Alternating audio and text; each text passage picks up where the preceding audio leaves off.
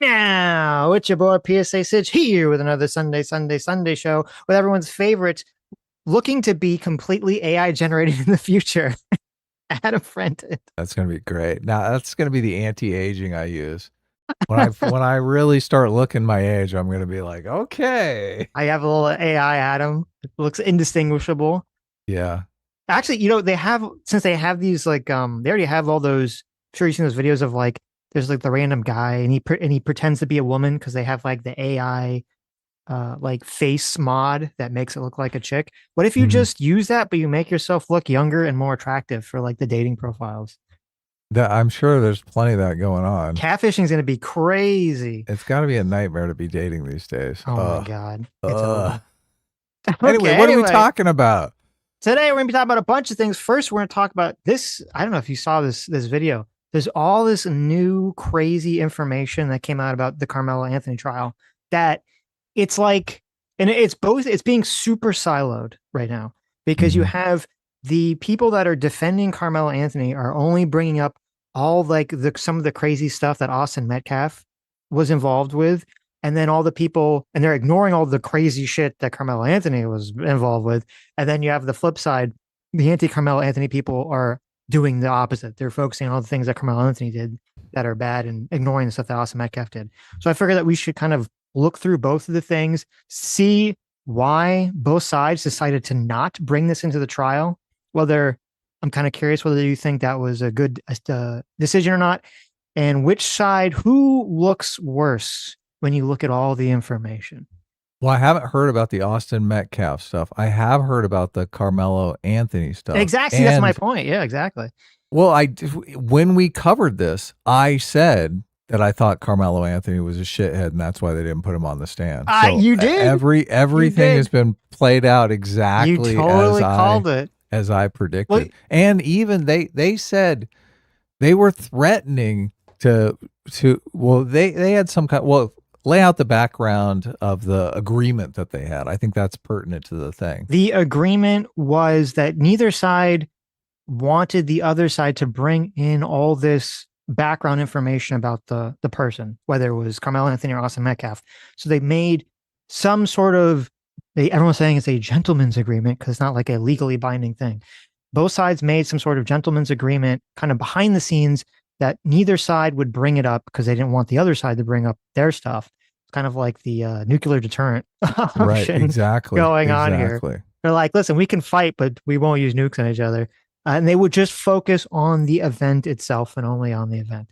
And yeah, you're right, because you had speculated that. But no, it was contingent on him not taking the stand. Well, So that's kind of towards the end, he was thinking maybe I need to take the stand, and they were like, "Well, if you take the stand, we're bringing out all the shit we know." that is Like gentleman's agreement off. That isn't that is contested information. Okay. Oh, okay. Okay. Because so the prosecution is saying that they're saying, well, obviously we wouldn't want him to testify. And they understood that if he testified, we were going to bring in all this character stuff to talk about how crazy he is. And the defense is claiming that they thought that that wasn't the case and that they thought that he could testify and that they wouldn't bring up all this personal information. Interesting. So Interesting. both sides are kind of, arguing about whether that claim is true or not. But that was why he didn't testify, because everyone was kind of speculating, what was up with that, because it seemed like such a bad decision. But well, no, but I said it was the only option he had because he was a shithead. yes, but now that we know what we know, it's probably made sense that he didn't testify because they didn't want to bring in all this. Well, I'll go through it. All He this would have got the like 6 crazy life stuff. sentences. He got pretty off bad. totally easy with 35 years. He could be out in half that time. It's pretty crazy, some of the things. So we're gonna talk about that first. Also, Rob Noor is going to come on at some point, which would be interesting to talk to him. He was actually one of Andrew Wilson's fact checkers in the Candace Owens Andrew Wilson debate. So Yes, talk he a little bit was. about that. Yeah, and he did have a debate with, I forget the guy's name. He was on Viva Frey's channel, and he did argue with this pro Candace person, which was pretty hilarious. So we'll talk about that. Maybe we'll talk about some other things. There's an interesting video that was a New York Times opinion, it was a New York Times opinion video, and it was kind of interesting because they are talking about wokeness, and there's like a black guy on the panel, and You would never have seen this a few years ago. Okay. It's got like, I think it's got like David French on it. And then there's like this white lady who I'm unfamiliar with and this black guy. And the black guy's kind of like defending the concept of wokeness and trying to kind of like soft sell it. And this white lady, she's like attacking him and she's like having none of it. Okay. And I'm Wow. like, Okay. holy shit. Like, it's on the New York Times opinion, and a white person is challenging a black person on like wokeness. This is crazy. What kind of what world are we living in? So I thought it was kind of an interesting video to see. Maybe some things are changing a little bit in a positive direction. Let's hope. I mean, things are looking pretty dire from my perspective. So We'll see. Like, I don't know, because things are going in directions. Okay. Also, there's a very interesting debate I think you had sent me that was the Constantine Kissin debated this crazy climate guy who's talking about like how we Steve Keen is the economist. So oh, okay, that's who it is. Yeah. So I guess he says he's an anti-economist, right? That's how he describes himself. yes, Steve And Keen is a very, very interesting character. he's a very weird guy.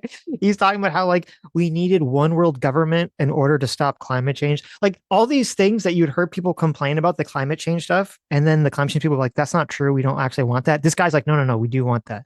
We don't want democracy. We want one world government. It's wild. I never He's seen a anything like total it. China simp. The guy is a Yes. boomer too. He's got to be in his 70s or older. So I Yes, mean, totally. it is really weird. It's like boomer, and he has massive TDS.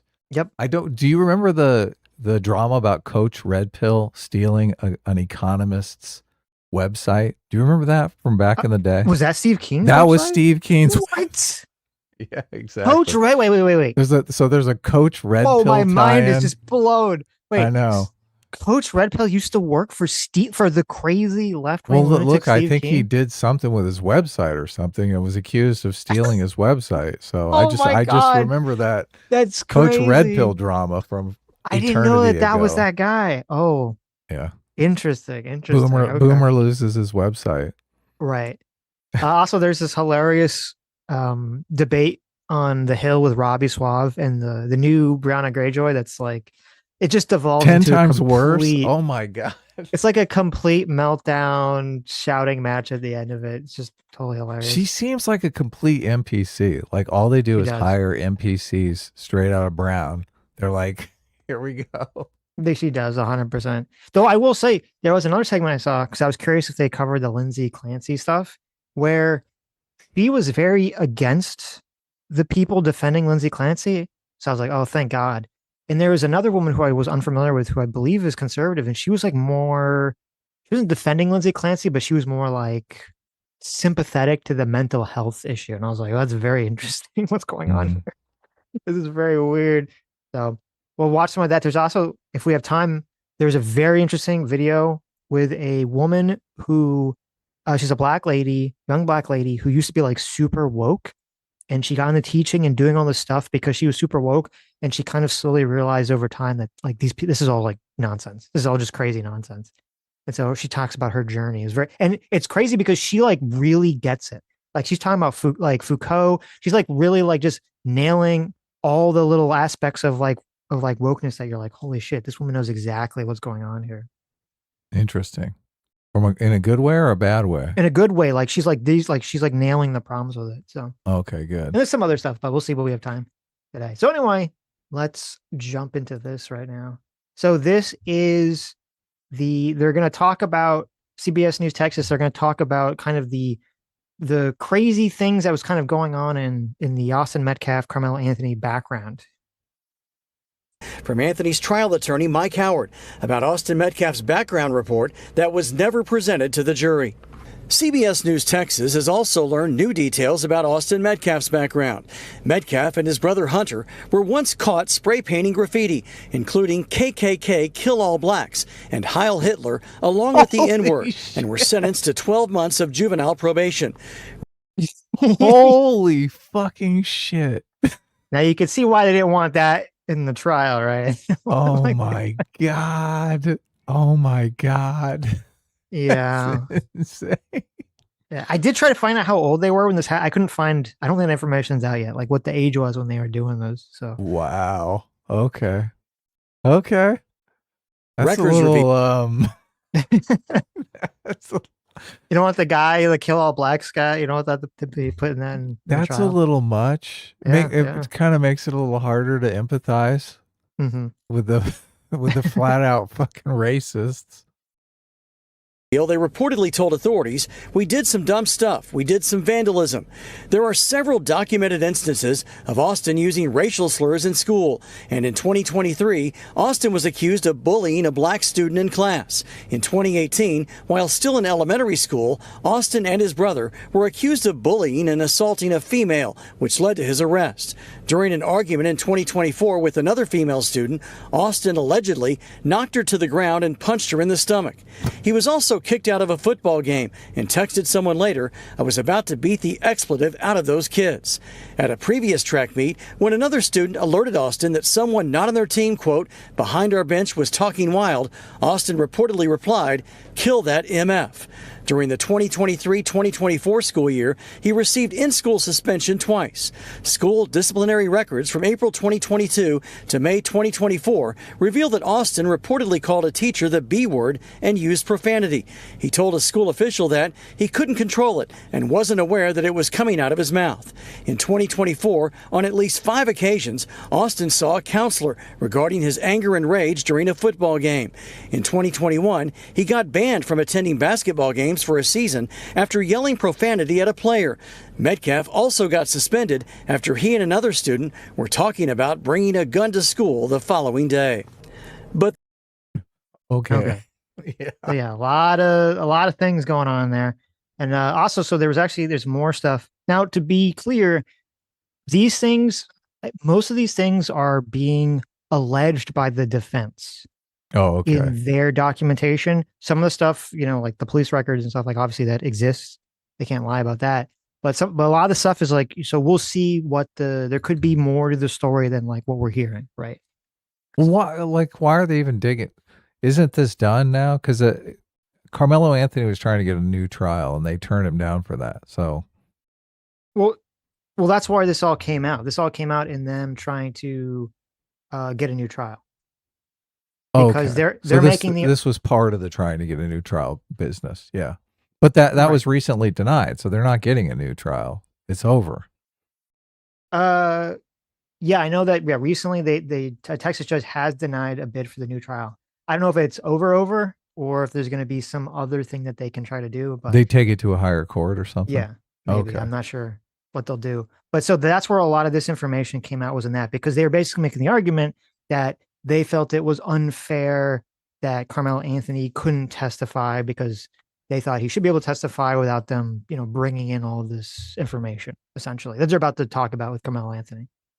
Yeah, young people are fucking idiots, okay? None of this, Yes. No one deserves to die over this shit. But No, it does not at all. it does make it harder to, I mean, the guy seems like he could have been just a bully, a total bully. So it's harder for people to empathize with someone who's a flat out bad person. Of course. Well, that's why they don't want to come in. There's more information too. Now, again, these are all things being alleged by the defense. In December 2024, Austin allegedly told the church group that he was consumed by anger, lust, and addiction, that they had taken control of his life. In March of 2022, there was an incident. Yeah, exactly. Well, yeah, you're still there. What do you mean? In March of 2022, there's an incident when Austin allegedly mocked a black student for eating a banana and then filmed another student as he appeared to shove the boy's head into his crotch. In 2023, there's a video supposedly showing Austin cheering a friend chasing and tackling a black student, with Austin saying, "Get over here, you black Jew." There's new surface details, according to the defense, that the Metcalf brothers, including several allegations with both students, including the claim that his brother had been suspended from school 7 times in a row. Or no, I'm sorry, for 7 years in a row straight. It's kind of weirdly the way that they worded that, but that's a long suspension, right? No, 7 years? No. Like, I think what they're trying to say is worded very weird. One I think time every one 7, time yeah. at least for 7 years in a row. Yeah, you couldn't be suspended for a total of 7 years. Yeah. The defense is trying to make the claim that essentially Hunter would start a fight and then Austin would come in and finish the fight. That's kind of the argument the defense is trying to claim. Hey, that's here. what me and Scott did. There you go. The defense is also claiming that one of the brothers. Now, this one is even weirder too, because I was trying to find the source for a lot of this information. The source isn't, I couldn't find the direct source, just like a report of someone talking about it from like a website or from a news outlet. The news outlet said that the defense was claiming that either Hunter or Austin had once grabbed their mother by their throat. They said that the brother had been banned from a classroom the day before this track meet where Austin died for some sort of altercation, and that he had sent messages about jumping students from other high schools at a different track meet. And the defense also claiming that they had several emails of parents of cheerleaders at their school alleging that they were afraid of both brothers, claiming that their behavior was getting out of hand and nothing was being done about it. Okay. Right. So that's the full picture of like all the things they're claiming about Austin that didn't come in. So then now they're going to talk about all things going on with Karmelo Anthony. School the following day. But the never-before-released details of Anthony's early years in Louisiana up to the day of his arrest for murder are also disturbing. On the day that Karmelo Anthony would fatally stab Austin Metcalf. Okay, can I just say something here? If you're watching this, I do appreciate that this CBS News in Texas outlet is doing the PSA Sitch face swipe in left right effect. Did you see that? I did, yeah. Did you see that? Look at that. It's like a blast from the past here. Look at this. Murder are also disturbing. On the day that Karmelo Anthony would fatally stab. Look at that. That's incredible. I just appreciate that. Austin Metcalf. Prosecutors say he sent this text message at 1 a.m., which said, quote, "I'm low-key on the verge," and then emphasized it. Later in the morning, on April 2nd, 2025, and hours before Anthony would kill Metcalf with a knife at a high school track meet, prosecutors say Anthony's girlfriend reported to a Centennial High School staff member that Anthony was engaging in stalking behavior, to include but not limited to driving by her home and refusing to allow her to end their relationship. Also in the so the day that this is going on, he's stalking his girlfriend and saying, "I'm low-key on the verge." Yeah, she tried to break up with him, which Yes. this makes perfect sense. He's like out of his mind because he's losing his girlfriend. Yeah, which is okay. So you already see, yeah. I saw TMZ reported that when he sent that text message, "I'm low-key on the verge," that he had a picture of the knife there, but I haven't seen anyone else report that, so I'm not sure if that's accurate. And this I was thinking of this too when it was going down. I was like, some girl probably dumped him, and he was like enraged.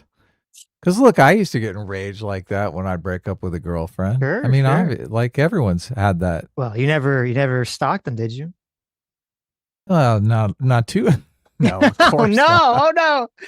Of course not. Okay. Yeah. Of course not. Yeah, that's like, come on. I didn't want him seeing me stalking them. Jeez, I was like, I'm out of here. Fine, you can't break up with me. I break up with you.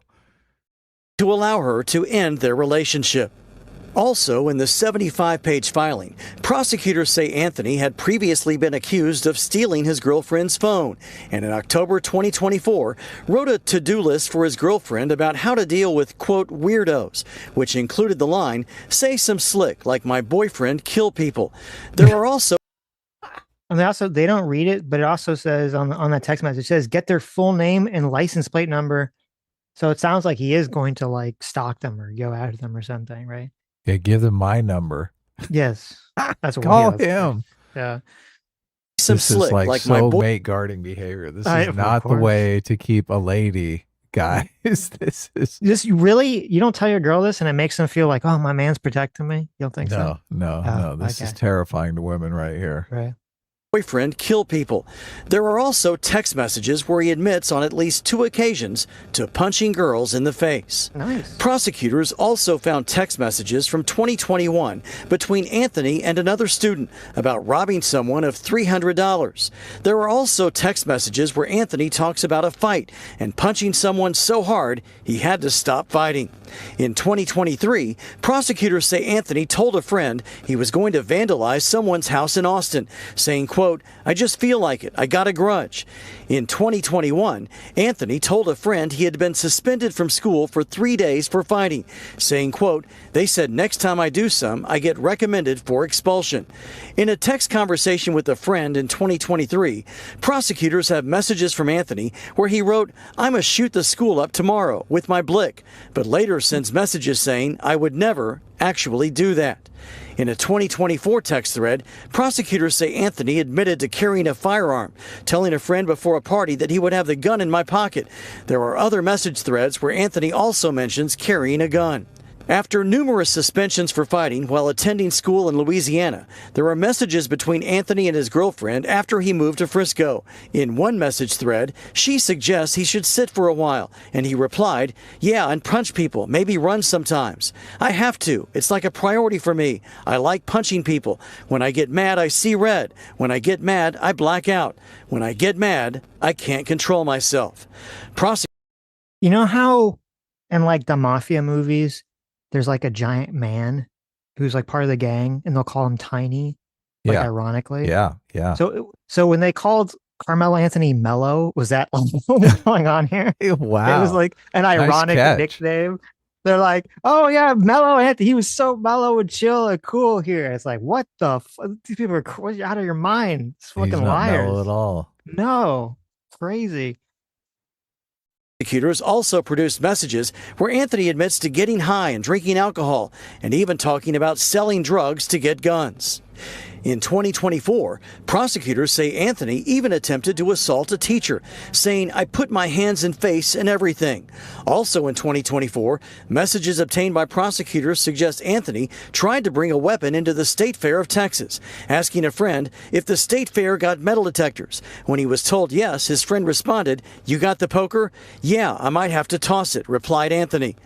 Prosecutors say Anthony admitted to stealing a watch and earbuds in separate burglaries in Collin County, and also to bringing a weapon onto a Frisco school campus, saying this about his girlfriend: "She went in my bag to get my computer, and I said no, and she still went in it and grabbed it, and my gun and my knife and some other stuff fell out."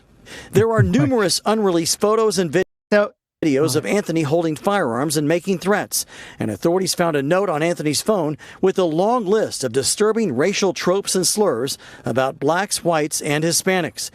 Look, he hates everyone equally. Okay, Mhm. equal opportunity. But so because there was this big question, this always kept coming up, was like, why do you have a knife on him? Why do you have a knife on him? The answer was that he just always carried weapons on him because he was a piece of shit and always doing fucked up stuff.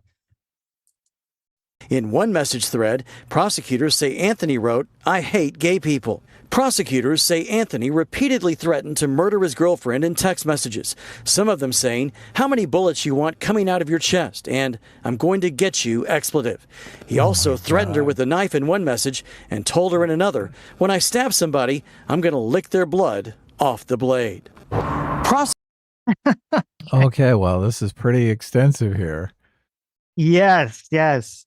So the only thing I think that they left out here that I found was that also when he was younger, his parents enrolled him in a special program for children who were struggling to control their aggression. "I'm going to lick their blood off the blade." And couldn't keep their hands to themselves. Yeah. So looking at this all in the totality of it, kind of the way that I perceive it is, it definitely looks like Austin Metcalf was like a bully and probably like an asshole. And he seemed kind of like this, kind of like a stereotypical movie bully jock kid, right? This is Louisiana, right? I'm the one that is always talking about how Louisiana is, there's like openly racist people in Louisiana and nobody gives a shit about it. Yes. And Chad is well, no, always this was coming at this was me in like- Texas. I'm sorry, this was in Texas. Oh, okay. It was in So, Texas. Carmelo is from Louisiana, though. Yes. New Orleans. But they moved to Texas. Yeah. I gotcha. Okay. Or something to that effect. But anyway, Austin Metcalf definitely seemed kind of like a, that stereotypical movie bully asshole kid. Sure. Yeah. But then Carmelo Biff. Anthony, yeah, exactly, like Biff, yeah.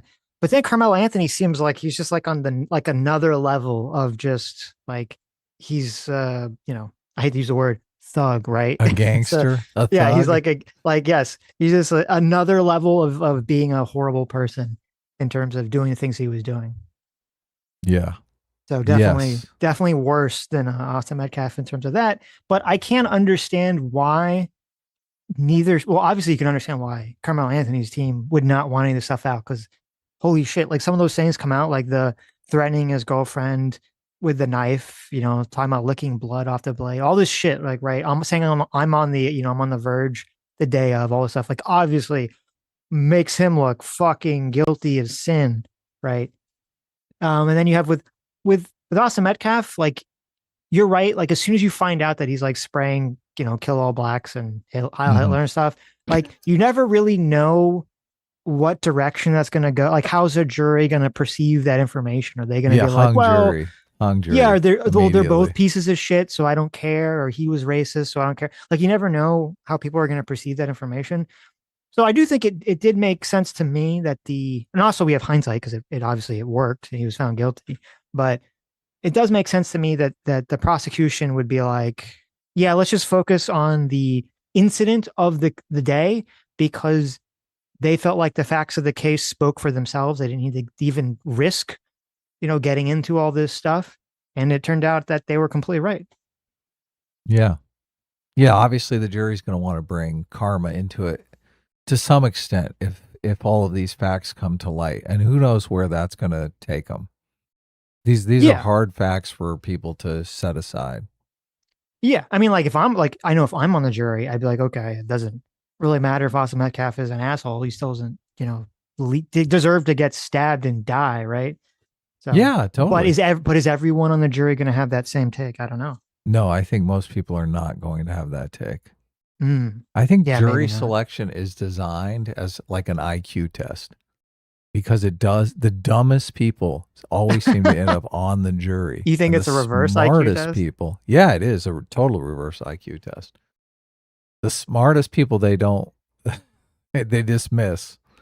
They're like, okay, well, that guy's going to be complicated. Let's just.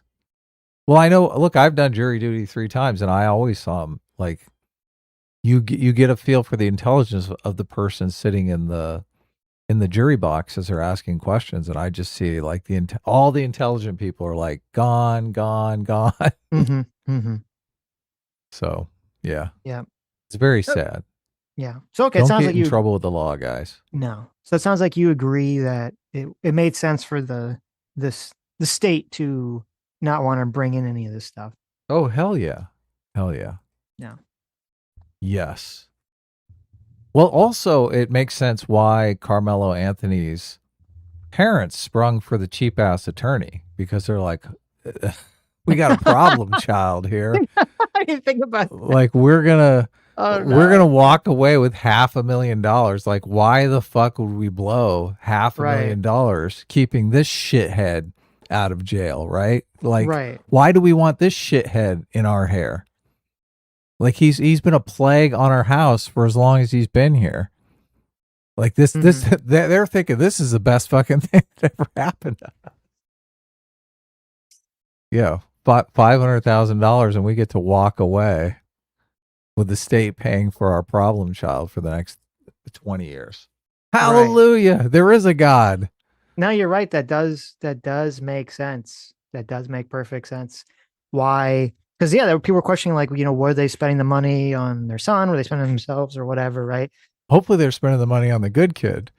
Yeah. So, geez. If they have a good kid. I don't know if Carmelo's an only child, but It is annoying too because it's like everyone was like trying to paint like both Austin and Carmelo like these saints, right? Oh, Austin was like a pillar of the I community. know, They and they're find out both like bad. he's some fucking shithead bully, and then they're like, oh, Carmelo's like and he has a 3.7. What they say, like a 3.7 GPA, which there's no fucking way that's like that's possible. I don't believe that Yeah. for a fucking second, right? He got 3.7 GPA, and he was this really pillar of the community too. And blah, blah, like it's all like people fucking just everyone they're just all liars. It's crazy. I hate it. Yeah, yeah, and everyone getting caught up in this stuff. Yeah, it's So just so I stupid. I wonder if I guess not. I don't know because I'm wondering if this information came out like in the beginning. Do you think it would have changed the way the public like how would the public's reaction to this case be different? Do you think? That's a good question. Would they turn it into a wash? They'd be like, "Oh, this is." But look, the whole spray painting the KKK stuff, that's going to be difficult for the left to resist. I mean, Right. yeah. And all of the knife and weapons, the whole thug accusation, that's going to be hard for the right. So all the pictures with I'm guns and not, stuff. Yeah, sure. yeah, I'm not sure. I mean, they Yeah. may just continue in their siloed little worlds, right? So it might have been literally exactly the same situation. Like it would have made no difference. No difference at all. Well, I do Yeah. think, I mean, I think it would be it'd be difficult to try this and not get a hung jury with this stuff in the public, in the mainstream public consciousness. Mm-hmm. I mean, it must have been hard to get a jury as it is because so many people were blowing this case up. Yeah, that's a good point. That's a good point. Here, let me send you this video on X to bring up real quick. So this is James Tallarico was on the Breakfast Club. Oh, I saw this one. And he talks dumbass. very briefly about this. It just goes to show you how little these people actually know. Well, it's interesting. I think he's just lying. They go with the narrative that people want to believe. They're just like, Yes. I'll just tell you what you want to believe. Like they know the truth, but they'll tell you what you want to believe. Yes. I'm not sure that's the case. Well, we'll see. We'll listen to the clip. It's a short clip. It's like 35 seconds. He didn't really talk because I found the actual podcast, but he didn't really talk about it beyond just this short clip. So, all right, I got it. Ready? Okay. 3, 2, 1, go. Texas, we see what happened with Karmelo Anthony, and you said it was a tragedy. Yeah. What did you mean by that? Well, I've done a lot of work in the State House on justice reform, and right now we've got a system that doesn't serve all Americans equally, and we know that Black Texans have not gotten the justice they deserve in many cases. And I'm not an expert on this particular case, but I know that there were no Black members of the jury, and to me, that's the only evidence you need to really prove that this system is not working for Black Texans. Texas, we see what happened. Yeah, look. Mm-hmm. That's just to look at it like that is just completely wrong-headed to me. Of course. I mean, I guess look, if you've got to have a black person on the jury, if that's like mandatory, I mean, it's just going to be that much harder because I guess a lot of the Black people were dismissed because they were just openly, if they had an open in-group preference that was off the charts. Like, yes, most people would call that racist. But I'm not. Would call it? Well, I'm not sure about that because look, if you have a in-group preference, is that necessarily racism? I mean, if you're racist against other groups, well, I don't know that you have an in-group preference. Wouldn't that definitionally be that you have a preference against other groups? Well, so I think you could like your own group and not be racist against other groups. I do. The problem for me is the Black people were like, "Oh, white people are all racist. Fuck white people. White people suck." That's the real problem. Yeah. Like if you're like the brothers got the best culture, we love rap music rules. Like I'm not as offended by that, but anyway, that aside, to find somebody that's not going to have the attitude that, oh, he's Black, I'm letting him off. Like that's the real problem, and he's not addressing that. Sure. Well, the concept is, I mean, it's racist anyway to be like, well, the only way you could have justice is that if there's a Black person on the jury. Because what that's saying is that, well, the people that are on the jury that are not Black, he's racistly assuming that they are they racist, have they have some sort of racial bias, that they are unable to just observe the facts of the case and come to an impartial, or not impartial, but a decision based on the facts as opposed to some sort of, racial feeling or something. Yeah, exactly. I guess the implication is the non-Black jurors are racist. So that's yeah. Okay, good. Fuck Tallarico. Well, piece of shit. Yeah, James Tallarico. And the reason I think that he's lying here is because, like, the way, like, if like the phrase he used or what he used was like very specific. He's like, well, the fact that there wasn't any black people in the jury. Like, he's like, I don't really know anything about the case. Like you're telling me that Oh, he's some hedging. guy Yeah. who, is who's been in the Texas House of Representatives, okay, and is running, I think, for Senate, this year. You're telling me like he doesn't know about this massive nationwide case that's going on in his state? It's literally impossible. There's no fucking way that he knows what's going on. He knows that it looks bad, but he just doesn't want to like really take a strong stance. So he's just gonna be like, "Oh, I don't really know, but like there should have been a black person in the jury. Oh, vote for me." So to me, 100% comes off as just like a lying, weaselly kind of answer. Do that gay voice again for Tallarico. That was pretty good. I shouldn't do that. Okay, I shouldn't do that. Breathy gay voice sound. Someone enjoys that voice a little too much. Okay. Is it? It's not me. Oh, you asked me to do it again. So I think it's funny. I think it's funny how you like whenever you're talking about Tallarico, the gay voice comes out. Yes, it's like instinctual. Right. Jada Slime for 15 months of this week was freedom. Thanks so much. Says, I find it hard to believe that none of this came out while the trial was going on. Also, does any of that matter?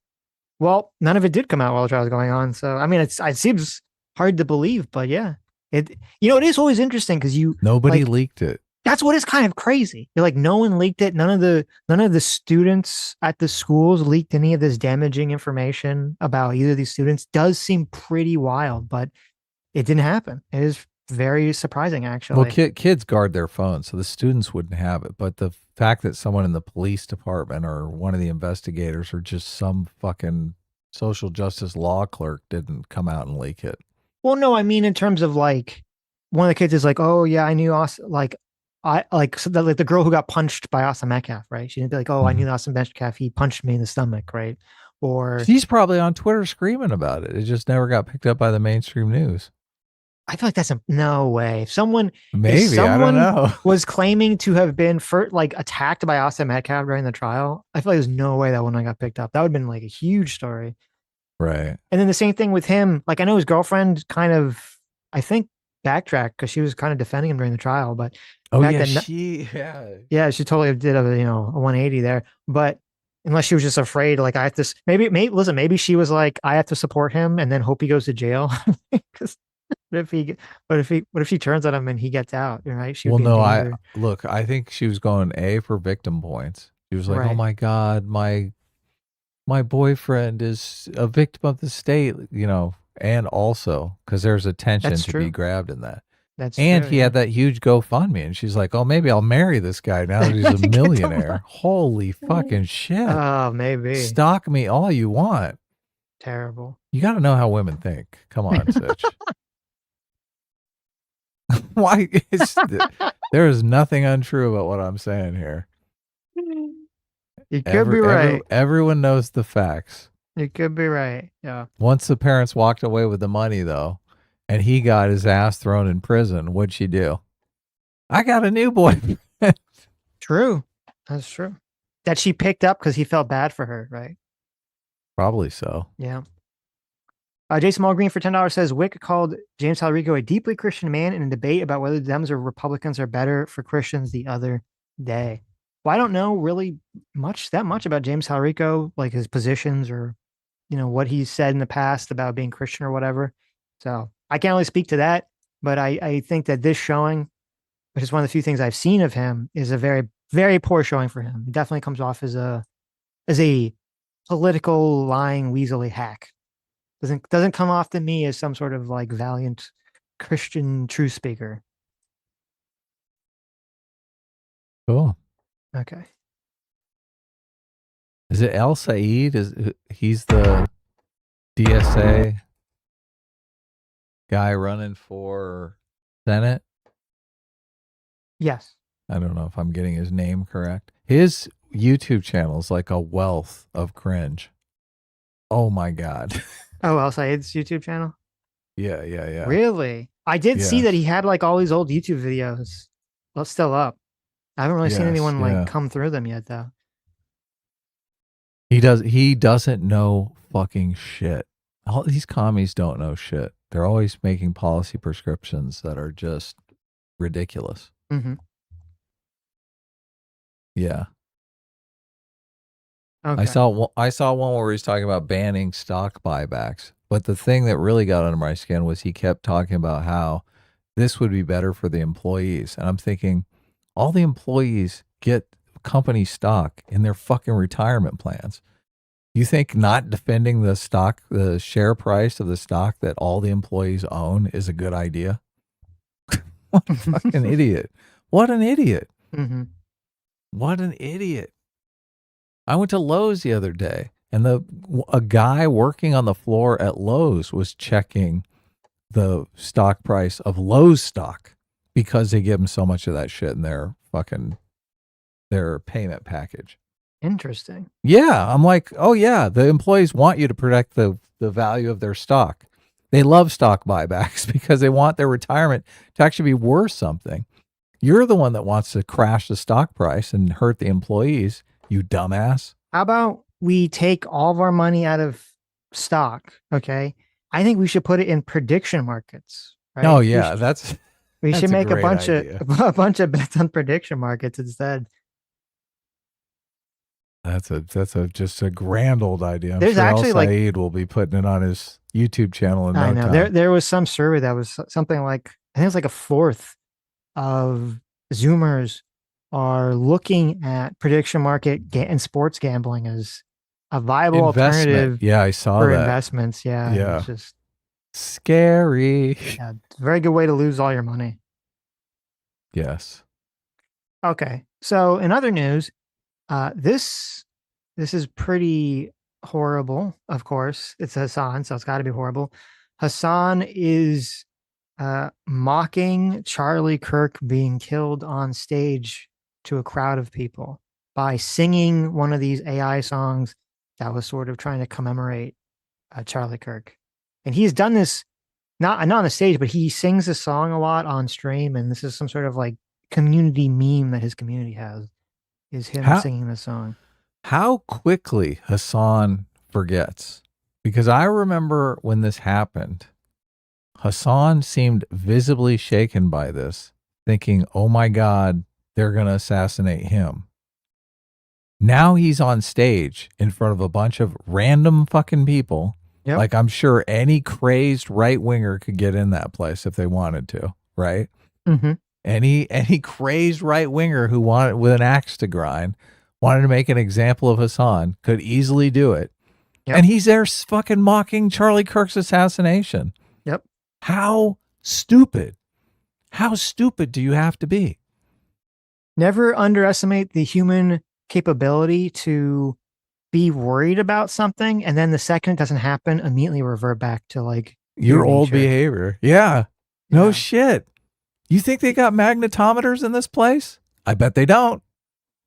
There was there was this movie my parents showed me like a million years ago. I don't remember what movie it was, but there's a scene from it where at the end of the movie, there's like this guy, he's like really far out to shore, and he doesn't think he's gonna be able to swim all the way back to shore. And so he's like, God, like if you help me swim back to shore, I'll like devote all my money to you and devote all my time to like doing good works and everything else, right? And it keeps cutting back to him, and he gets closer and closer to the shore. Like what he's promising God starts shrinking. Like I'll give you half of my money and half of my, and he gives like a quarter of my money. Like it just keeps shrinking until he finally gets to shore. And then obviously he's like, it's all gone, right? So it's just. You think that's what's going on here? Yeah, he's swimming to shore. Yeah, exactly. Look, I look at it like the turkey who gets fed and fed and fed, and he thinks, oh, these humans are great. And then the day before Thanksgiving, everything changes. Right. There's also the saying, if you want to know who has power, look at who it's safe to mock. Mm-hmm. And this whole, like, the constant public mocking of Charlie Kirk just screams, who has the real power in society right now? Who is mocking, who is openly mocking whose freaking assassination? That's true. Because yeah, you're right. If this was some lefty who was killed and you had Asman or someone on stage singing about it, right? Oh my God. Yeah. Yeah. I mean, There'd be laws. Even if it was someone like, Fuentes, who's already a pariah, like, yeah, you'd have a bunch of reporting and mainstream reporting and stuff about this. So it's true. So here it is. I'm shaken, in the storm, a man of conviction, a heart reborn. He spoke the truth when the world was high. Can we just comment on how terrible a singer Hassan is? Yeah. He's not good. This is just this video on first of all, it's absolutely disgusting that he's doing this about Charlie Kirk. Second of all, he looks like a dork. He's in a completely oversized suit. He's got these weird bang haircut going. He just looks so bad. And then the fact that he can't even carry a tune. He's the worst singer. It's just, it's cringe on so many different levels. What is happening here? How is this guy, what is the magic this guy has over the Democratic Party? So I think he's in his Mao suit too. Yeah, yeah. Yeah. But it's not, look, Mao had a tailor. Mao suit fit. It's like he's in his dad's Mao suit. Well, he's got to make it look bigger so that his head doesn't look so tiny. I mean, wait a minute. Maybe that doesn't be the opposite. The opposite. Okay, who knows? Is he kind of extremifying the effect? You're right. He's making it worse. Well, he's a living meme. He can't help it. So anyway, we don't have to listen to the whole thing, but yeah, he just sings this song while the crowd cheers. It's, there's this whole conversation too. He can't help himself. That's what's kind of interesting to me, is that he has no self-control, because there's this, he's obviously been trying to push into the mainstream, right? There's a lot of people in the mainstream, especially in the mainstream left, that are pushing back on him, saying that the Democrats shouldn't be associated with him, that the DSA shouldn't be associated with him. Fox News is running Hassan segments like fucking every other day and shit, trying to tar the Democrats' association with him. And instead of like being like, oh, okay, I should, maybe I should watch myself, right? He's like, no, I'm going to just do even worse things. I'm going to continually double, triple down, make it even worse, and go do this shit. Like he doesn't have control. I think it's stupidity. Well, look, I guess. I mean, how this is going to, everyone knows how this is going to look. See, that's the thing. Does he know how it's going to look, or doesn't he? Because I don't think he knows. I don't think he thinks, oh yeah, this is going to make it. I think he's just completely impulsive and doesn't really think how this is going to. He has done things and lied his way out of the ramifications of those things so many times that he just has this idea that whatever he does, he can wiggle out of it. So he doesn't bother thinking ahead. He doesn't bother thinking, okay, it would be easier for me if I didn't have to wiggle out of this in the future. That's my thinking of his personality. So he's like, whatever it is, I'll weasel out of it.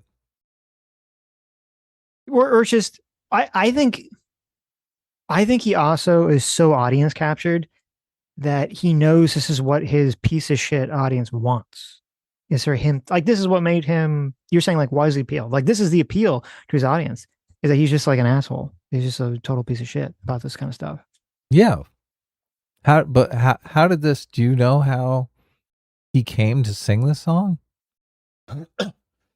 Like, did they just foist it on him in the middle of the presentation? Did they say, oh yeah, we want to do this, this is part of the act? Like me, especially if it's a friendly outlet like this, I would kind of get an idea of what the show was about, where we were going to go with this, what we were talking about, right? I wouldn't be in a situation where they just, oh yeah, just spring the sing about Charlie Kirk's assassination on me. For all I know, he walked in there and said, no, we have to do this. This is what I want to do. And he, foisted it on them. I haven't seen like the full stream of the event, so I don't know. But judging by how excited he seems to be singing the song, and the fact that this is a stream meme that he's been doing a lot is it seems to me like if I had to guess that he planned this. That he was like, hey, let's end my speech. He's like, this will really trigger Fox News. Okay. Let me end my speech with me singing the Charlie Kirk song. Because then you already know like the way that they're going to lie about this. They're going to say like, well, how is it offensive? He's just singing a song that's like commemorating Charlie Kirk. What do you mean he's celebrating the death, right? You can already know they're going to lie. Like people are going to very dishonestly lie about that. And they're going to say it to you knowing that they're lying, right? Like that's part of, I don't know if there's like a name for this, but that's part of like what's so fucked up about a lot the of the duping weird, delay. Yeah. Like the weird political conversation now is that people lie to your face and they know that they're lying and they know that you know that they're lying. And like, it's even weirder than duping delight, because duping delight is like you delight in like tricking someone. This is like they delight in knowing that you know that they're lying, but they're still lying. And like they get off on that. It's very fucking weird. It's a millennial woes quote. Oh, maybe. Yeah, maybe. I don't, it's really, the whole thing is fucked up. So. And then also there was the Hassan clip that's been making the rounds, which I'm sure you saw, where he basically made this comment that like, Jews are going to have to, Jews should disassociate themselves from the connection to Israel. Otherwise they're going to have to worry about the violence of the people that are anti-Israel turning on Jews as like a class of people, essentially. Yeah. I saw that one too. Of course. So great. All these things. Now, these are all gifts. These are all going to be gifts to the other side, so that if, his DSA candidates, if El Said, if any of these people lose, everyone gets to point the finger at Hassan and blame him and say, look at this fucking retard. Look what he did. Yeah, see, that's another thing a normal person would see. That, oh my God, I'm going to be the fall guy if the election doesn't turn out all right. And my entire career is going to rest on that. Yep. Well, I guess he doesn't care, because he's like, if they do end up winning, he's like, I'm going to be, well, no, they're not going to give him credit. They're not going to be like, oh my God, Hassan came in and this is why we won. Mm-hmm. They're going to be like, we won because we distanced ourselves from Hassan. Yep. It's a lose-lose situation for him. Mm-hmm. Anyway, hopefully we're done with Hassan pretty soon here, because we're not going to be, he's still going to always be around, but if a lot of his candidates that he's been backing and supporting lose, he'll definitely, at least for a while, push back on him entering into the mainstream conversation. We haven't talked about Vosh in like 5 years. That's true. We don't talk about Destiny much. So Hassan is obviously the next on the list. So you're saying, well, Hassan needs to have some weird... People we used to talk about but never do anymore. Right. Well, Hassan needs some kind of weird sex allegation against him. I thought it was the dog thing. I really thought the dog thing. It's over. It's completely over. It's crazy, but it wasn't. Yeah. No. Yeah. Somebody made an interesting point where they said, if what's her name? If Lindsay Clancy had killed her dogs instead of her babies, women would be supporting her. And it's weird because, you think that would apply to Hassan with the dog thing, but I guess not. That's a weird. Are we talking about that too, or you just brought it up in passing? Well, the only thing I was going to bring up is I was going to say that I called it here. Okay, let me, if I can find the clip here. I had suggested that there was a big overlap. That there would be a big overlap between Candace Owens. Here, I send you the clip here. We can watch. There's a big overlap between the people that are defending Lindsay Clancy and people that watch Candace Owens and also believe all the Tyler Robinson conspiracy stuff. And it was funny. So when I said that zero fucks, he had just a picture of a circle and he said, this is the Venn diagram. So this is exactly true. And it turns out I was 100% right, because then Candace goes on her show. Someone asks her about the Lindsay Clancy case. And obviously, of course, she defends Lindsay Clancy and says it's not really her fault. It's them. It's the mysterious them that are out to get people. Here's the clip, 51 seconds. Your girl Corinne writes, I know you're busy, but I'd love to know your thoughts on a Lindsay Clancy case in Massachusetts. I made my thoughts clear on this the moment that she was arrested, the moment that it made the news. Lindsay Clancy is obviously not guilty. There are a fleet of doctors who should be imprisoned for what they put her on. I regularly speak out against Big Pharma. They get away with murder all the time. And in this case, they are getting away with the murder of really her 3 children, but also completely destroyed her life. Lindsay Clancy, in my opinion, is not guilty. She was put into an intentional psychosis when she probably just needed to give her kids away for a weekend to get better, but they constantly give you these drugs that do not make things better. And the cocktail of 10 pharmaceuticals that she was on is absolute madness. Absolute madness. Your girl Corinne writes, Ladies and gentlemen, personal responsibility from your right-wing commentator, Candace Owens. And I like she's like, they did it intentionally. She never, this is classic Candace Owens. They did it intentionally. Who? Why? Why would someone do this intentionally? She never expounds on that, to see if they had right? good medical malpractice insurance, Sitch, obviously. She never, well, this is so much of the technique is that you're just vague enough so that the people listening can insert whoever they want. Like if you believe the husband's behind it, then you insert that, right? If you think there's some other broader conspiracy, you can insert that. So she just says it vague enough. Oh, well, they did it without, allowing you, the audience member, to fill in the blank here. Yeah.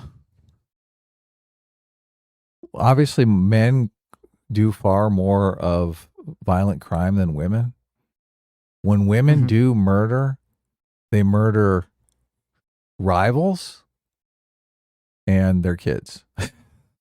This is like pretty common. Yep. So, and they murder their kids because their kids kind of block them in from moving on with other mates. A lot of murder and violent crime happens because of mate selection. Obviously, look at Karmelo Anthony. He's like, look, I'm gonna kill somebody, bitch. Right. I'm so mad at you. If I can't kill you, I'm just gonna kill some rando. Yeah. So, but I don't know if that's the situation with her. But as soon as I see a woman killed her 3 kids, I'm thinking, what she got going on the side? But this doesn't seem like that because she jumped out a window and tried to kill herself, right? No, I mean, obviously she was having some sort of like crazy psychotic episode. Yeah. But like, so what? Yeah. Like, it's just, that's what's so crazy about the whole thing. Is like people not, and that's like, the thing that's even crazier too. It's not just like a lot of the people defending her, mostly women defending her. They're not just saying, oh, well, like she was just temporarily crazy and she should be excused for that. They're like coming up with all these theories about how the husband was behind it because of his astrology signs, because of like the shape of his face, all this other like fucking bullshit. Like, oh, his astrology signs, says that he would definitely be in the murder, but her astrology sign says that she wasn't the murder. Oh, they're trying to blame it on the guy? Yes. Wow. Okay. And it's funny because I was watching this video with Sam and she's like, why are all the women into this? And the reason that there's so many women into astrology is because women crave religion a lot more than men do. And if they don't have religion, they almost always get into something that's like religion. They get into some sort of like hyper woke shit that becomes their cult indoctrination. They get hyper into astrology or new age spirituals or something. So women really do, I think, gravitate towards these sorts of religious structures of belief system. And if they don't have one of the normal quote normal religions, they're going to gravitate to something else, like all this astrology nonsense. That's an interesting observation. I did notice when I was a kid that it was always the women dragging me off to church and the men were always staying home. Of course. No, it's like, it's totally what the true. fuck? Why can't I stay home with the guys? It's 100% true. That's what's kind of weird too about like, because we're currently in this kind of situation where like there's a lot more women, on the left and on the wokeness and the Democrats and all this other stuff than on the right. When like very classically, it was women that were generally like the guardians of a lot of the religious thought in the country, a lot more so than men. So, right.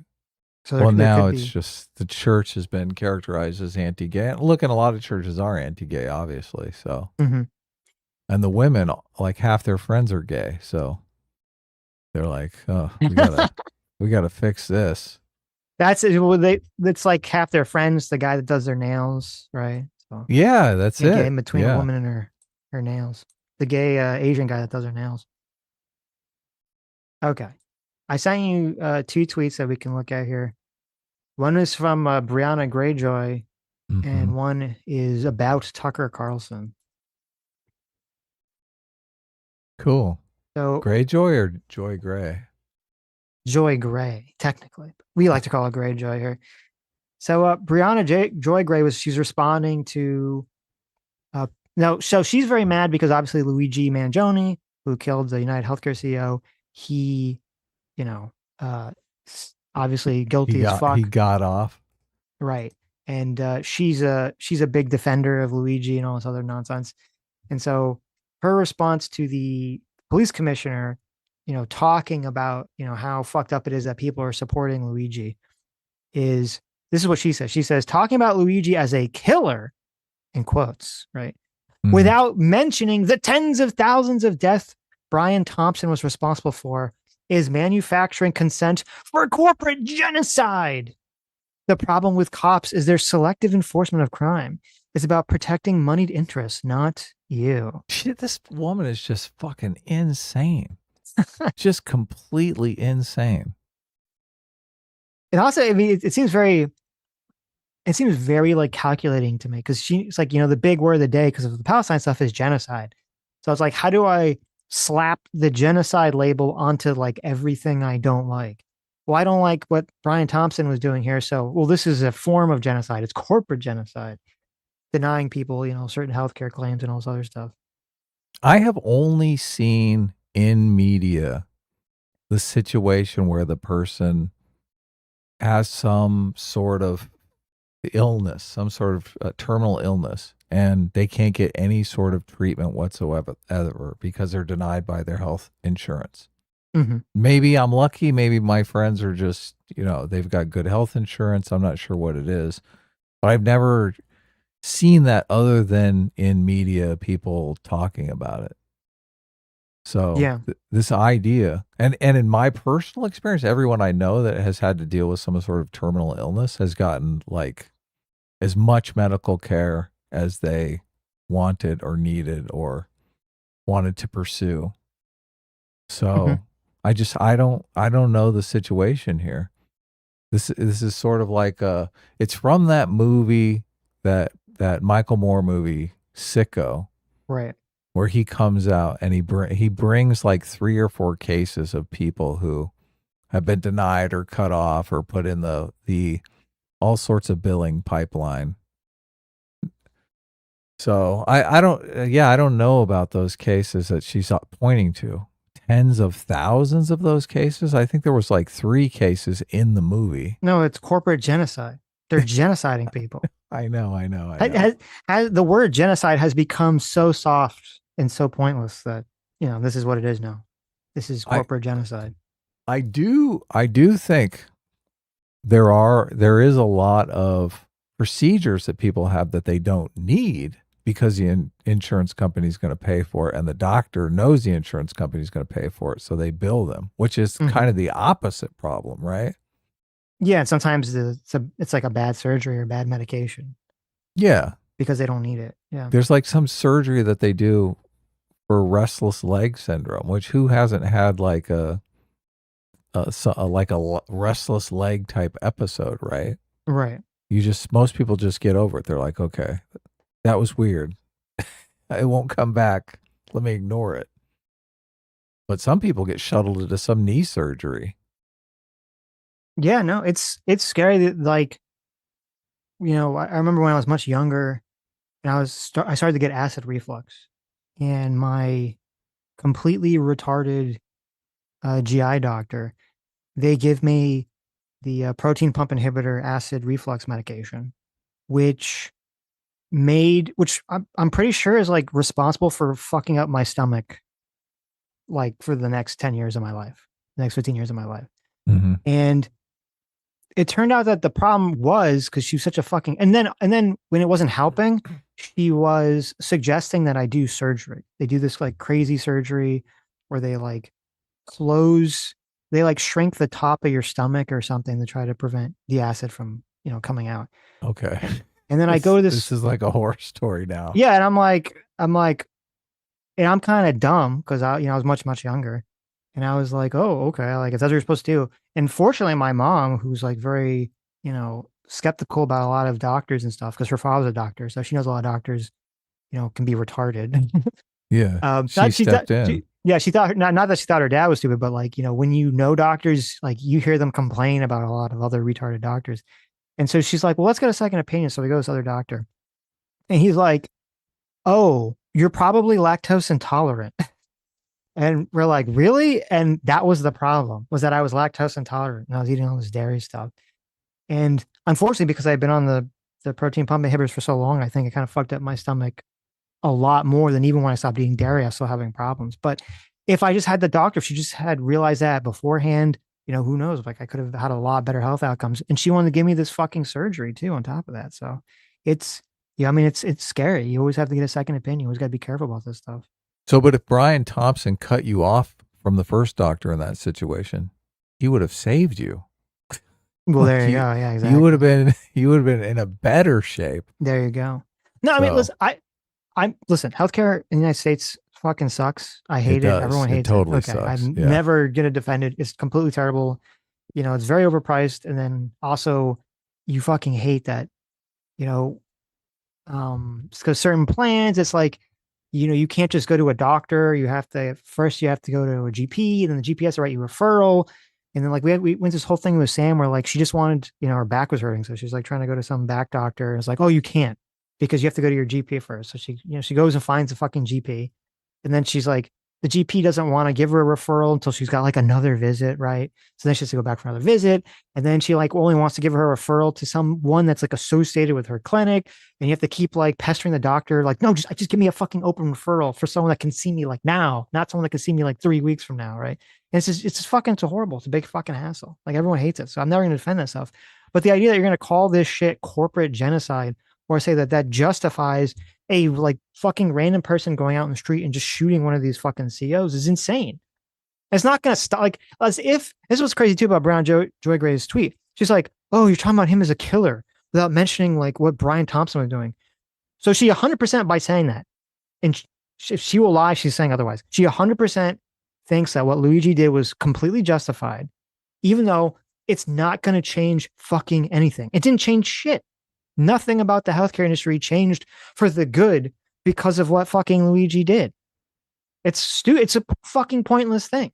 Why don't you actually put your energy into fixing the system as opposed to just like, well, I'm just going to get revenge on random people by just shooting them because that's going to, make me feel better in the moment and make a bunch of fucking drooling retards out there on the internet feel better about the situation, even though no good will actually come from it. It's like a fake catharsis. It's a fake fix to a problem because you just feel good about it, even though nothing is actually solved whatsoever. I mean, it is advocacy though for Medicare for all. That's what's going on. Is that what it is? Yeah, because look, she's saying right now our healthcare system kills tens of thousands of people. And it's structurally designed to do that. And if we had Medicare for all, the healthcare system, well, look, Brian Thompson wouldn't be deciding who doesn't get care. The United States government would be deciding who doesn't get care. Like Right. the idea, my problem is, there's a limited number of resources, obviously, especially in a case like healthcare, where if you just say, oh, use as much as you want, you've got fucking idiots out there who are going to be going to the doctor every time their foot falls asleep. Okay. Mm-hmm. So who's going to be the decider of who we cut off from healthcare is going to still happen. It's just going to be done at a political level instead of an also there's going to be a economic lot level. of fraud too. So you got to fight. Of You got course, to constantly of be course. vigilant for all the fraud. Well, look, we've got that going on now in Medicare already. Of course, yeah. Medicare for some, and most of it seems like fraud to me. So it's like, Sure. yeah, they're not even policing that problem well. Which She does probably- really undercut the Medicare for all argument, doesn't it? Yeah. Well, it's just so obnoxious too. But like, and you know that in Brianna's mind, she's thinking like, oh, if only like this is what she probably wants. I don't know if she would have the balls to say this, but this is what she probably wants: is that she envisions like her fantasy scenario is that all the CEOs of these healthcare companies are just getting like assassinated all the time, so that they're like too scared to go in public, and she thinks that's going to somehow change and morph into some sort of fix for the healthcare system. No, this is her way of, she wants to talk about how our healthcare system murders innocent people, that it's a bloodthirsty system that needs to be changed. So this is really like the shock and awe tweet for I think it goes beyond some that. sort of radical change. I think that's true, but I think it goes beyond that. I think she does have a lot of hate in her heart and a lot of She has hate in her heart for anything corporate. yes. Yeah. But a lot of like she has this massive, I don't know why, but she has this massive fucking chip on her shoulder about racism and about, businesses and all this shit. And she wants these people taken out. She thinks Luigi's a hero for doing this. She wants people to be inspired by his actions. A lot of people on the left really don't like the idea of money being involved in anything. They don't like the idea that money is not a perfect measure of utility, but is somewhat correlated to utility. Like the more money somebody makes, the more utility they have in society. And that really gets under their fucking skin. They can't stand that. Mhm. So, yeah. I don't know. People are weird. So anyway, are we going to watch a clip or you want to? Yeah, let's watch this Tucker Carlson clip here. I sent you. Oh, did you read? Okay, we already read the Greyjoy clip. She's Oh, they responding didn't to watch the some. clip, but Okay. Tucker Carlson coming right up. What's Tucker up to these days? so Tucker. So we found out from Joe Kent that how Joe Kent and some other people, Marjorie Taylor Greene, they like showed up at Tucker's house and they took that picture of them all together. And Yeah, we found out. Tucker's organizing the draft Tucker for president campaign. Well, actually, so the way that Joe Kent talked about it was the way he framed it was that they went there to ask Tucker Carlson to beg Tucker Carlson to run for president. Okay. Oh, I know. Yeah, that's how you frame it when you set it up. Right. Come on, like, oh no, Sitch. we wanted him to do it, right? Yeah. Yeah. So here is well, I don't think Tucker's going to run for president. I'll tell you why. Because I think you said you think he is, but here's why I don't think he is. I think if he runs for president, people are going to have to look into his income, and they're going to find a lot of FARA violations if they do that. They're going to find out that he's being paid by a lot of foreign countries. I mean, how did Trump run for president and they didn't look into any of his finances? Well, they did. What do you mean? I mean, they didn't look into everything. But They didn't looked at get a lot his of tax stuff. returns or anything. Well, some of them got leaked. Well, look, yeah, but they got leaked. I'm just saying. Right. It's Well, I not guess the like question is it's not Tucker like gonna roll all the- your stuff just is immediately true. turned over to the state. Like, why does he have to turn this stuff over?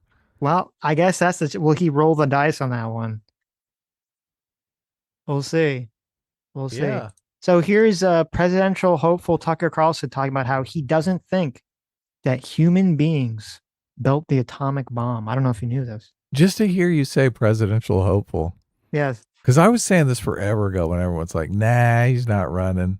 Well, you guys just don't get it, man. All of these people, They're always running. they are all status climbers, okay? And president of the United States is one of the highest statuses you can achieve.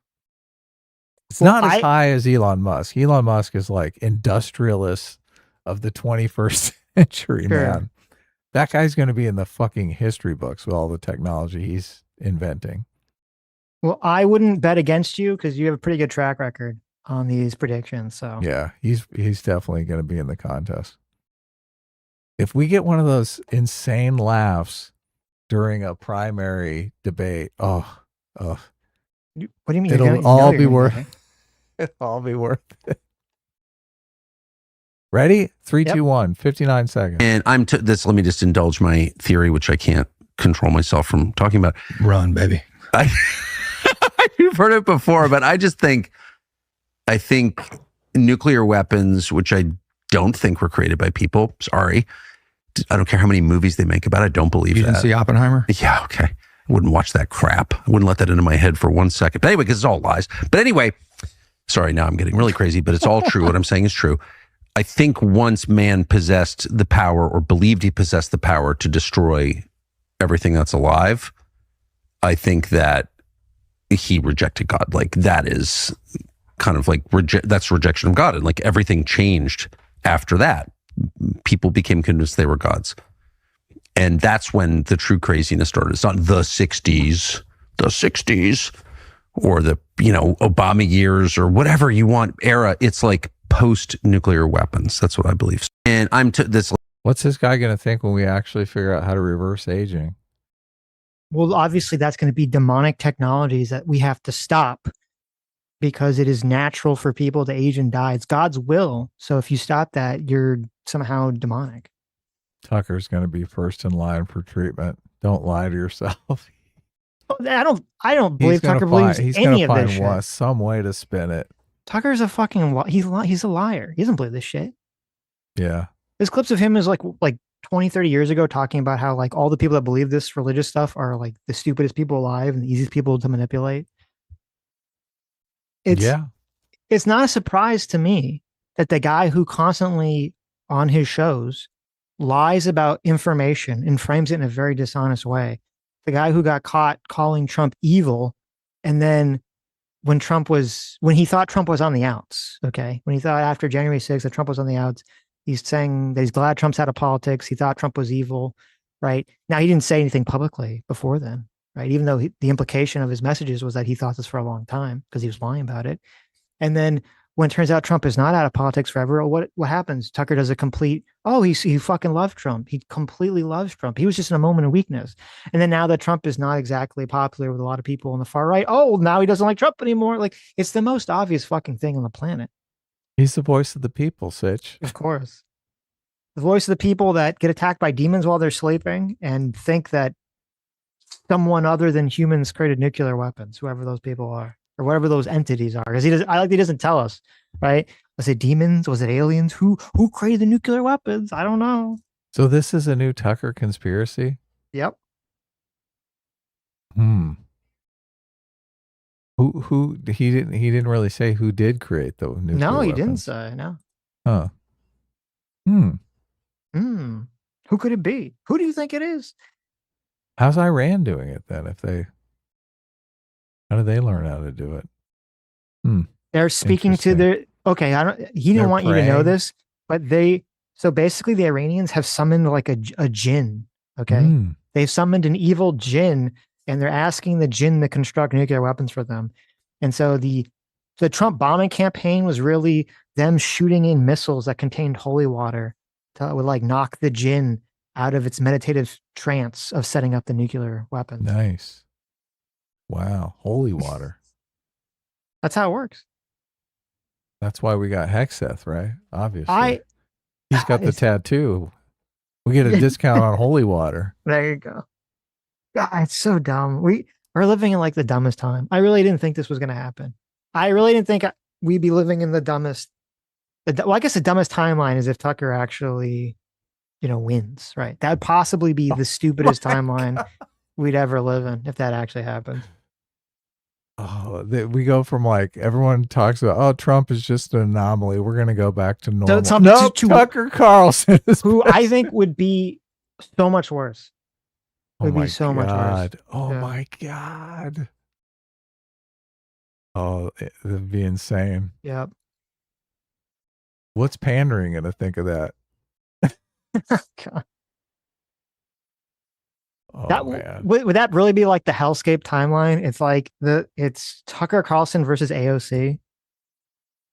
Oh, wow. Is that when we just say, okay, guys, we pack it in, America had its good days, but it's over. JD It's Vance seems officially normal over. next to Tucker Carlson. I know. Never would you have thought to say that statement, right? Yeah. But shit. Oh, we'll see. Hopefully not. Hopefully this is just memes here. Things are heating up. I think that obviously the Democrats are favored to win the midterms, which means it's just going to be impeach Trump 24/7 for 2 years, 2 years straight.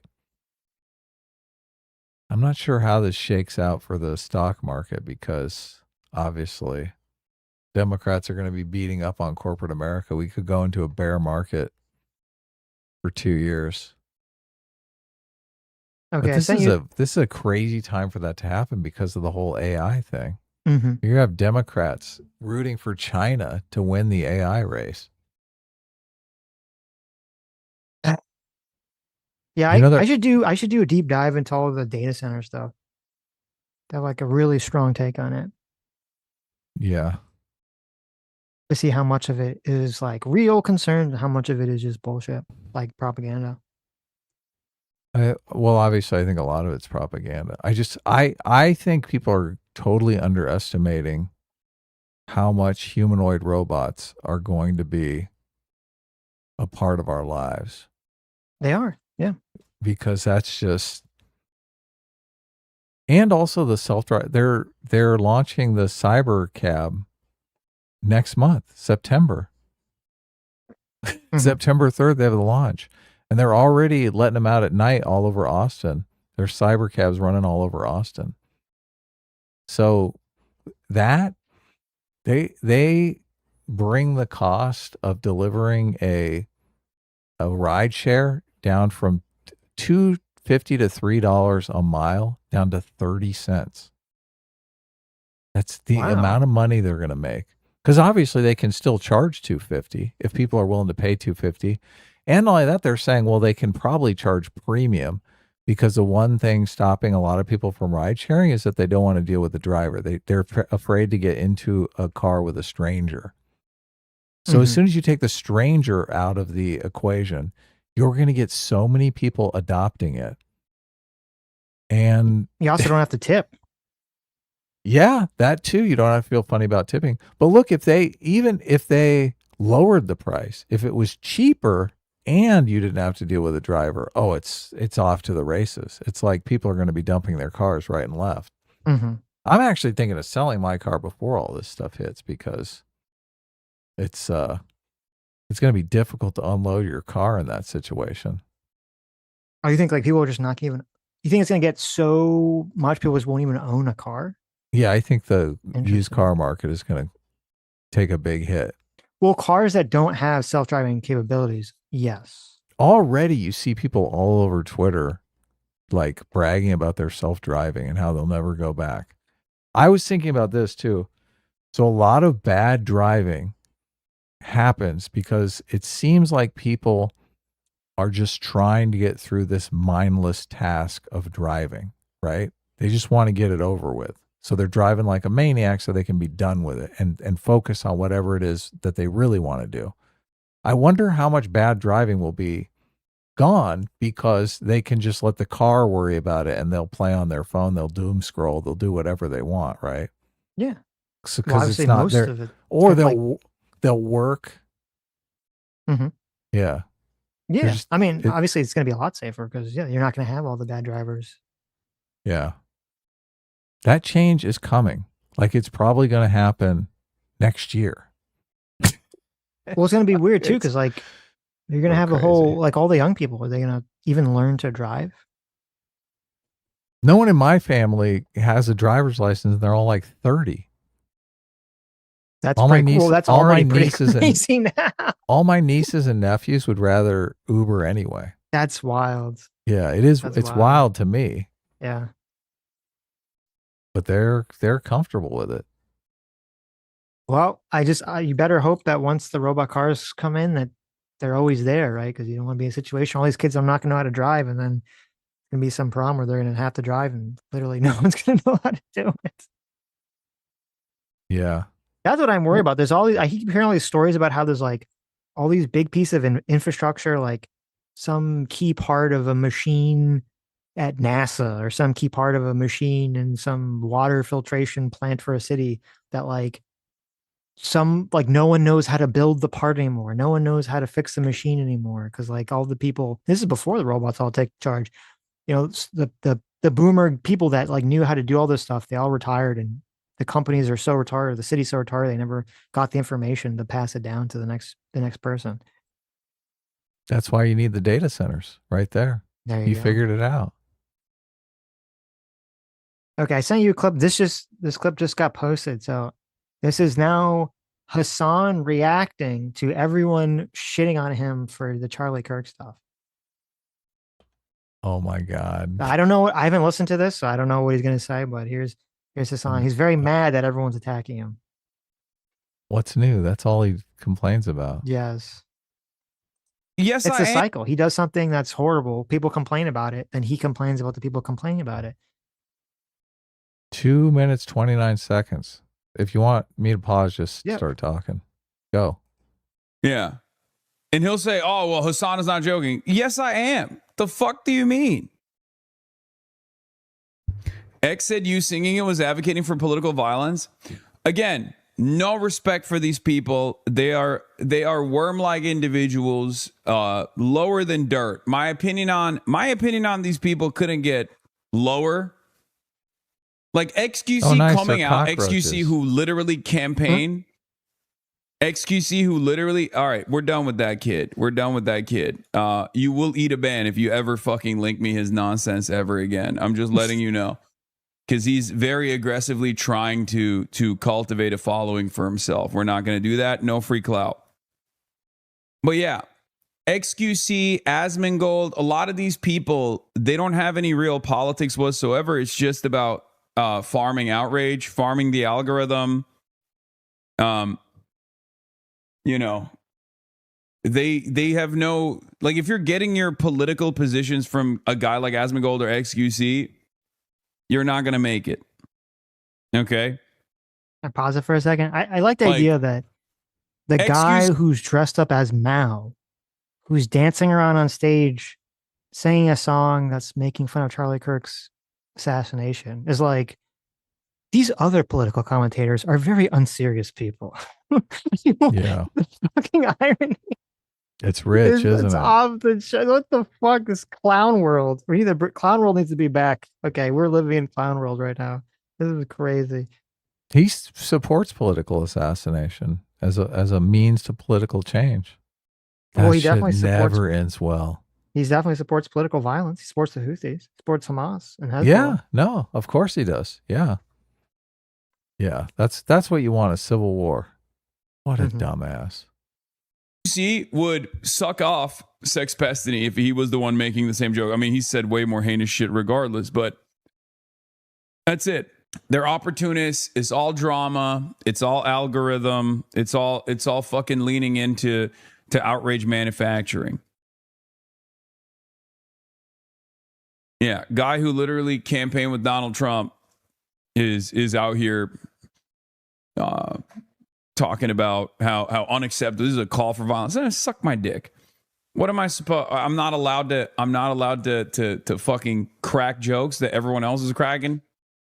Really? That's what we're doing now? What is this fucking SJW ass bullshit? Okay? What is this fucking pearl clutching? It clearly doesn't work. Part of the reason why it doesn't work is because we push back against it and we say, you're being ridiculous. We've seen what you've cheered on. We've seen what you fucking got excited for. I'm sorry. This double standard is totally ridiculous. Okay? We were just talking about woke one. You can't behave like this. What a dumbass. If anyone was talking, can you imagine people cracking these jokes during the George Floyd, the summer of George Floyd? Yeah, right. Joking about George Floyd being choked out. Oh my God. Well, not just do it Hassan now. would be crying. Imagine if that right now there was some big right-wing commentator who went on stage and was like doing the knee on the neck bits right For now. George Floyd. Of course, yeah. And everyone was cheering about Hassan, no, Hassan would be on his hands and knees fucking begging him to stop, crying, "Oh my God, how can you do this?" it. Yeah. He'd be like, this racist piece of shit. How dare he do this? These people are degenerate scumbags. We're just Lower than making dirt. jokes. Yeah, Come we're just on. making jokes. Hassan. This is we're a cab. What are you talking about? Yeah. Well, I think there's two things going on here. Number one, it's like, it honestly like the confession through projection stuff. It's like he's just going to do things intentionally to generate outrage, and then when people say, "Oh, that's bad," he's like, "Oh, they're just outrage manufacturing." It's like he knows that's why he's doing it in the first place, is to generate outrage. So that's the first thing. The second thing is, I think this is all part of their retarded like dark woke plan, which is like, oh, we're just going to be as obnoxious and as hateful as possible. And then when people go, "Hey, I don't like that," we go, "Oh, what are you, an SJW? Like, well, jokes. Come on, what are you doing?" It's like it's the most transparent. Like, no one's gonna fall for this shit. It's so retarded. It's like, oh, okay, you got me there. People are pointing it out because they think it'll give them an electoral advantage in the midterms. Mm-hmm. They want people to see that clip and feel outraged because they were Charlie Kirk supporters and not vote for any of the candidates that Hassan supports. Well, that's Which the thing. Might work, might not work. We'll see. I don't know. It's like obviously his audience, the internet, most people on the internet left will support this shit, but I don't think the average normie person supports this shit. Not at all. Stuff. No. So it frightens them to think that political assassinations are going to become the norm now. Mm-hmm. More and more people are going to be killed for their political beliefs. Barry Bruiser for $20 says a bass heavy microphone seems to be all it takes to get people to listen to you, not just a Tucker problem. FYI. Well, there you go. Maybe I should just get a bass microphone, right? It is funny because when you listen to old clips of Hassan or Vosh, their voice sounds completely different. And I'm like, do they just do like a lot of voice training, or are they just monkeying with settings? What's going on here? Are they? They sound really That's different a thing? in old videos. Yeah. So, yeah, I mean, you could do some stuff. New mic, maybe. Slop Roach for 20 Canadian. Thanks so much. Says Hassan has admitted before that he doesn't enjoy music at all, and he can't even name his top 5 songs. So whenever he dances and enjoys a song, it's just him dancing and enjoying the murder of a political opponent. That's great. Well, there you go. True. Yep. Chuckle Desk for 45 months says, do you guys after the lady who hates Thanksgiving still trust the prediction markets or the polling, feeling like the polls are wildly off right now? Well, I never trusted the prediction markets. But the polling is like crazy off right now. There was one polling company that they admitted that they were lying about their polls. It was basically like some sort of like hyper woke organization. I think people should all go to jail, who were just lying about their polling. And then they were like, well, we were doing this actually as a social experiment. It's like, yeah, right, my ass. So to see if they could get it in the mainstream media, which they did get it in the mainstream Which they did, media. Yeah. Yeah. But no, it was very interesting because the polling was off by like a lot and it wasn't just in one direction, because the polling was off a lot for both in the woman who hated Thanksgiving, what was her name? Hong? Yeah. I'm already blanking on her name. Francesca Hong. The polling was way off on her. And then the polling was also way off on El Sayed. El Sayed won. I think it was like Steve Kornacki or something. I saw a clip of him saying that the polling off, because the polling had shown before El Sayed's election that it was going to be like a total blowout by him. And then he was up like 20 points, but he barely squeaked by. He barely squeaks by with a win. So people are like, what the fuck? So polling is like way the fuck off in all directions here. I don't know what the fuck's going on. It's total. They've totally dropped the ball. It's totally fucked. Polling is just not very accurate now. So.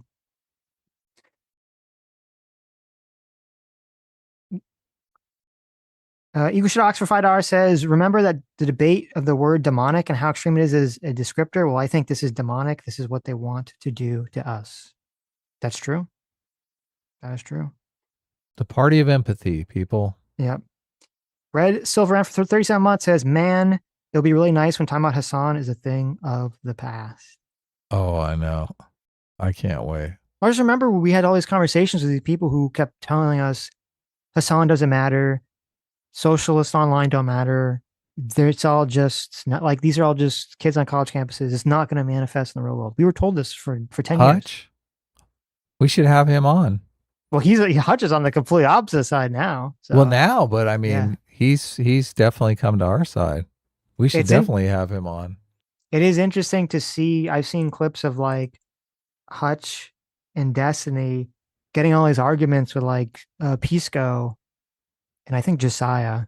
Kind of mix them all together in my mind because like Pisco and Josiah are on the whole like we should ally ourselves with the DSA and we should not be fighting them and doing all this other stuff, and they're all like, no, socialism's going to take over. And I feel like me and you, Adam, are just like, this is what we fucking said. That's what we've been saying for 10 years. Yep. Correct again. Death by Sloth for 53 months being free. Secret, thanks so much.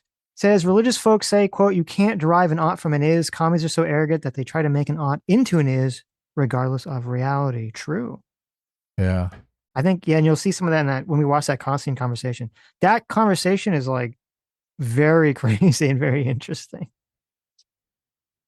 Maji for $2 says healthcare fix would unironically be lowering the bar. I'm not sure what does that mean? Healthcare fix would unironically be lowering bar. Yeah. PC for $2 says aliens. Here are some nukes. Okay, bye now. Yeah, exactly. That's actually great. They just hand it to us. That's a good move by the aliens. They're like, we don't have to deal with this. We'll come back in 2 years. If you're watching this or listening, that would actually be like a funny. I bet you there's probably some science fiction story about that. Like that's how the aliens conquer the planet. They just like give one country like nuclear weapons, and then they're like, okay, see you when you guys blow yourselves up, right? But they made the mistake of giving it to us. We didn't blow ourselves up. So fuck you, aliens. Well, so I guess here's the question. Did the aliens, they gave the nuclear technology just to Americans? And then like the other countries, did they give it to them too? Or did the other countries end up all stealing it from us? Stealing it from us, obviously. Okay. Because there's the whole Roswell thing. And they knew us. Why did, did the aliens give us the nukes because they liked us or because they didn't like us? Like, were they trying to destroy us? Or like the aliens were like, listen, America, you're obviously the most base country on the planet Earth. And we want you to retain your awesomeness. So here's some nukes. If it's going towards the narrative, then these aliens were Eurotrash bullshit. And they thought we were Hicks. They were giving them to us because they thought we'd blow ourselves up with them. But we turned out to be the ones who didn't blow ourselves up. So fuck you, aliens. This is Jamont Bowman, right? The guy who got kicked out of Congress, the guy who pulled the fire alarm so he didn't have to take a vote. Jamal? No, you racist. Oh. Well, what's racist about that? I don't know. That's not him. That's not Jamal. I don't think it's him. Well, you're going to be the racist if it is. His name is Jamel. How do you say his name? Jamel Bowie? Oh, okay. He's a columnist for the New York Times. He wasn't a congressman? He was not a congressman. Okay. Jamel Bowman was much heavier set. Well, okay, so this interaction is pretty interesting. This is on the New York Times opinion piece here. They kind of go into like wokeness and the left stuff, and everyone in this conversation is left or left leaning or very anti-Trump and everything. So it's kind of interesting to see this interaction they have about what wokeness is and how it manifests. Now, there's also this kind of kerfuffle among progressives with this new reassessment of wokeism, which has sprung up in part because there's this viral clip making the rounds of Alexandria Ocasio-Cortez distancing herself from what has been dubbed woke one. So, Jamal, for people less tragically online than we are, you want to just give us a quick explanation of this woke one controversy? Sure. Before I do want to say two things just to establish them right now and kind of to say where I stand on some of this stuff. The first thing is, woke is a term that comes from African American vernacular. It has its origins in the 1930s. Here we go. Oh my God. We've heard this nonsense a million times. This is from the black community and they stole it from us. I had to bring up a picture of Jamal Bowman. Yeah. Just to show how not racist how I am. not racist you are? Okay. Because these guys, I mean, they could be brothers. These guys look very, You're making it worse, very Adam. fucking You're similar. making it worse. We don't gotta let it go. I have the fucking picture up. I brought the picture up right next to him. Do not tell me these guys don't look like they could be brothers. They have the fucking exact same nose, the exact same chin. No, they both wear glasses. No, one's named Jamal Bowman. The other's name is Jamal Bowie. What's his name? Well, I guess she did say Jamal. It's spelled differently, but I guess maybe it is Jamal. They're both Jamal, right? Yeah, I guess. Okay, look at this. Anyway, tell us. And it has tell us in the chat if you think. No, do not tell us. If you think these guys look the same. Do not tell us in the chat. Why? Why is that racist? I am not saying all black people look the same. For heaven's sakes, all black people do not look the same. This guy does not look anything like FD Signifier. Okay. Okay. But this guy does look exactly like Jamal Bowman. Now I know why I'm getting them all mixed up. Anyway, Jamal and Jamal. Meant something along the lines of, be aware of the ways that this society is not built for you. Be aware of the ways that you may face disadvantage and oppression in the society. Again, this is a term that emerges in black vernacular in the 1930s.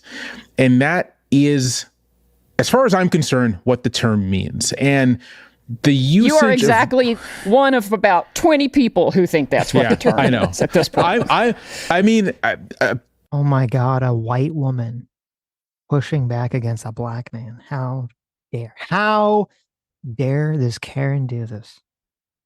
Well, look, the fallout of this is what it means is white people are racist. That's what it means. Like, why are you dancing around it? That's exactly what it means. White people are racist. And now you're getting the political fallout of telling everybody white people are racist. Mm-hmm. So guess what, woke people? you I think a white lash you're about to get.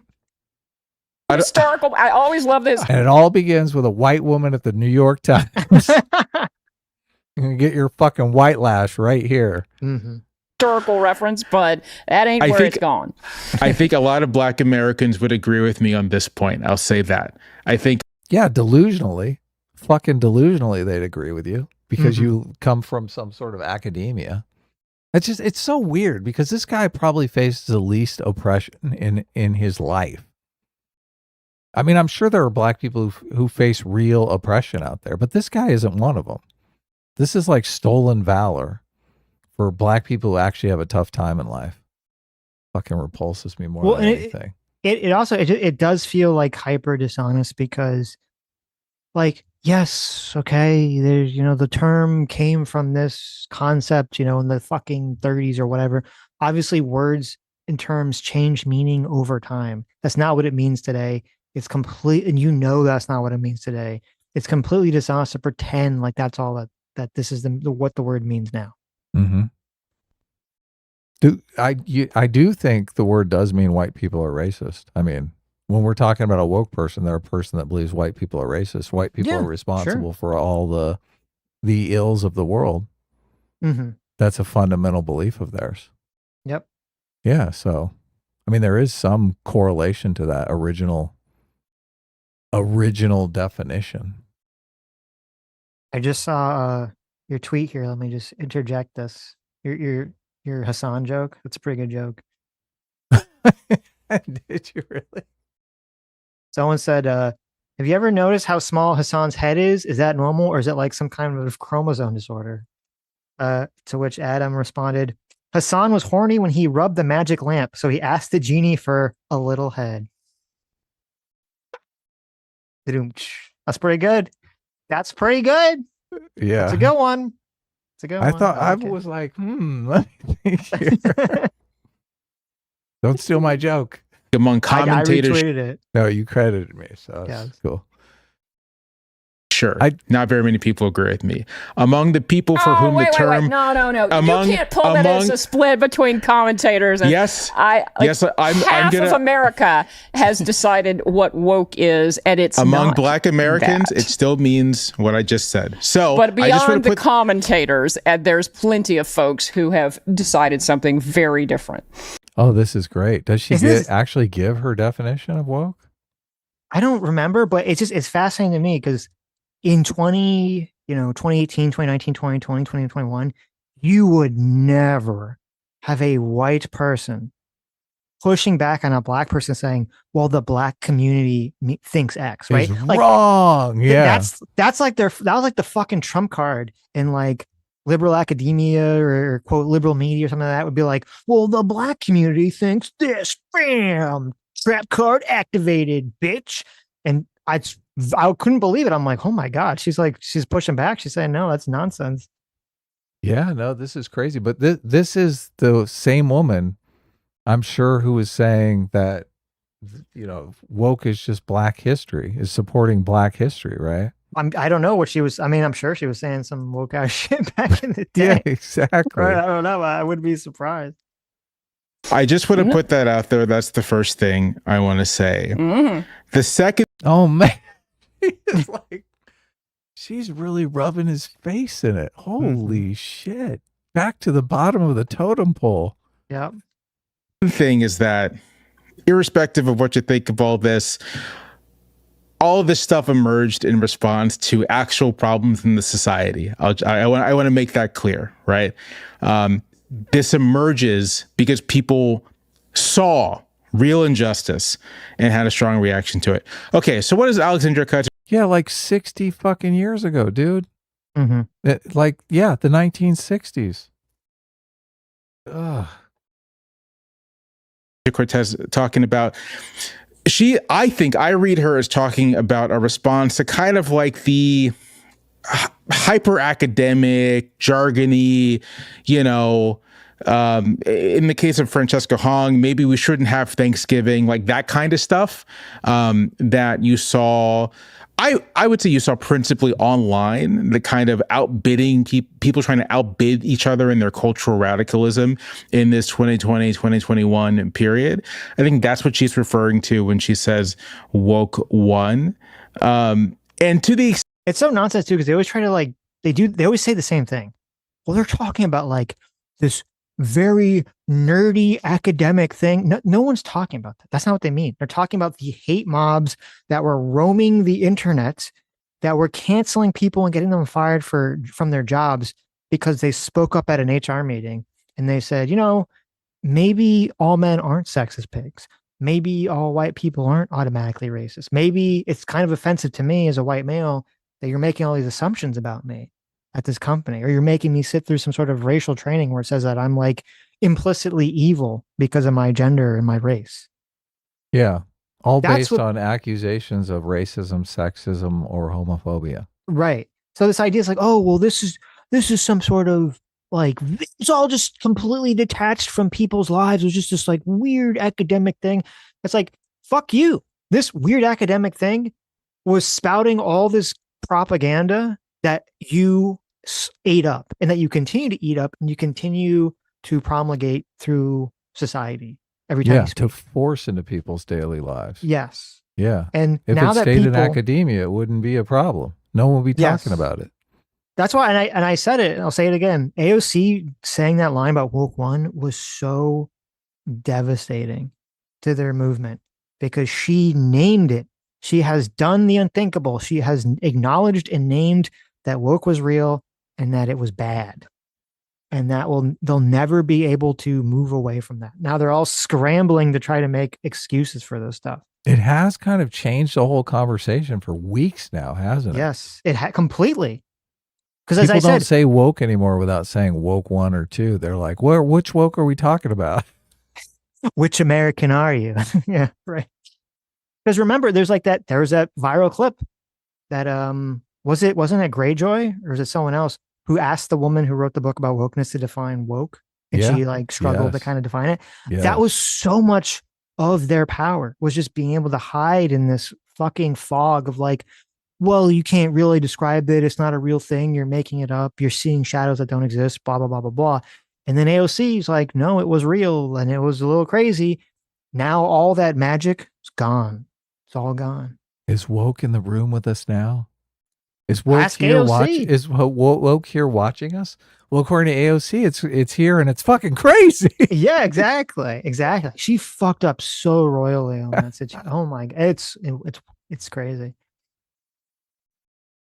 I don't know, 'cause I wonder if it's, she's having all these weird things with her personal drama. She broke up with her fiance of 3 years. She's freezing her eggs. She's running for president. Yeah, she's freezing her eggs. She's running for president. She broke up with her fiance of 3 years. They had been dating for 10 years, I think, earlier than that. So, and there was this weird interview she gave where she said something I think I have a clip of it. Maybe we'll watch it. She said something of the effect of in 2023, her boyfriend / fiance, after they've been dating for 10 years, was like, oh, we should get married. And AOC's response is well, you're going to have to convince me of that. I don't necessarily view our relationship as automatically ending in marriage. Yeah. Which I'm red if you've been with someone for 10 years and that's the response, that's a big fucking red flag. Okay. Yeah. That's wait a minute, what have I been doing for 10 years? Oh shit. That's a little crazy. Well, at least he's a guy. He can move on. Yeah.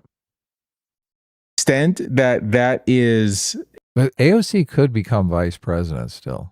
Of course. Think of Kamala Harris's just unbelievable rise with no political talent whatsoever. So, I think okay. I think actually the percentage chance of vice presidents becoming presidents is not great. Statistically. Right. But look, I think she could fail up here. I don't think there's really any chance of her being president. I don't think she just doesn't seem to do well under pressure to me. No. And a presidential campaign is designed to pressure you, to show your mettle under pressure. And I think she's going to fold like a cheap card table and it's going to be over. So, right. But I'm glad people are like, oh yeah, look, she's cute. We need a cute first lady or first president woman, first Madam President. So it says, there have been 15 out of 49 vice presidents who became president, but 9 of them became president because the president either died or resigned. Only 4 vice presidents in all U.S. history won their election to the top job after their predecessor finished the term. And 2 of them are our lifetime. Wow, that's crazy. George H.W. I guess Bush they didn't include that. So it would be 5. Yeah, they didn't include that. So it'd be George H.W. Bush and Biden. And Biden, yeah. Yeah, right. Because the other ones were John Adams, Thomas Jefferson, and Martin Van Buren. Oh, okay. So it's 5 total. Yeah. Interesting. It's entirely Jamal, this poor guy, man. He sees the movement falling apart right before his eyes. Oh yeah. Appropriate to say, that stuff is silly, right? There's a lot of litigation right now of what the 2020-2021 period was to begin with. And I would describe the two sides as well-meaning, but a lot of silly stuff happened versus there was a mini cultural revolution that happened that harmed real people. And except the real people who got pushed out of jobs, of course. Right. Oh, oh. That's what I mean. That harmed real people. And I'm gonna. You didn't ask me to editorialize, but I will editorialize a little bit. I think that were there people who got unfairly pushed out of jobs? Yes. I still think, even with that we need to be careful about describing this. Not even need to be careful. It is not accurate to describe this as anything like a cultural revolution. But even when you look at people who received unfair treatment, you have to ask yourself as well, were their lives irreparably harmed here? And as unfair as some of the treatment was, this wasn't a HUAC. There wasn't a HUAC. There wasn't a... Oh my God, this is so pathetic. This is like, of course, like, oh God, of course, once people realize that, like, once the public turns on the issue and like, oh, this is terrible. Like, yeah, then it's easier for people to make all the excuses like, oh, it was crazy. Oh, it was bad after the fact. Right. And then you have people like the apologists like, oh, well, I mean, sure, some people were harmed. Right. But, like, what about something else? What about the Red Scare in like the 1950s? What about this thing that happened, 50 fucking years ago? Who gives a fuck? What are you talking about? That's crazy. Would you like, if when people were complaining about George Floyd, would you have accepted like, I mean, yeah, but what about the black people who were lynched in like the 50s? Yeah, like, why are you crying about that now? Like 70 years ago, something bad also happened to a black person. Like, why do you care? It was so much worse too. It was so much worse. Oh my God. You don't really know how many people were tangibly harmed. Like lifelong damage was done because so much of it was the systematic effort to deny straight white men jobs for like 10 years. Yes. So, I mean, we don't have a good tally of the people that were actually tangibly hurt by these policies, by this wokeism. So no, him saying no one was harmed. Yeah, fuck you. Right. Well, yeah, and you not only do you have the people that all lost their jobs, not only do you have the people who were killed. Well, that's the people he knows about. Yeah, right. There's all the people who never got the job. That's true. Yeah, you're right. There's all the people that were turned down from getting jobs in the first place because of their race, because of their gender, or that were denied admissions into a specific college because of their race or gender. Exactly, or a you have all the people or anything. Yeah. Who were killed or had their businesses destroyed by the BLM riots and all that stuff. And then on top of that, you have, what about the cultural and psychological damage that has now harmed our country, where our country now is completely, like, the younger generation in this country seems to be completely brain rotted from far left and far right nonsense. Okay. So we have a bunch of fucking commies running around and a bunch of fucking Nazis running around. And this is all this stuff all came out and is all a reaction to wokeness. Okay. So when you say like, well, we weren't harmed, it's like, no, we're living in it. We're still currently living it. We don't even know the extent of the damage that this movement has done to our country until all the people that are now brain fucked from it are going to be trying to get into politics. They are currently. We're going to try to be getting politics more and more over the next 10 years. Yeah. We're in the heat of it right now. Yeah. Blacklist. And by HUAC, you mean the House Un-American Activities Committee? Yes. And I have a real frustration with the way that no one can seem to talk about this with any kind of, not context, but like perspective here. And I have a real frustration, with this conversation in this moment when, the current government was literally sending people to foreign prisons. Americans were literally being deported from the country, legal permanent residents. And so they're not Americans. Fucking dipshit. From where I sit now, to observe this conversation about the excesses of wokeness while there's a government that has murdered people on the street and isn't even investigating the deaths. There is no investigation of the death of Renee Good by the federal government. That's a thing that's happening, My guess is that you then completely reject the idea that we wound up with this wretched administration in part because the backlash to the excesses of woke, especially alienating young men who were like told they were the problem, generally speaking. Oh my God. just on the illegal immigration stuff too. They never take any responsibility for the fact that they're the ones that invited all of these people into the country, opened the borders, just completely stopped policing people coming in, not deporting anyone for 4 years. Like they don't take any responsibility for that whatsoever. It's the administration's fault that actually decided to enforce the law. It's like if no one would have to do these kinds of things if you hadn't have fucking done what you did.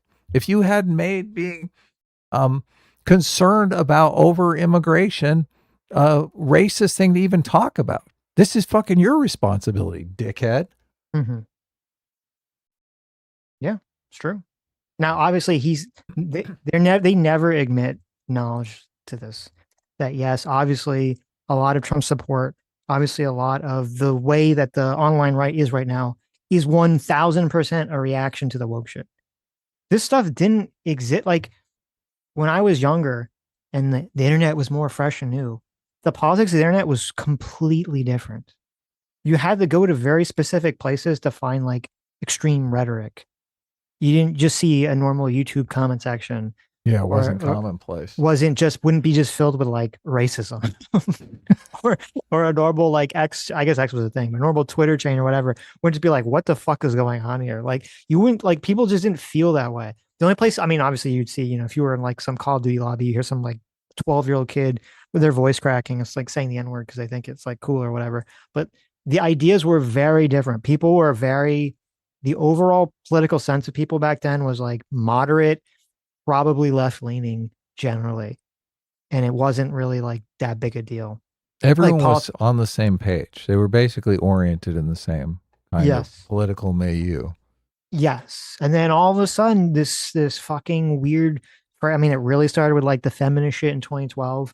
Starts to kind of bubble to the surface, and then it kind of gets bigger and bigger. 2014, 2016, until it kind of reaches this boiling point, and then they switch to race, and then it gets even worse. But obviously, he's not going to acknowledge any of this. It's never their fault. Completely reject that for like simple reasons of like linear time. That like this administration was elected in 2024 at peak woke when like Nancy Pelosi was wearing kente cloth. Democrats won a trifecta, right? At the aftermath. So you reject the idea of a delay. I reject the idea of a delay. Yeah, I think that if you look at the 2024 election and you ask yourself, why did Trump win? The very obvious answer is he won because inflation was high and people didn't like it. And people backfilled a lot of cultural reasons. They wanted to read the election as a big cultural backlash against woke. But then if that were the case, why is it that in March of 2025, when they're polling on DEI, public support for DEI still remains pretty high? Like, why is it that all of the public opinion indicators that you would expect to demonstrate a mass public backlash against woke aren't there, but people are mad about inflation, and that directly tracks with the president's declining approval, right? Like the actual both timeline and what we're witnessing suggests that no, 2024 wasn't the big backlash against some woke cultural revolution. It was a narrow election because of inflation. It was 1980 more than anything else. David, keep believing that, dude. You just keep on believing that. Take that into the next election with you. Well, and also one of them is about to bring up, and it's a good point. It's like, well, first of all, he's ignoring the point that the Democratic primary in I guess with Biden, I should say, the Democratic primary with Biden, they chose Biden as the moderate candidate. Oh, they didn't choose Kamala Harris, who was running hyper woke. When she was running against Biden, remember they had all the woke offs. All the candidates, they raised their hand. Would you give, illegal aliens healthcare, right? And they had all these people raise their hands and shit. The Democratic voters chose who they thought. Obviously, it turned out that Biden's brain was kind of mush. And he's obviously being led around by his staff and or just placating to the woke crowd and doing a bunch of woke shit anyway. But when they were choosing, they chose who they thought was the most, moderate, return to kind of older form candidate, which he completely, doesn't even acknowledge at all. I'm not sure he would acknowledge any of this stuff in like 2015, 2016 as being woke. It wasn't called woke back then, but obviously they were talking about the progressive excesses there that did have some influence in getting Donald Trump elected. Yeah. So, well, and it's also kind of crazy to make the argument that like, well, Trump lost, after the first election when it was like, okay, I mean, if it wasn't for COVID, I don't think Trump would have lost his reelection. Like COVID really disrupted everything. And I think a lot of people just wanted to vote for they want to change, obviously. They want to vote for something different after COVID. So I'm going to get you in here that the one thing I just wanted to say, the Democratic brand is toxic in part because they're seen as weak, woke, and whiny. Talking to voters, especially outside of urban enclaves, you get this, like, they don't care about me. They care about their individual bespoke identities and their, that sort of thing. So that's. Oh, also, and which she says a good point, but also I looked into that survey he was talking about. So he neglected to mention that 51% of the people surveyed said that they thought that there was too much political correctness in America. Yeah, okay? That's wokeness. And then when you looked at, and actually it was kind of split. It was like half of the voters said it was like 49-48. 49% of the voters said that they thought DEI programs should be eliminated. And 48% said that they were okay with it or they thought it should be expanded. And then if you just broke it down by politics, obviously it was very split among party lines, how people felt about this. And then there'd be slightly more independence would be on the Republican side of the issue. It's a piece of it. But David, like you've been sitting there patient long enough. Please. I think, look, I date woke one much earlier. So, for example, if you look at what was happening on campus, there was actually a pretty clear, sharp break by around 2014, 2015, when the nature of censorship on campus, which is something that I'd been working on for a very long time, switched from predominantly top down, where it might be a dean of students or an administration silencing people. By around 2014, 2015, we began to see a huge wave of essentially what you might call grassroots censorship on campus, where there were attempts to hound people out of their jobs, to get people fired.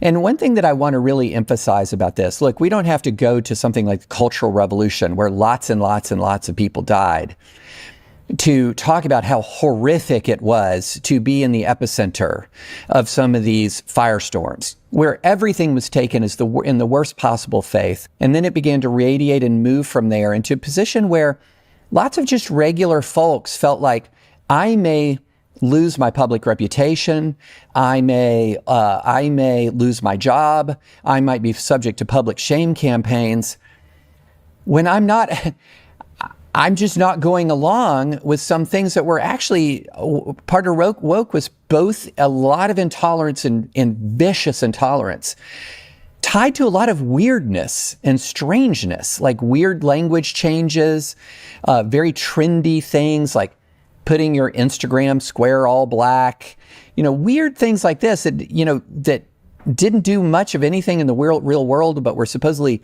quite symbolic of your in-group inclusion. And I think the idea that this didn't kind of permeate America over time, because I think that I hear what Jamel says about 2020. I do hear that. I also think the outcome in 2020 may have been different. 2020, remember, was a lot closer than people expected that it would be. The outcome may have been different had primary voters in the Democratic Party gone with one of the more woke candidates in 2020. They went with kind of the least woke guy in the field, which was Joe Biden, the most normie Democrat in the field, which was Joe Biden. I agree with Jamel also that inflation is the big thing. And I think, though, however, I don't think Donald Trump is back in office without this. And now I say, I say that specifically about Donald Trump. I think other Republicans could have probably won based on inflation alone. But I think Trump, with all of that history, all of that toxicity, one of the things that he rode was this wave. And look, listeners know I am unsparing in my criticism of this administration. Unsparing. Okay? To say everything that I said does not excuse 1 millimeter of Trump injustice, not one bit of it. But I think we do a disservice when we try to minimize what happened in actual people's lives. It's horrific. It was horrific what was done to people again and again and again throughout that process. And at some point, you know, I know that some folks were well-meaning, but some folks were just vicious and gleeful and vindictive. I mean, I was there. I experienced some of it in coming to me. I knew exactly what it was like. And yeah, it wasn't fatal, but it was horrible. And something can be horrible without being fatal or or incarcerating you. Can I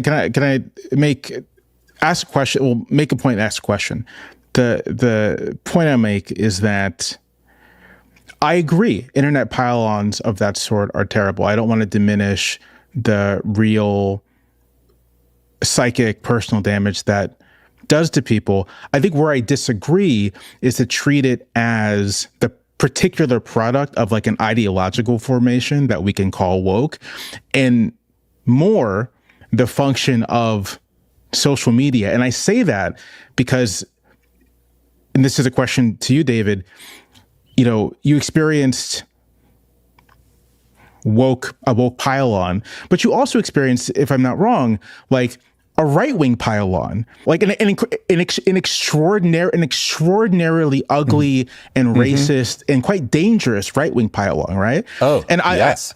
I would just say that, like, the fact that you experienced both of those things and there was no like wokeness happening amongst right-wingers, to me that is not evidence, but okay, they all try to do this pivot where they're like, well, all the bad things that we're talking about that people don't like, that wasn't really wokeness's fault. That was just social media. If it wasn't for social media, okay, Facebook and Twitter. Well, when Facebook first came out, it was only for colleges. But once Facebook became available to the general public, okay, and Twitter became available to the general public, it was both in 2006. All right. Yeah. Facebook and Twitter, 2006. These platforms have been around. Now, obviously, TikTok is newer, but Facebook and Twitter have been around for a long time now. They've been around for 20 fucking years now. Well, and they were around for 10 years before this kind of kicked off. Right. And that's the thing. That was my exact point, that they existed without any of this fucking crazy cancel culture mobs or woke mobs, any of this fucking shit for a decade. None of that stuff happened. And then all of a sudden, once this ideology starts to get sucked into the youth, and then the media starts going crazy with it, well, then suddenly it's every fucking where. And yeah, you can say social media obviously amplified it, but to say that it's not based on the ideology is just the stupidest fucking dishonest take you could have. Obviously, it's based on the fucking ideology. People are not just doing it like the idea that, they're just doing it for the hell of it, and they just all happen to come along on the exact same side of the issue and the exact same ideological side of the issue. That's retarded. Yeah, people want to exile evil people. The ideology is what's defining who is evil and who isn't. Yeah. So you can't do it without the ideology. Yes. The ideology is essential. This is totally bullshit too, because they're the ones that are constantly saying, you know, we have the moral high ground. We are morally superior. But then he keeps defaulting to, oh yeah, this is right wingers do this too. So it's okay for everyone to do it. Right. It's like, yeah. well, so basically you're fascist. You're like, oh, they're fascists, so we're fascists. I thought you were the anti-fascist, you fucking dumbass. And it's funny because that's basically the excuse of like what the woke 2.0 dark woke is. It's like, well, Trump is bad and these people are bad, so we just have to be bad too. Right. That's their excuse for everything. Yeah. This is how every society falls apart. Mm-hmm. An extraordinarily ugly and racist and quite dangerous right-wing pile-on, right? Oh, and yes.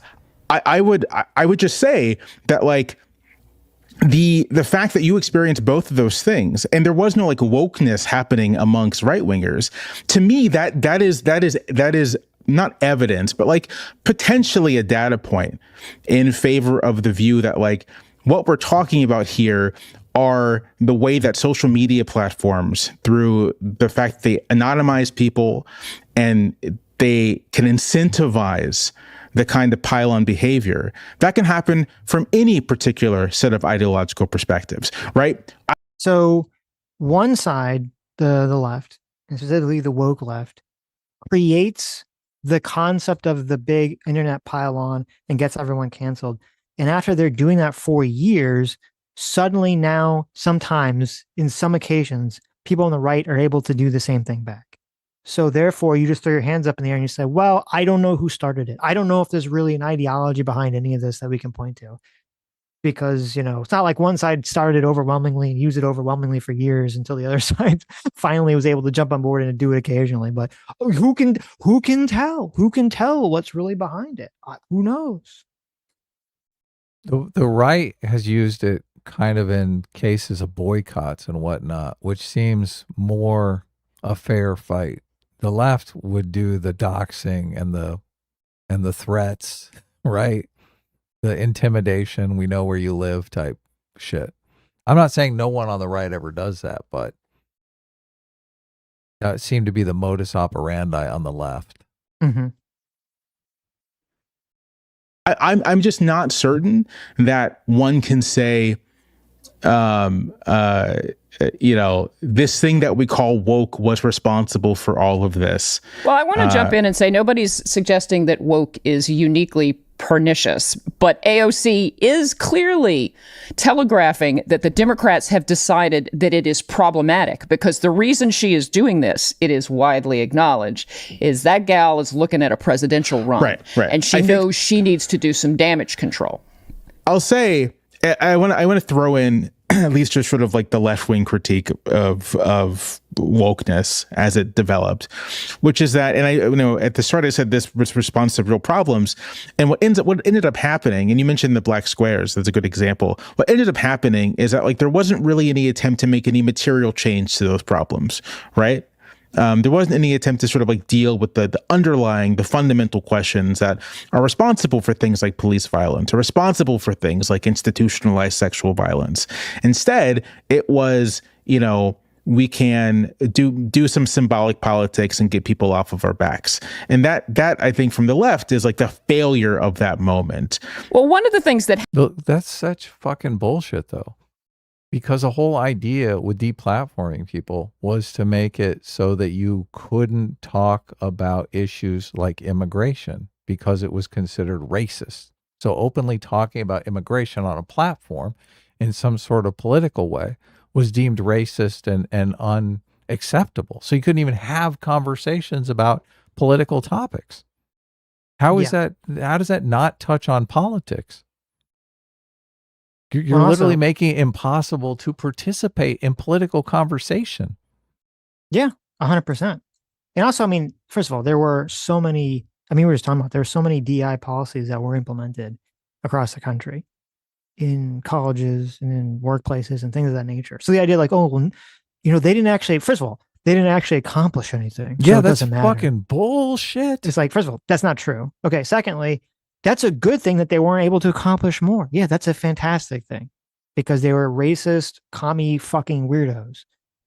And they accomplished a lot of shit. I mean, we should have been having a conversation about immigration that people were not having because it was deemed racist on these platforms. How many kids are now being indoctrinated with CRT nonsense because of this shit? Yeah, because you couldn't have a conversation about that without it being called racist. Or how many kids wrongly went through, you know, gender transitioning, whether either hormones or surgeries. Hell yes. Hell yes. I saw a statistic that 14,000 minors have gone through some sort of medical procedure for transitioning. 14,000. 14,000. That's fucking crazy. Yep. Yeah. That's 14,000 Americans, not all over the world, in America. Yep. So there you go. There's your 14,000 victims.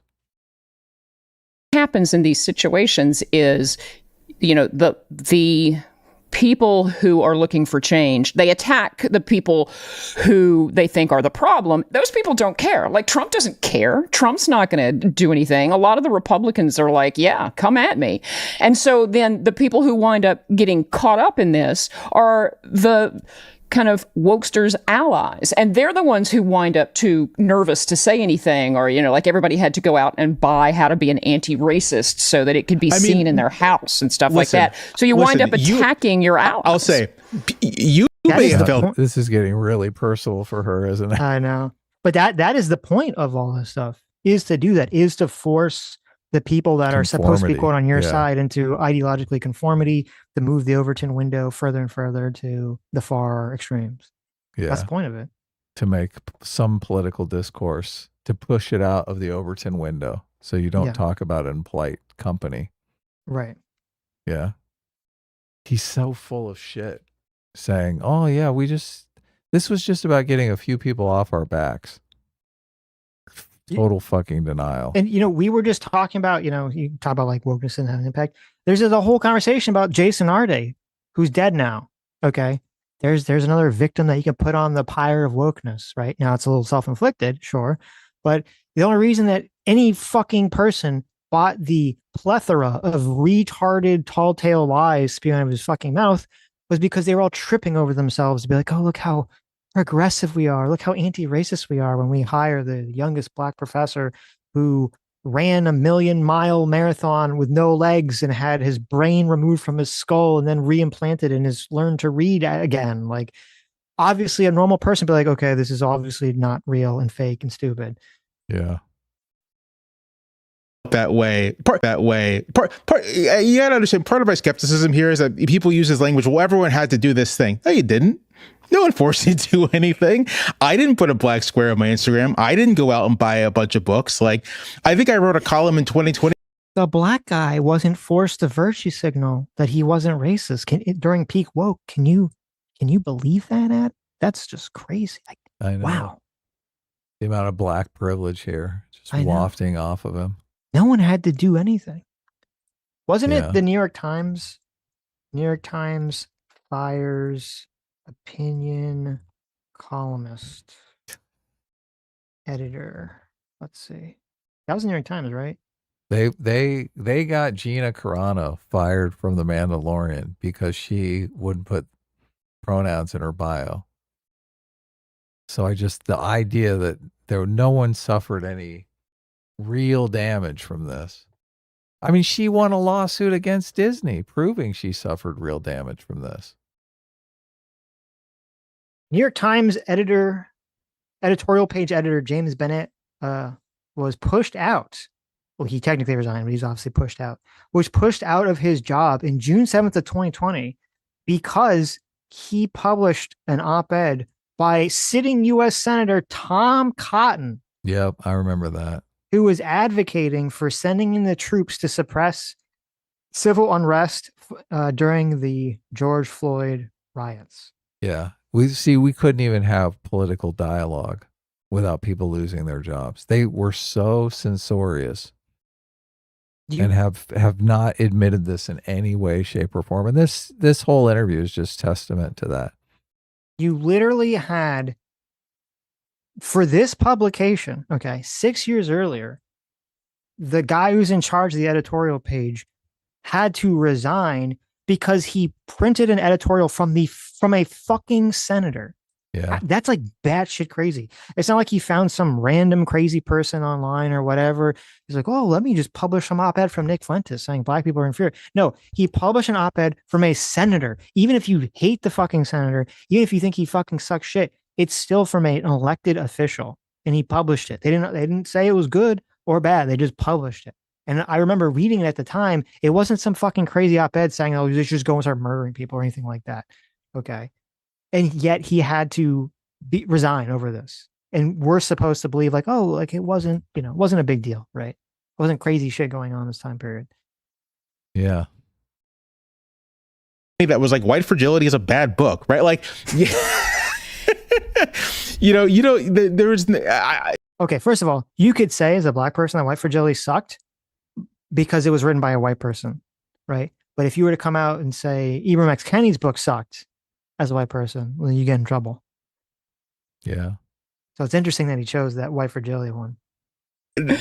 Part of my frustration is like there's this language of like compulsion, and it's like I don't know, Well, no, but like the compulsion was there. It's like if you didn't want to take a beat down, if you didn't want to get fired in certain places, if you didn't, it's not like somebody was going to come shoot me if I didn't do certain things, or certain politicians didn't do certain things. But it doesn't have to come to that. Absolutely. Mm-hmm. Again, nobody's suggesting wokeism is pernicious in like some unheard of way, but what we're looking at here is a Democratic Party and a progressive, a corner of progressives in the Democratic Party even are thinking that it is time to push back and separate themselves from this. And my question is, like, can they do that? Is that going to be a viable approach? Sure. I mean, just practically speaking. No. I mean, what's interesting, this was true in the 2020 cycle. This is true now. What's interesting is that for the most part, like Abdul al-Sayed wasn't running a campaign about cultural sensitivity. He's running a campaign about like you can't afford your groceries.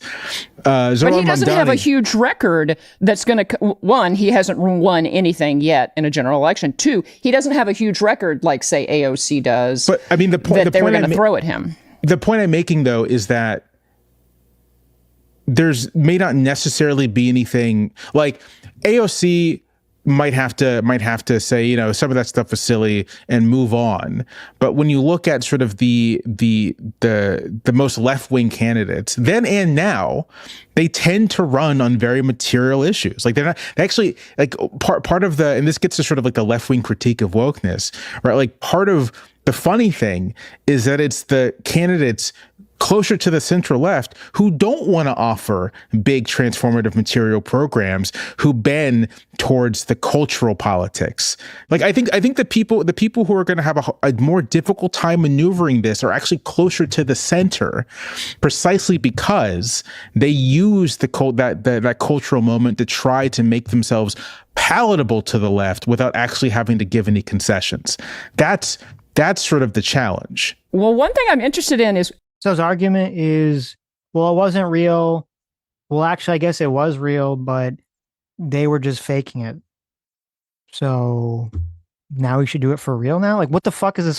What the fuck is this argument? Yeah, this is the stupidest argument ever. They're going to have trouble because they were insincere about it. Wouldn't they have less trouble? Wouldn't they be like, oh, yeah, I didn't really believe in any of that crap anyway? Well, look, that's going to be tough politically to say. Of course. Virtue signaling some bullshit you didn't even believe in. But the argument is like, okay, well, the real problem with woke 1.0 was that they didn't really believe it. It's like, yeah, but people didn't like that. It's not that they didn't like it because they didn't believe it. They didn't like it because they didn't fucking like what they were saying. Yeah, they didn't like so your argument policy. is like, well, yeah, so you're like, well, no, they should actually do the crazy shit they were saying now. Oh yeah, that will play real well. That's fantastic.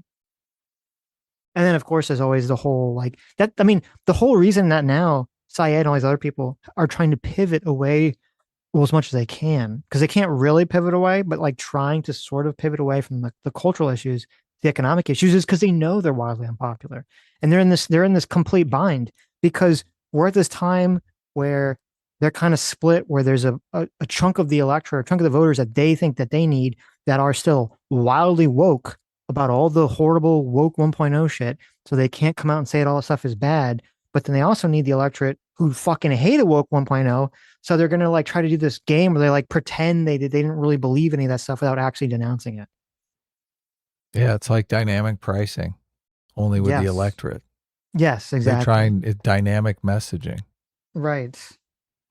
They're going to be super woke to the wokesters and totally anti-woke to the anti-wokesters. Calling woke 1 crazy pretty much assumes there's a woke 2 on the horizon. So have we a sense of what this will be? It's here. Woke 2 is here? Yeah, it's here. It's from the right. I really okay. If we're this whole like woke right thing, which I know got some currency a couple months ago, I think is stupid. I'm not even going to be polite about it. I think it's very stupid. I think we can just talk about that as like right wing ideology, like it's its own thing with its own dynamics. But the other thing, okay, they kind of move off. So even he doesn't like woke right. Look at this. Well, also it's like David French saying like woke 2.0 is like the right being woke is retarded. Like, I mean, I know we have our disagreements about woke right and all this other shit. You could say there's like this weird racialized identity shit that's definitely rising on the right. It's getting more and more prominent. But woke 2.0 definitely is the DSA and all the blatant communist socialist shit. Right. People who use the term woke right are usually talking about anyone who uses the oppressor oppressed dynamic is woke. Yes. Yeah.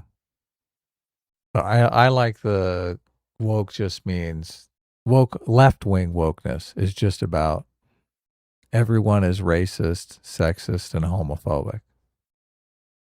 So yeah, it's basically targeting everyone as this thing that, of course, they aren't, but is the biggest problem in the world that must be dealt with constantly. So it's you.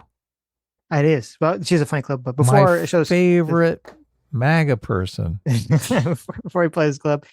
So just the last thing about the New York Times thing we just watched. So on one hand, I am very happy to see you got New York Times, two people who are both white, not afraid to push back on a black guy, tell him that all the shit he's saying about woke is complete fucking nonsense. Okay. On the New York Times opinion podcast. So get back on the plantation. Great. We're running this thing. Yeah, there you go. But unfortunately, now the video on YouTube, I don't know where else the podcast plays, so maybe there's more listeners elsewhere. On YouTube, it doesn't have that many views. It only has 28,000 views for the New York Times. But all the comments are all like the most woke socialist, piece of shit ever, saying like, "Oh, I only watch this podcast for Jamel, and he's so patient and kind with these like retarded racist white people, and how dare the white people not understand what he's saying," and blah blah blah. Like that's all the entire comment section is just that. It's crazy. That's what the internet is. It's just socialists. Yes. It's just these indoctrinated socialists. It's terrible. Okay, this reminded me of when she did a very good meme in her last video about this. This is whenever they talk about like, oh, it's just they just want to give you like healthcare. They just want to help you in some sort of economic troubles, right? That's like the meme now. No one believes it. Hitch your wagon to someone like that instead of Hassan, who every time he's rightfully criticized hides behind how he just wants to give us health care. Death to the West! Let the streets run with their capitalist blood! Whoa, dude, you're making us look bad. Oh, I'm just a little healthcare boy! You wouldn't criticize a little healthcare boy now, would you? Oh my God. So there you go. Perfect meme. That was amazing. Perfect meme. I like that she's, I didn't even know she's in the first time, she's shaking a dog there. See that? She's got the little dog. Yeah, no, this is great. Mm-hmm. Oh, that's awesome. Capitalist blood! Whoa, dude, you're making us look bad. Oh, I'm just a little healthcare boy! You wouldn't criticize a little healthcare boy now, would you? Who's that content creator who always wears that stupid hat? Like, what is that? Oh my God. You're right. Just like soy, wasn't soy logic? Yeah, soy pill. That's soy pill. Yeah. Yeah. He's the one. I don't think she directly mentions him, but maybe that was the indirect mention, because he made this insanely retarded video that was all about like woke 2.0 and what is woke 2.0 and how it's all like, we just need to be meaner. That's what woke 2.0 is. That's why woke 1 failed. We weren't mean enough. That was his insane video. He's definitely got the toxic male personality. Just got to beat up on people. You got to bully people. That's how you get them into your tribe. Mm-hmm. You shame them. Red Sliver for 5 Canadian says, Jamel Bowie was literally part of the TED Talk cancellation of Coleman Hughes. Coleman couldn't get his talk to air without debating him. That's right. Yes. Yeah. That's why he seems so. I was like, this guy seems super familiar to me. Yeah, because we covered that. Oh my We god, did. what a We piece of streamed shit. on it. What a piece of shit. I forgot that was this guy. Okay. He went from being gatekeeper to being gate kept. And he's gonna sit here. God, I wish they had known that. Like, he's gonna sit here and pretend like, what do you mean there was too much censoring and canceling, right? When he was literally part of this insane cancel censoring of Coleman Hughes. It was big time part of the cancel mob. He got off on it.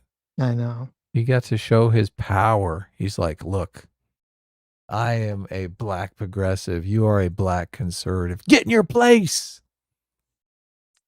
Dun for 38 months says woke means you're aware of an injustice or oppression. Thing is, sometimes those injustices and oppressions are imaginary, or your solution is trash. Yeah. There you go. Look, and sometimes they're actually real. I mean, when you're talking, this is the thing. You can't even really talk about it because it's like everyone makes fun of you. Oh my God. Are you saying that you're a white male who's oppressed because you didn't get a job? Because they locked you out of the job market for 10 years? Oh, cry me a river, right? Mm-hmm. Well, they actually did lock us out of the job market for 10 years. Right. So who is oppressed? Who is not oppressed? My attitude is just, no, we find a way. We find another way. Yes. But that's kind of the can-do attitude that most left-wingers don't really have. Majin for $2 says, it's okay, Adam. I can't tell blacks apart either. Fuck all of you guys. I mean, I brought up the picture. I showed you side-by-side pictures, okay? Uh-huh. I stand by What do you mean? my... Majin was giving you, like, the black guy pass. It's okay. No. No? Those guys definitely look similar, and it's not just the fact that they have black skin color. Mm-hmm. Okay. Yes. The Wooster for $5 says, quote, polling is unreliable now. If only there was a monumental event 10 years ago that proved the polls were dem slop that caused Nate Silver to be fired. Yeah, that is true. That is true. Would that be the election of Donald Trump? It definitely seems like the polls are getting worse. Well, it's weird. Sometimes I don't know. Sometimes, because for a lot of the races, they were accurate. And in some of the races, they're just so off. So I've heard people arguing too that the polling, that social media changes the electorate's mood and position so quickly that it's impossible. Oh, interesting. For the pollsters, that they are actually taking an accurate picture at that point in time.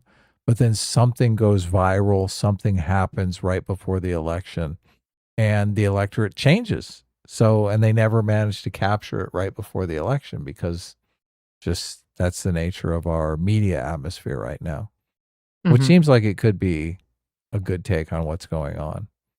I mean, that Francesca Hong thing, I mean, a lot of shit was going viral and dropping super close to the election, that it's hard for me to imagine that stuff didn't have some sort of tangible effect, right? Sure.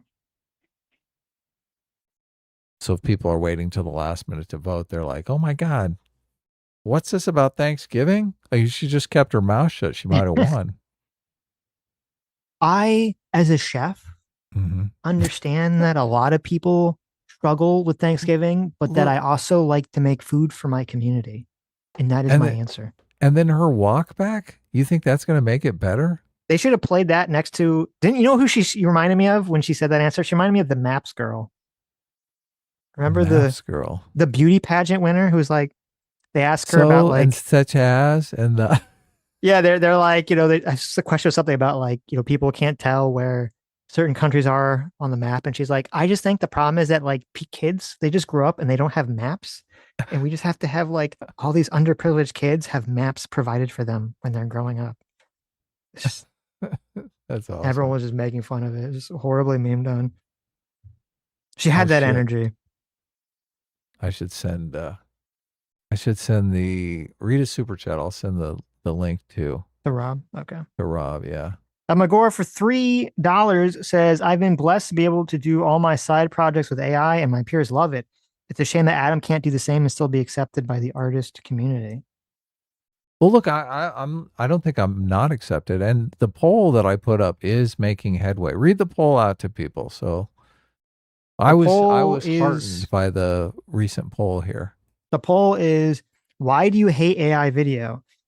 21% says I'm crusty and I hate fun. Okay. 18% says I don't want Adam's movies made. Okay. 45%, the highest majority, says I really don't care if you use AI. Okay, look, progress. We're making progress here. And 17% says I actually love AI videos. 17%. Wow.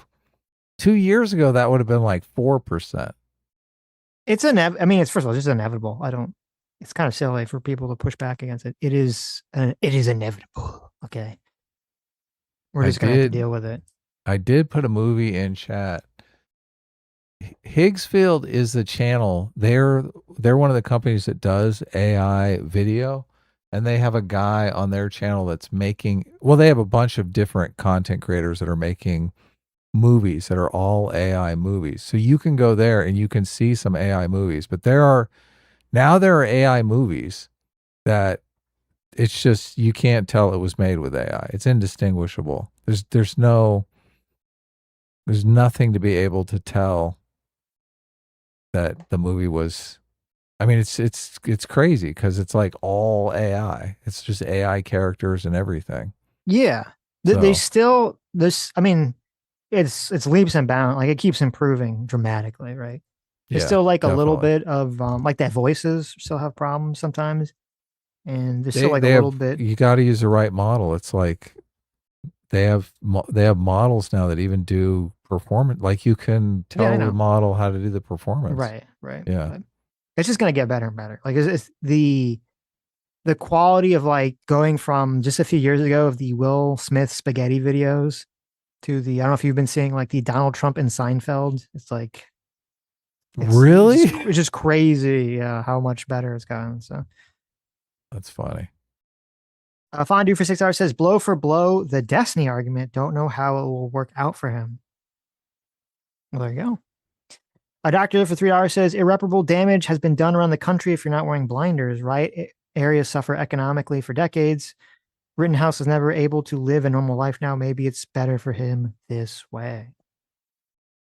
Yeah, that's true. Oh, yeah. Nobody brought up Rittenhouse. How did it affect his life? Dr. Different says, but it wasn't his choice and was entirely preventable. If I lopped off your leg with an axe, but you started a successful GoFundMe, you wouldn't be dumb enough to suggest the axe maniacs are never an issue. That is true. That is correct. Okay. We can start the Steve Keen video and sure. Just pause it when he comes in if you want. Okay. Or unless you got something else. There's other things, but we can start with this. Here, I'll get it. I have time codes, so. Oh, do you? I gotta watch the whole thing. But, I love the Steve Keen just scratching his head so many times. He does so many tells that just he's like, yeah, I know this sounds ridiculous, but I'm gonna say it anyway. Okay, here. I'm gonna start to say it in the bathroom real quick. What that's going to do. What about, so Konstantin talked about these crossings in Ceuta in Spain. Yeah. And he was alluding to the fact that this needs to be addressed, or this polarization, which is having lots of downstream consequences, isn't going to change. What is your perspective on again, there's so much of a fog of misinformation around these days that it's very hard to know whether what you hear is accurate. But the proposition I've been told is that Morocco has close relations with Israel, and the Zionists wanted this as a way of destabilizing Spain, which is about the only country in Europe that is attacking the Zionist state. Okay, so we know he listens to the Young Turks. We have it on good authority that he saw the video that Jank made that Sitch thoroughly debunked on the show a couple weeks ago. So It is kind of crazy because you'd think someone as old and wise as Steve Keen would be a little more skeptical of this. I mean, he does come in saying, I don't necessarily know what to believe here, but here's what everyone on the left is saying. So they're probably correct. What's up, Rob? Not much. What are you guys up to? Well, Sitch has run off to the bathroom. He'll be back. I'm back. Oh, he's back already. There he Look is. at this. Hey now. But I'll say hello. Well, Are you hello. streaming on your end? We're streaming over here. So just, Yeah. Okay. I'm streaming. I'll keep the slurs. Well, no. What's up, Yeah. Rob's audience? Hello, guys. Nice to see you again. So I just saw your conversation on Viva's channel against that comedian in quotes. So- Yeah. Who was it? What's the name? I don't do you remember. Bobby Saws? Oh, okay. Yeah, and I was watching it, and it's very frustrating because a lot of people. You were talking about the Candace Owens thing. You were one of Andrew Wilson's fact checkers, right? Yes. Yeah.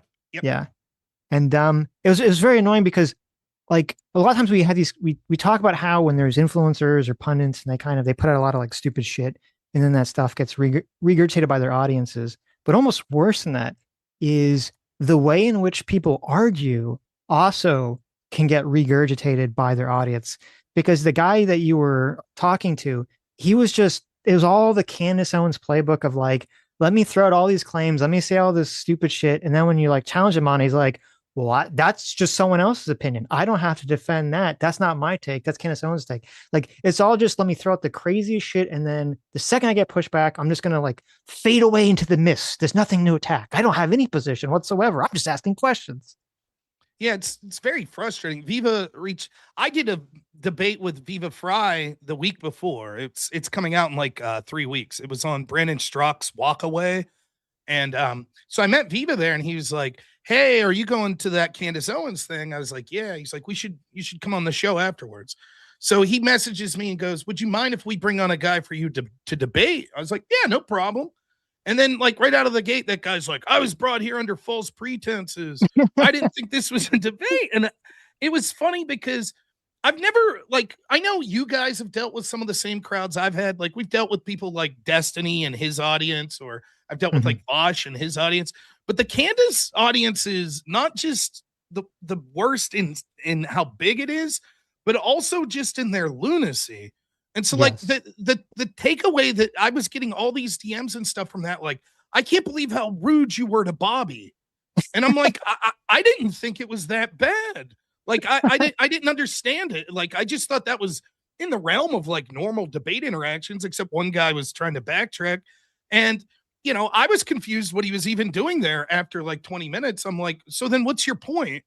And, it'd be things like he starts off saying like, well, Andrew didn't even know the debate. He didn't even care, and then when I start like, well, wait, I don't think that's the case. Well, I didn't say that. That's not verbatim what I said.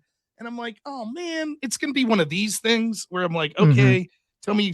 So yeah, it's frustrating. And that's ultimately, I think, what Andrew's goal was going in there. It's just, you see all these people from that sector of the internet, your Baron Coleman's, Ian Carroll, Candace Owens, and they make these outlandish claims.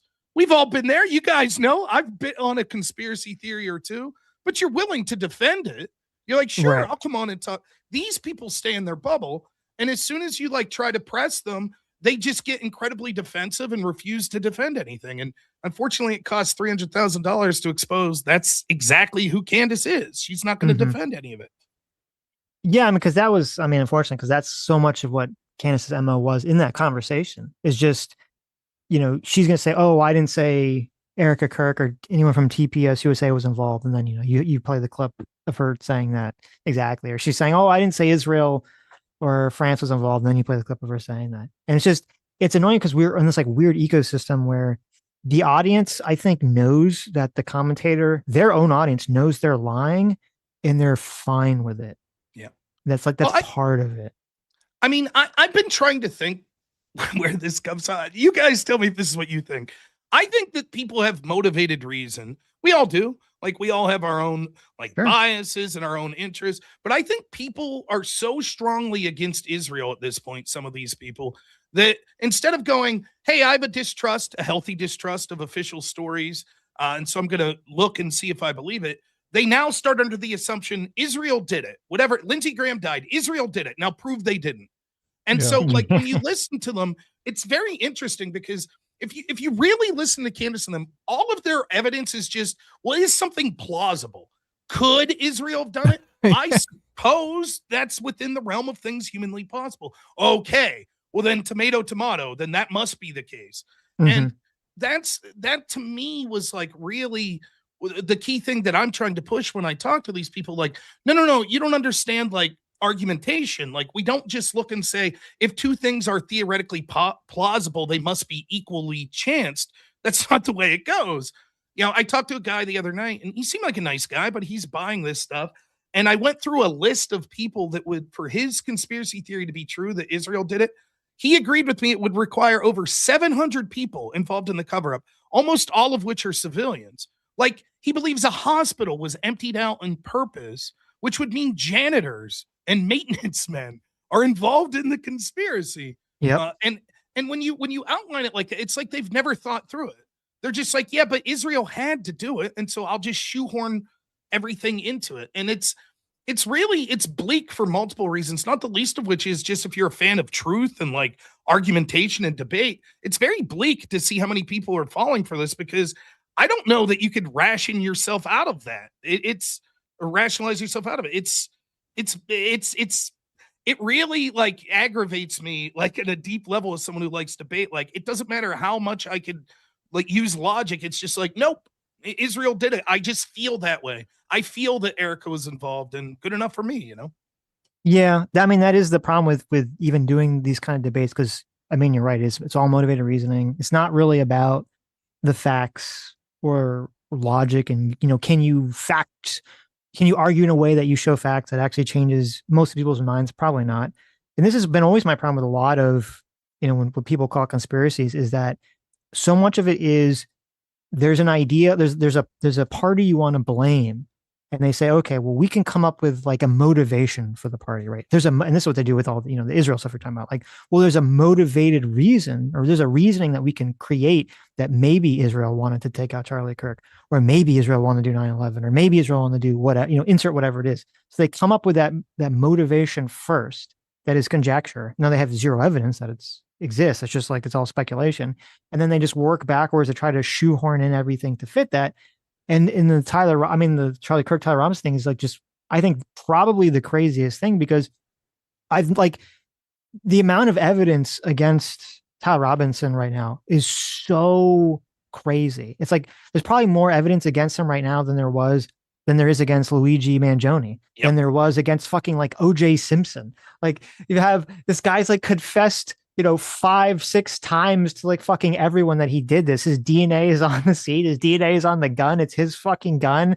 Like, it's so crazy how much evidence there is. And it just, none of it really matters, even though all the quote evidence that Candace wants to bring up, or anyone wants to bring up about how Israel's behind it, all, as you said, it's highly speculative, and it all requires the person to believe, well, every single person that's involved in this case, every single law enforcement officer, every single doctor, every person involved in this, all has to be part of this insanely high level cover up, which, I mean, first of all, to have this cover up at this level with no one leaks anything would be insane, number one. But then number two, it's also like, wait a minute, if Israel is this competent, you're telling me that Israel is so competent that not only do they pull off this assassination of Charlie Kirk, but they pull off this crazy cover up where hundreds of people don't leak any information about this, you know, whatsoever, expose something, right?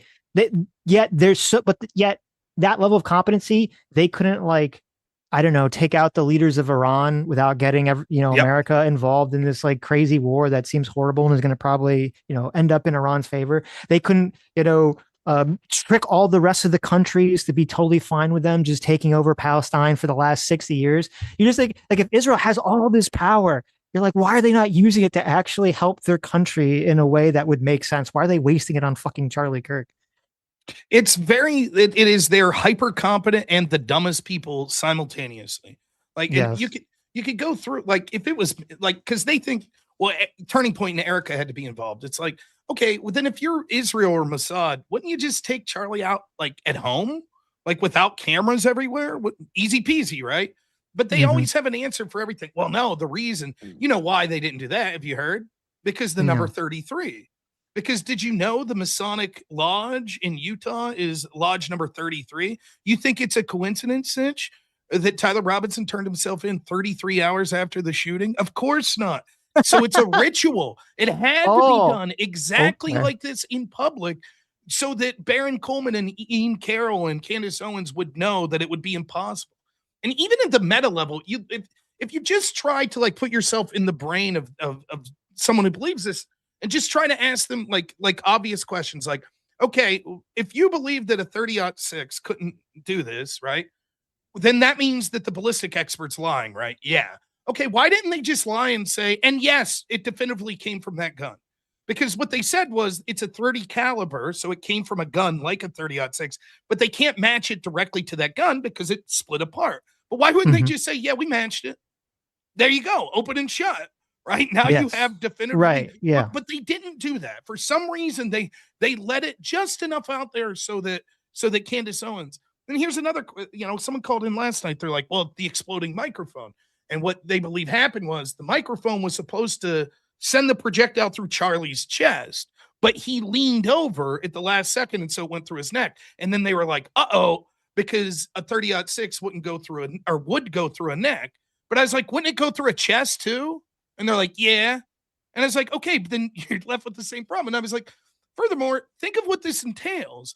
So let's assume this was possible, but it's placed so haphazardly that a mere movement by Charlie at the wrong time could cause this projectile to miss its target.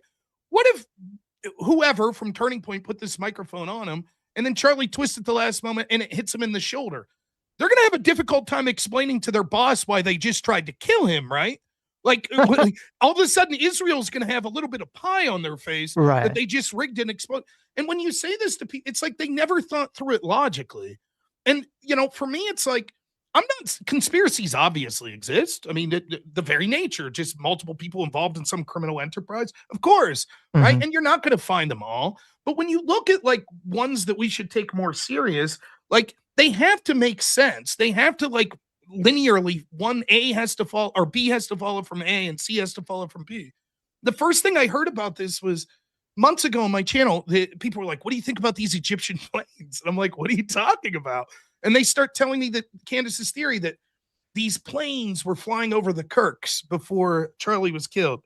And I was like, okay, and my audience is like, this is a lie. It's been debunked. But I'm like, okay, but let's assume that's true. What does that suggest? What's the theory? And they're like, we don't know, but Israel's involved.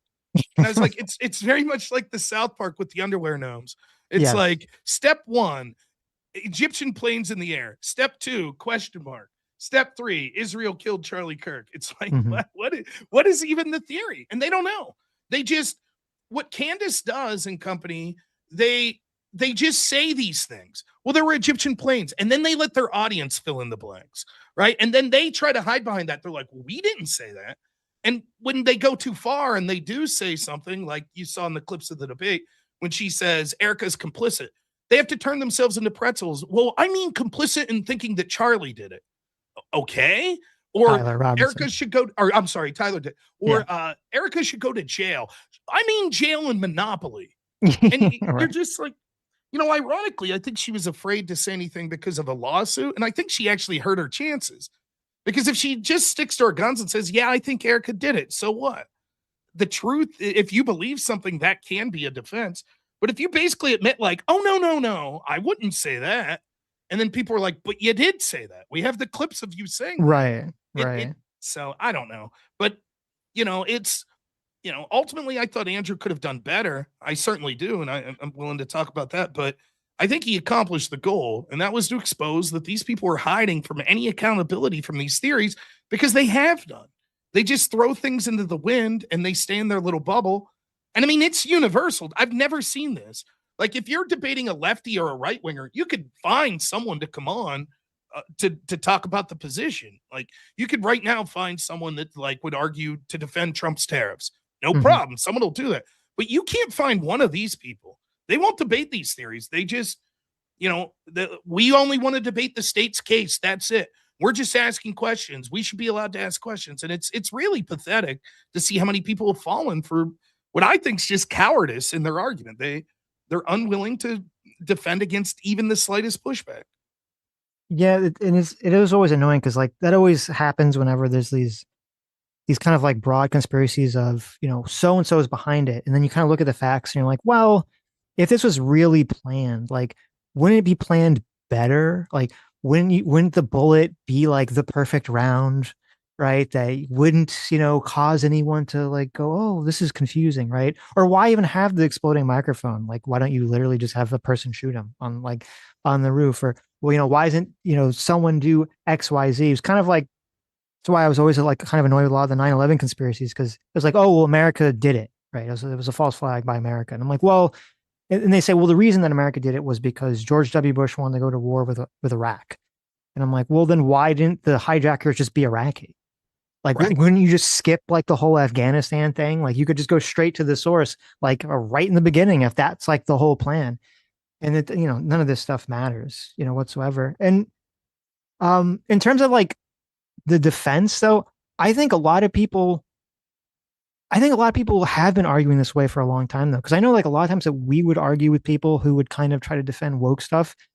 Occasionally we would get an actual person who would come on and they would actually defend the woke stuff. They say like, yes, this is what, we believe and we think it's right. Usually it'd be like this weird, like Mott and Bailey shell game of like, well, no one really believes that, or you're not really accurately talking about what the opinion is, blah, blah, blah, blah, blah. And then you go and you see on their show later, like, no, they're saying literally the thing that they're doing. So I don't know. It feels to me like this has always been kind of the problem with a lot of this debate space, or a lot of the political space now, is to just people do this fucking game where they don't actually stand by what the fuck they believe. I mean, I'm naive. I'll debate anyone anytime. Like, right. I didn't like Trump's alternate electors thing. I talked to you for 2.5 hours. You did. That's just like, I always like, for me, it's like, I'm a flawed person. And the easiest way to test if what I believe is accurate is to talk to competent people that have a different take. And so I'm always like, sure, I'll talk to anyone. I love debate. And it's just so weird to me. Like, I still believe the Hunter Biden stuff. I think that his dad wanted that prosecutor fired because it benefited his son. I believe that. Now, I might be right or wrong, but I'd talk to him blue in the face about it. I would defend that. And so when I see these people that apparently so strongly believe, into these conspiracies, it's frustrating that they're unwilling. And here's the other thing, right? Like, it seems harmless. Like, if you're a flat earther, no one really cares, I guess, that you want to run around believing flat earth and you're like, but I refuse to debate about it. Whatever. We don't care. What makes this uniquely damaging is not just because I'm partisan and I want Republicans to win, and I think this is damaging Republicans and dividing them, but I think it also is so heinous because it's attacking people that, if they're not murderers, are grieving. These are people who, like, this is a woman who lost her husband. And maybe Erica Kirk's a really bad person in real life. I shook her hand. I met her for 3 seconds. But let's assume she is. So what? I know people that I don't particularly like. And my goodness, if they tragically lose their spouse, it's horrible.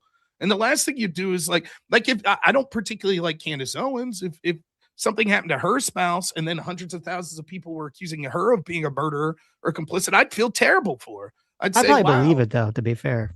At this point. I probably believe it.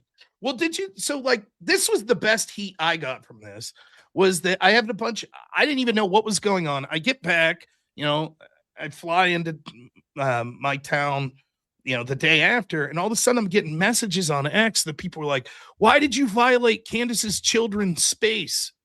And I was like, what? What are you talking about? And apparently, I was briefly in a video, but apparently Gerald, that came with us from Crowder's show, he asked the security, like, hey, can I do a quick video here? And they were like, sure. And then he was like, Rob, who do you think won the debate? And I did like a 40-second video. And so I was getting all this heat. It was literally the entrance room. They brought us into a garage and they wanded us down and checked all of our stuff to make sure we didn't have weapons. That's it.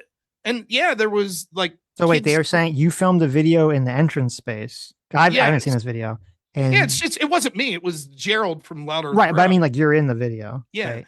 and so they're saying just because like you're physically in that space, that's somehow a threat to Candace Owens' children. Yeah, because Candace basically was like, these guys were creeps, and it was like in this area with my kids' play space.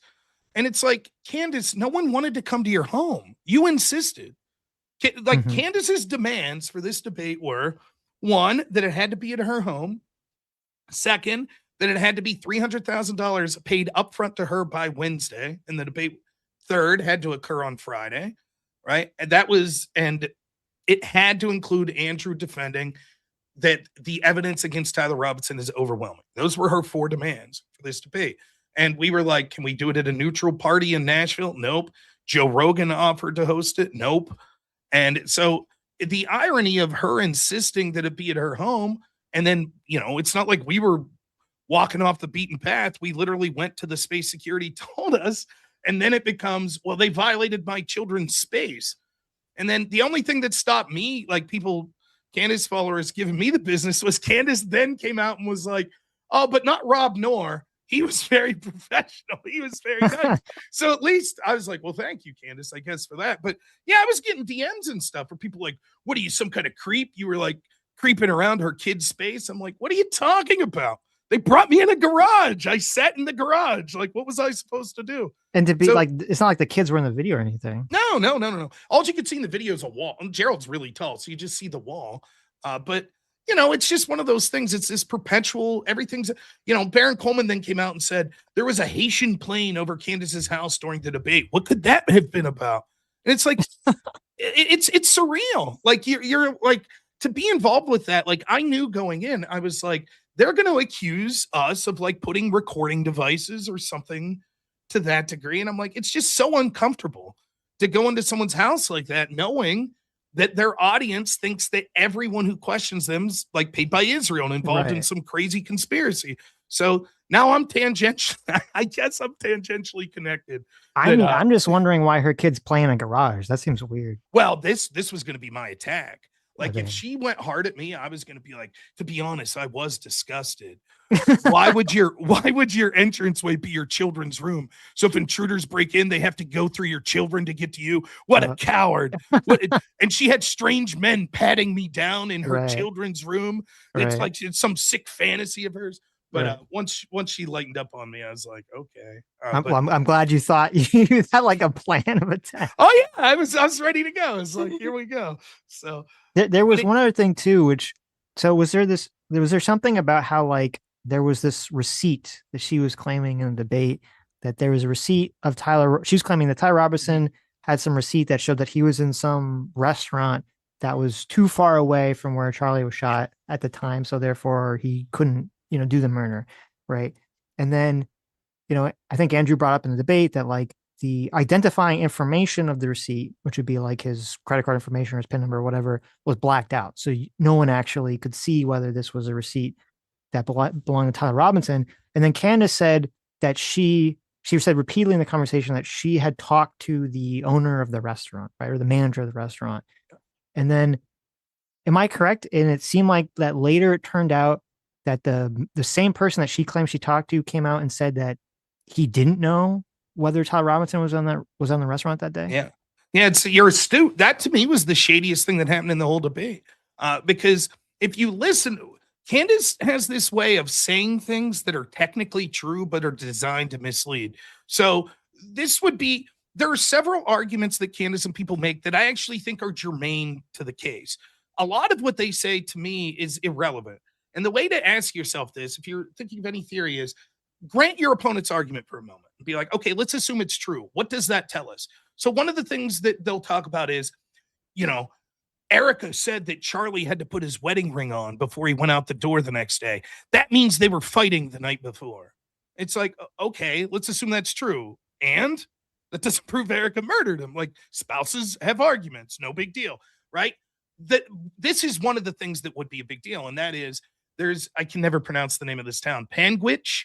And there's this restaurant, Cowboy Steakhouse. And the theory is that 2 of the people at this steakhouse thought they recognized Tyler Robinson. and later resulted in contacting the authorities because they thought he ordered a steak and a couple drinks. And they produced a receipt, but everything's blurred out on it.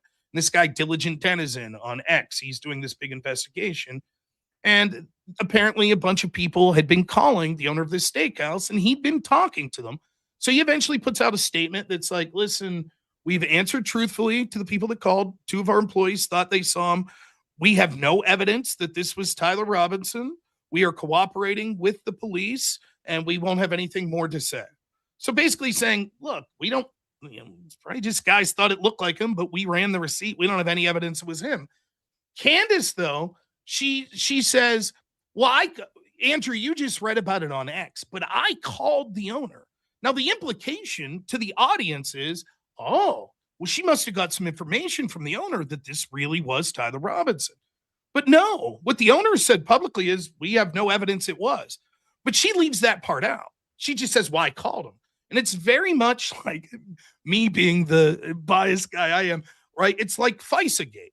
When the FBI talked to the primary subsource, Igor Dashenko, and this was one of the things I.G. Horowitz said was the worst abuse he saw. The FBI talks to the primary subsource, and Igor Dashenko tells him, like, this is basically all just bar talk. There's no proof of any of this. I was just running my mouth, telling jokes. And so the FBI goes back to the FISA court and says, we talked to the primary subsource, and we think he's telling the truth. And they didn't say what he's telling the truth about is this is all BS. So the FISA court stamped, okay, there you go. You got a FISA. It's the same thing that Candace is doing here. She's admitting that she talked to the owner, but what she's leaving out is the owner likely just repeated what he said in public, which was, yeah, Candace, I'm sorry, we don't have any evidence that's Tyler. But she says it in the debate like, oh, well, if she talked to the owner, and they're already walking it back. They're like, well, even if it's not true, still, because the argument would be then the text messages he's having to his lover, Lance Twiggs, would be inaccurate when he said, I'm staring at the wooded area where the gun is right now. He wouldn't have been able to physically be there. So it's very shady. It's a very slippery tactic. And it's like what I've started to learn in researching for this, and I've only been heavy into it for 2 weeks now. They're very good at like finding something that looks fuzzy or that a layman wouldn't understand or implying something that they know is not the truth. And unless you're really up on it, it's easy to miss. Yeah, I mean, because like I thought the exact same thing when she was in that conversation saying that she talked to the restaurant manager. The implication to everyone is obviously, well, the restaurant manager is saying, well, I saw Tyler Robinson, I saw him there. And you find out that's not true. You're like, okay, well, I mean, then you rewind it back and you listen to the very specific way she worded it. And you're like, oh, okay.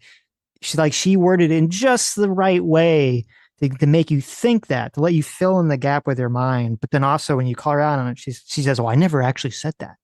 Okay. So constantly that was I was trying to get clips, and just so everyone knows, I know Andrew's talked about it, but all this was Andrew wanted her to answer for her claims like Mormon beekeepers did it. It was a Masonic ritual killing. The French Foreign Legion did it. Like the theory, it's good for a laugh. There's this guy, Milk Bar TV. He just puts clips of Candace up on X. You can watch hours of them. It's hilarious. One of her first theories, I'm not making this up. One of her first theories was Charlie Kirk was assassinated by the French Foreign Legion because Macron wanted to distract from the fact that Candace had told everyone that his wife had a penis. And so they killed Charlie. And it's like all about her. She has to be involved. And that's a bold claim, right? That requires some amount of like evidence or something. But wait a minute. Let me get this straight. One of the biggest conservative organizers in the country was killed because you said the French first lady had a penis and they wanted to distract from that. Yep. Okay. Do you have any evidence? But she doesn't, but she never has to answer for it. She just says something. And then the next time something crosses her mind, she says that, and there's never anyone there to push back. And then when you try to get her to answer for these, this is what happened, right? Like Andrew, first wanted to talk to her, whatever podcast, Brian Atlas was like, hey, Candace, I'll pay $50,000 for you to come on and discuss these theories. No response. 100,000, no response. 150,000, no response. Andrew says, I'll match it. That's 300,000. Then he goes on Joe Rogan and he's like, yeah, these theories are all garbage. Offered Candace Owens $300,000 to debate them. She turns that into, all right, Andrew, after Rogan, because she couldn't ignore it anymore. You pay me $500,000 and Turning Point has to admit that they're sending you. And Andrew's like, well, that's stupid. So she finally settles on $300,000, but she changes the debate. The debate's now going to be on, is Tyler Robinson guilty? And no one cares if you have questions about whether Tyler. Look, just in case anyone in your audience is wondering, there hasn't been a trial. There was only a probable cause hearing. The state hasn't even attempted to prove that he's guilty beyond a reasonable doubt. So if you still have a reasonable doubt, that's entirely expected. Like you said, Sitch, at this stage in most trials, we don't even have near the evidence we have now. So it's totally reasonable to be like, I still have questions. The problem is when you're like, and therefore Erica Kirk's involved, and therefore Israel's involved, and therefore the French Foreign Legion's involved. Now you're making affirmative claims. You should have to provide evidence or, at least give your rationale for why you're making those claims. But she was running from that. So the whole negotiation for this was basically Andrew trying to be like, yeah, that's cool. I'll defend half the debate. I'll defend the state's case, but I want you to defend your claims. And she had no interest. She tried to run from it the whole time. First, she finally said, you defend your case is overwhelming, and I'll defend my theories are, and I'm quoting now, viable. And Andrew's like, but you've said your theories are overwhelming. So she's like, oh, okay, I'll say they're overwhelming. And then when Andrew gets to the way the contract was a nightmare, but the way it gets written, the topic was, 1, there's overwhelming evidence that Tyler Robinson's the murderer, and 2, there's overwhelming evidence that he was set up as a patsy and he's innocent, right? And so Andrew's big fear, and because there would be like breaks for so that Patrick Bet David could sell shoes, so we'd go out, Andrew be smoking, and I was like, dude, we could talk for 8 hours on. You guys should have been doing ad breaks too. What the fuck? Well, I'll get to that. Can I? Rob, do you know about the money situation? Because I'm super curious. Like, whatever you're saying, whatever offers $50K, like obviously whatever is going to make more than $50K. Yep. So that seems like a reasonable business arrangement for me. But I totally don't get. And look, maybe Andrew is independently wealthy and I don't know it, or maybe his show is super popular and he's making $300K a night, so it's not a big deal. But for me, that's just like $300,000 to do something like this. I don't see how he's going to recoup those finances. So I'm totally blown down by, and Candace made this claim that it was financially irresponsible, and I just was like, because that's like a tough charge to make. Well, I think it was. It wasn't my money. I wouldn't. Well, no. Okay, so look, do you think it was financially irresponsible too? Then, it depends on how you're looking at it. So here's what I'll say: I don't know where the money came from in this sense. Israel. I don't know who could have sent Andrew money. Turning points. Well, it could have been, but I do know this: Andrew makes a shitload of money, like he really does, and I know that it was. I don't know how much I should say about this. It was. Well, I don't want to get you in trouble. No. I'll just say this. It was a huge point of nervousness for Andrew. For example, by the time we got the bank information to send the money to, it was Tuesday, and they were demanding the money by Wednesday. So Andrew had to get up like super early and go to his bank and try to like hope that the bank didn't put a hold on that amount of money.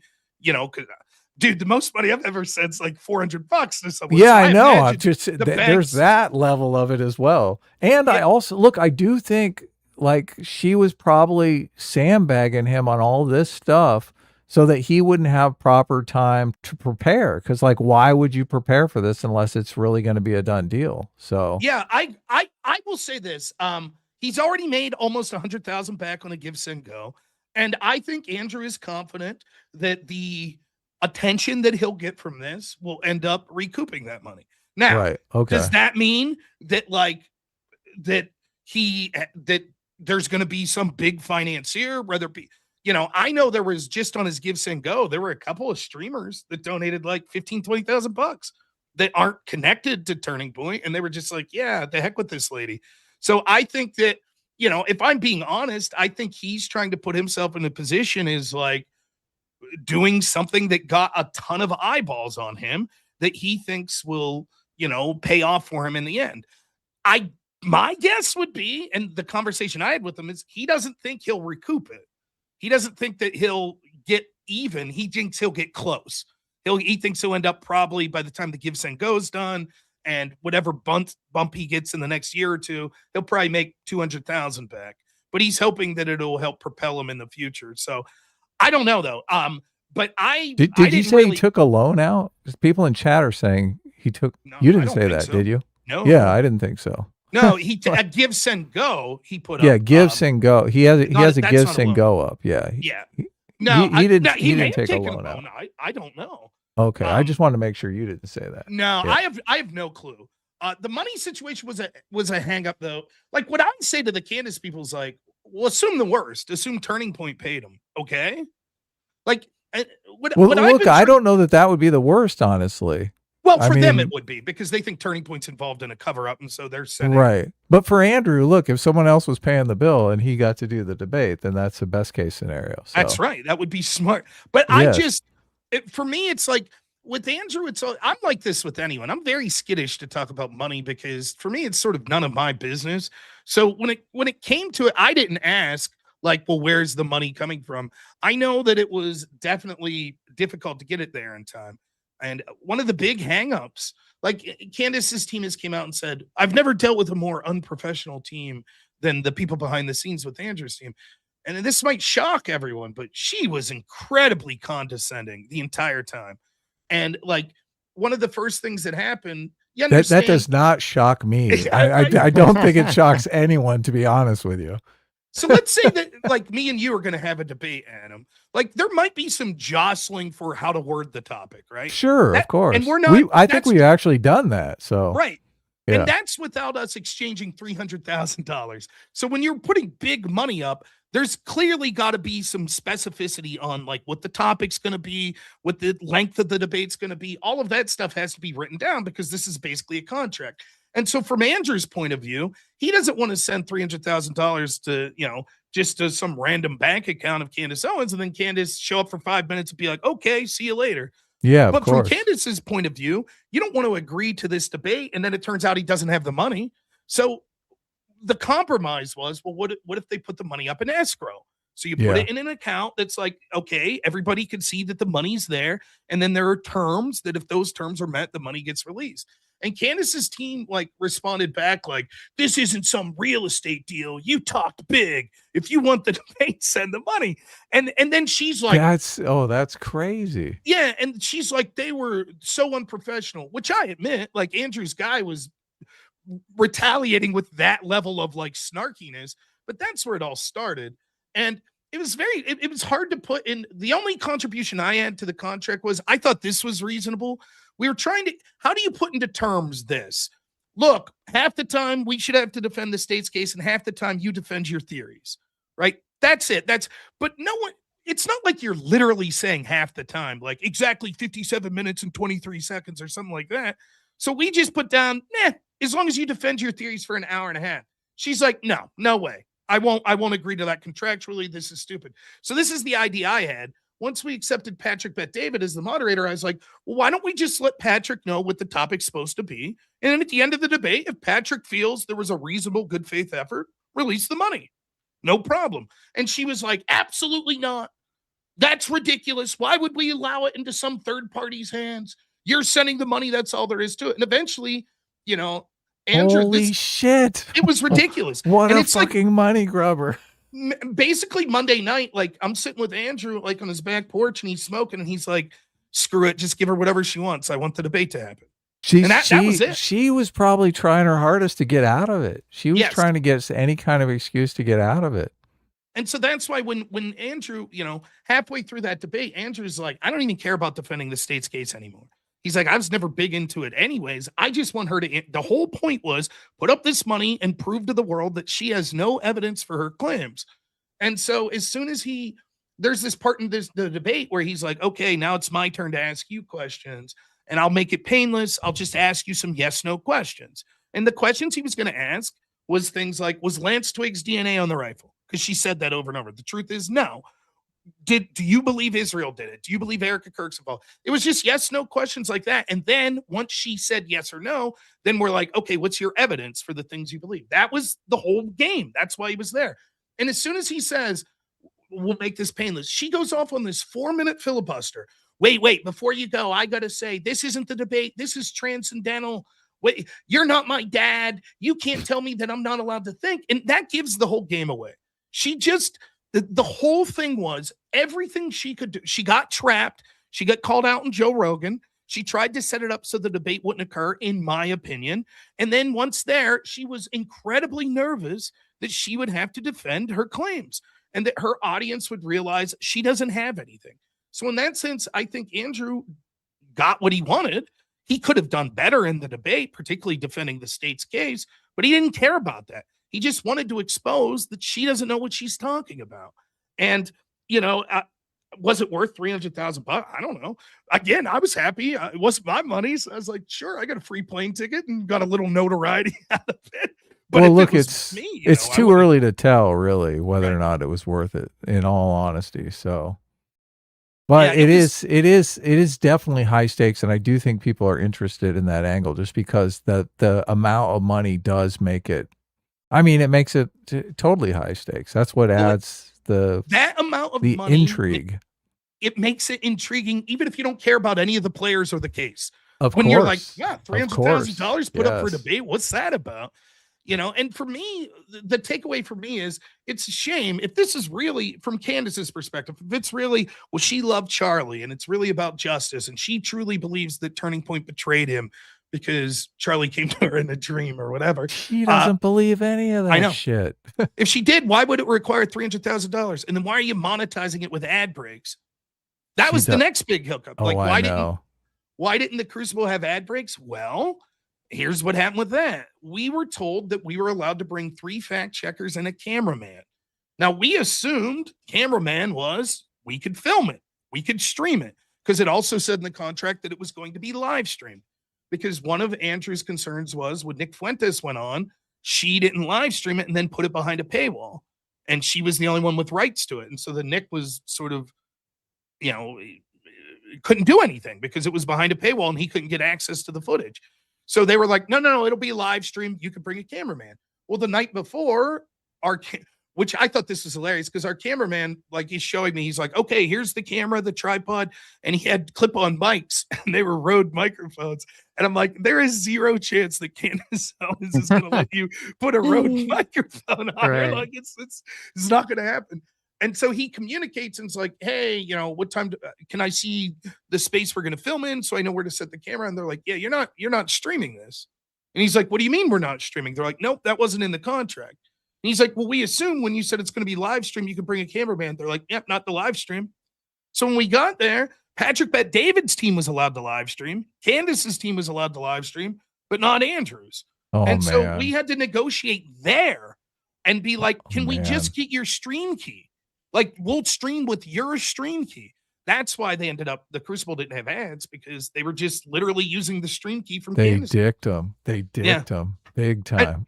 I mean, and that's absurd to think that you wouldn't allow, you'd allow the moderator to stream it, but not the other You participant. wouldn't allow the guy who paid $300,000 to make it happen. What fucking, and then what demons? The best part was, like, I put out a video. Andrew afterwards, like, he does a video with Brian Alice. It's like, yeah, her team was very nice, which, by the way, they were perfectly accommodating her team while we were there. And I said the same thing. And then it was Candace that fired the first shot and was like, they're so unprofessional.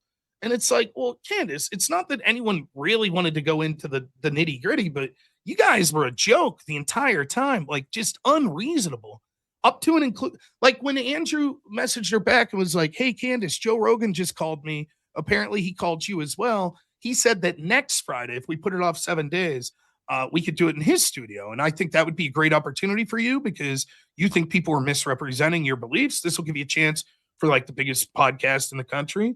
And she responded back like, stop being a Joe Rogan fanboy. This changes nothing. And it's just like, what is the attitude? She doesn't want to go on Joe Rogan. She wants this to be as small as humanly possible. Right. And so that's, and I think if there's one criticism of Andrew, I don't think that he had like the proverbial kill shot where it was like, it was such a flawless thing that like everybody's laughing at her. He screws up at the end there and then digs his hole even better when he doesn't list the charges, which by the way, she screwed up the charges too. But when he said, yeah, let me see your phone, I was like, uh-oh, that's no good. Because if it's not calling all the women retards was not really a good move, especially Candace Owens' audience is huge and probably like mostly women. That was not really that was not a well, that's move. his brand. It's not what I do. It's his brand. Right. And he's in a tough spot because he did write. What he wrote was the tweet she's referencing, if you remember what she said, was he basically said, I think Erica Kirk's too retarded to plan this assassination. And like, it's clearly a tongue-in-cheek joke, right? He's like, oh, I think she's an airhead. She couldn't plan this, and, his response is just to try to deal with it like, well, all women are retarded. I guess the best answer is just like, yeah, I'm joking around. You guys are calling a grieving widow a murderer or complicit in a murder. Sorry, I was trying to bring a little levity.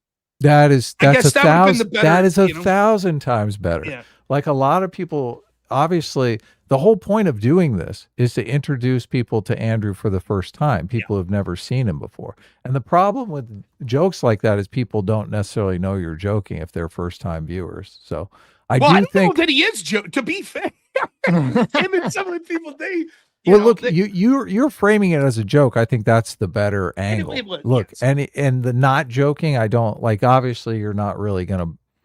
If you only want a male audience, okay, that I guess that's the situation. But at some point, like if you're doing this because you want to go mainstream or you want a bigger audience, which going on Joe Rogan, you think you would have access to a bigger audience. I'm sure Joe Rogan's audience is a little more split between men and women.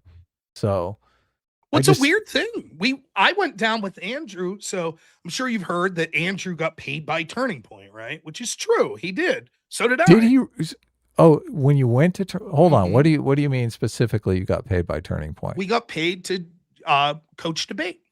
But you didn't get. But you didn't get $300,000 to do this debate. That's no.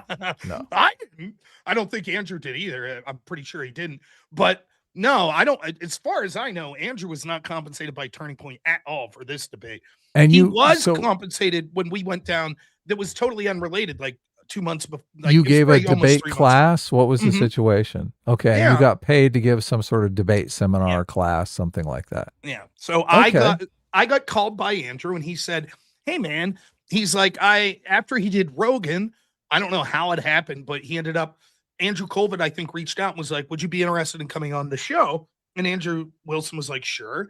And then they got to talking, and Colvett was like, we do the pick up the mic thing. Would you be interested in coming down and talking to our debaters? And Andrew was like, yeah, I got a friend that used to be a debate coach in college. I'll bring him too.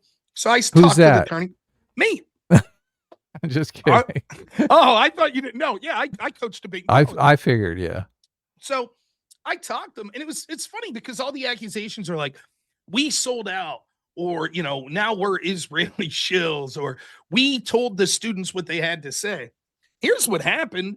They reached out to me and they were like, here's a list of the common questions our kids get on campus. Can you give us answers to these? And it'd just be things like, how is Trump's tariff plan good for young people? Stuff like that. So I answered them all, and then I sent it back and was like, yeah, this is worthless. And they're like, why? I was like, because you're not bringing us down here to tell people what to think.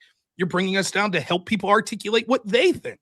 Right. So it doesn't matter what I think about tariffs. What matters is each individual person. What do they think about tariffs? When we went down, it was a lot of fun. It was like a 4-hour course.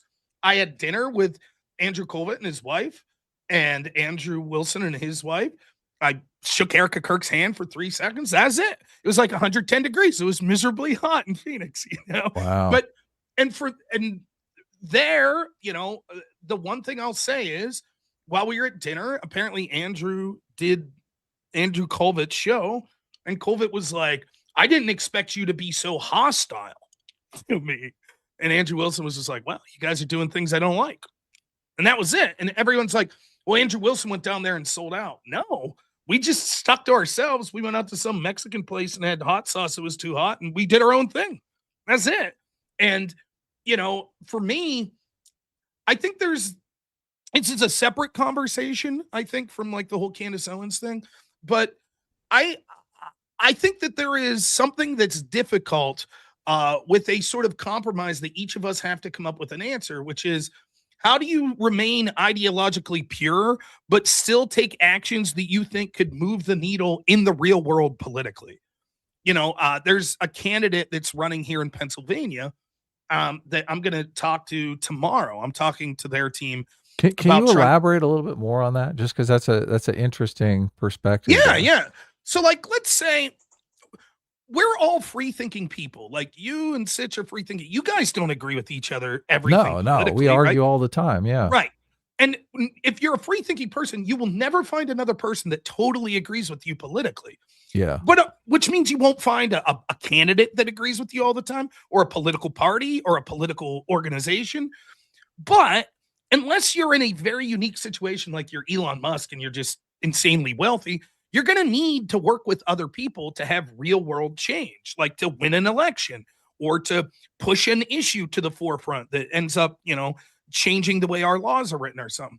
So how much are you willing to work with people that disagree with you, and how much can they disagree? For me, I really dislike the left. I really dislike the Democrats. So I'm largely willing to work with any group that's the primary goal that they're going after, even if that group has big disagreements. Like, so for example, I would work with a right-leaning libertarian group. I would work with Turning Point. I'd work with the Daily Wire. I'd even work with Nick Fuentes and company. Because but would you work with people on the left if you were aligned on the issue, or is that no? Because that's the real. I wouldn't. So, but look, so that was what the interesting point was for me, because it was like, so you're talking about aligning, working with different groups, but you're talking about it exclusively in the context of going after the left. Yep. Which I would like to break politics more down by issue than to get in this tribalist right versus left thing, because then you're kind of forced to say, well, if the left thought of it, and I'm ideologically opposed to working with the left, even if it's an idea that you agree with, you're forced to like be against it. You're smarter than me. I'm just a dumb redneck, right? I have to. I don't think so. Things. You seem pretty smart to me, so I just have to simplify things. For me, I could work issue to issue with someone on the left. So, for example, if there was someone like Jimmy Dore that during the pandemic was against lockdowns, of course I would stand in solidarity, but I would never help Jimmy Dore campaign. I wouldn't help him write a political speech because as a member of the left, he would be, or I wouldn't help him teach a debate course, because I know that we have fundamental disagreements on the majority of issues that I don't want to help him succeed in that. So I would work in a coalition in that sense, but I wouldn't use, it sounds so arrogant to say, but I guess I am a debate coach. That's part of what I am. And I don't want to use that to help people that I think those skills will end up coming to bite me on the majority of time that they would be utilizing that. Similarly, I wouldn't work with Candace Owens people, because I think that they're more than 50% antithetical to what I believe. And so I wouldn't help them. And they're trying to screw you at every turn. We found out here. But like, hey man, I could sell out. I could call Candace people and say, I got the goods on Andrew. Let me really tell you about his military, sir. Stuff like that. Oh my God. So dumb. But yeah, so like with Turning Point, I don't know what the impression of people that aren't in my little space are. Because I have a predominantly right-wing audience. And half of my audience is like, Turning Point's pretty cool. And half of them are like, they sided with Israel. We hate that. And for me, it was like, well, it didn't come up. The conversation of Israel didn't come up. I literally talked to students for 4 hours like I used to when I was a college debate coach. And but you get hate for it. And I wasn't paid some king's ransom either. It was a weekend of work. That was it. But a lot of people are like, well, that's when Andrew, he started going heavily after this stuff. Not really. He was arguing with his co-host, Jake Rattlesnake, about Candace Owens theories for months. And, I think that me and Andrew both think that the midterms are very important. We think the Republicans are going to lose, but we want to use our platform to help in any way we can. And attacking the lunatic right that's fracturing the right and making them look bad is one of the things we should do. Yeah, makes sense. the other thing is, I can't speak for Andrew. This dude got me to say this the other day, and I regretted saying it because I got to be clear. I can't read into his mind. I think we're friends. I think I know him pretty well. But for me, I saw Erica Kirk and shook her hand, and she looked exhausted, and she walked in a hall and she talked to Andrew and Rachel, and I walked away because she was sobbing. Wow. And I was like, That's tough. It's horrible. It's absolutely horrible. Like, I watch this video all the time of Charlie's kid running up to him, and whatever you think of all of this, that daughter is going to grow up and see that tens of thousands of people took to online to celebrate the death of her dad. I know. And then it's a bunch of fucking people that were terrible. formerly his friends are blaming her mom for helping kill him. And it's just, I don't know what that's like. I never will, hopefully. And to watch the human cost the whole time, like I'm having dinner with See, these Rob, look, if Andrew could have said something like this at the beginning of the debate, I think it could have been moving. It could have been really moving. But it's unclear. That debate, it was unclear. This is the reason he was doing it. This is the reason he was doing it. I think that I agree. I think there were things I would have done, but I can't speak for what his motivations. No. But yeah, obviously, but for me, what I've said is the reason this is a big story is, one, it's fracturing the Republicans going into the midterms. And I think as someone who wants Republicans to win, that's bad for me. The second thing is, I think this involves you all as well. I feel like we all, in varying degrees of varying levels of success, enjoy a space where we're sort of talking about political issues in the news in the online space. And I think that our credibility overall is being harmed by these people because just to be quite clear, it's a sideshow. It's QAnon 2.0. It's forensic files, except instead of watching CSI, you're involved. You're part of the investigation. And it's a joke. And I think it's hurting all of our credibility. But the third, I don't really think I have any credibility in the space for changing minds or anything like that. So I'm not really worried about that. I'm not worried about. I think I think what happened was this. I think we fought a battle, and by we, I guess I don't necessarily mean you. The online space fought a battle for the mainstream outlets should be trusted less. And for better or worse, we've democratized how people receive their information. And there are good things, such as if a few corporations control the mainstream networks or newspapers, maybe there's certain stories you're not hearing. So it's good to have outside perspectives. But the bad part is the lunatics oftentimes can have the loudest voices.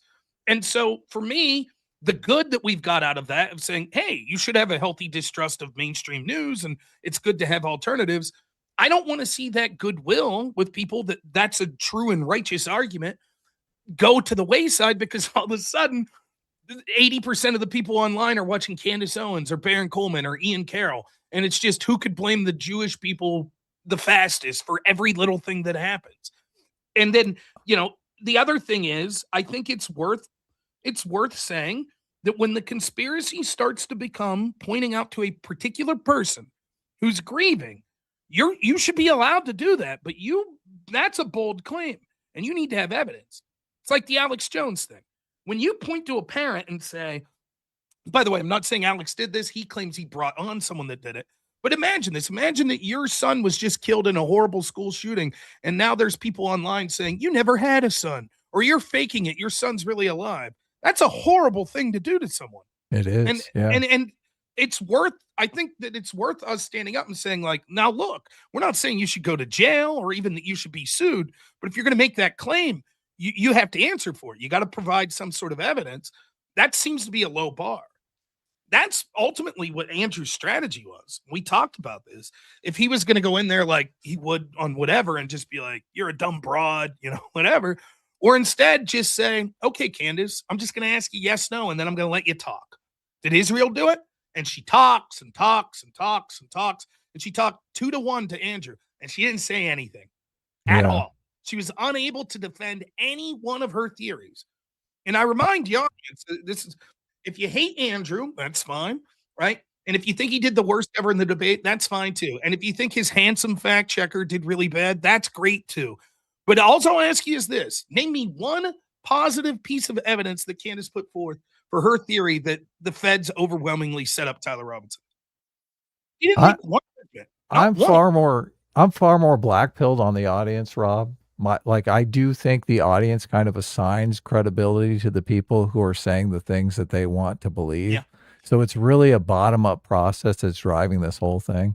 So that's why the idea that there's that Candace Owens has some sort of credibility, or that people are latching on to, or that other people have credibility that's being eroded by Candace Owens, I don't see it that way. I see there are a lot of people who they want to think the Jews are behind everything, and Candace Owens is the latest outlet for that belief. So they're assigning this credibility to Candace Owens, which is totally unearned and undeserved.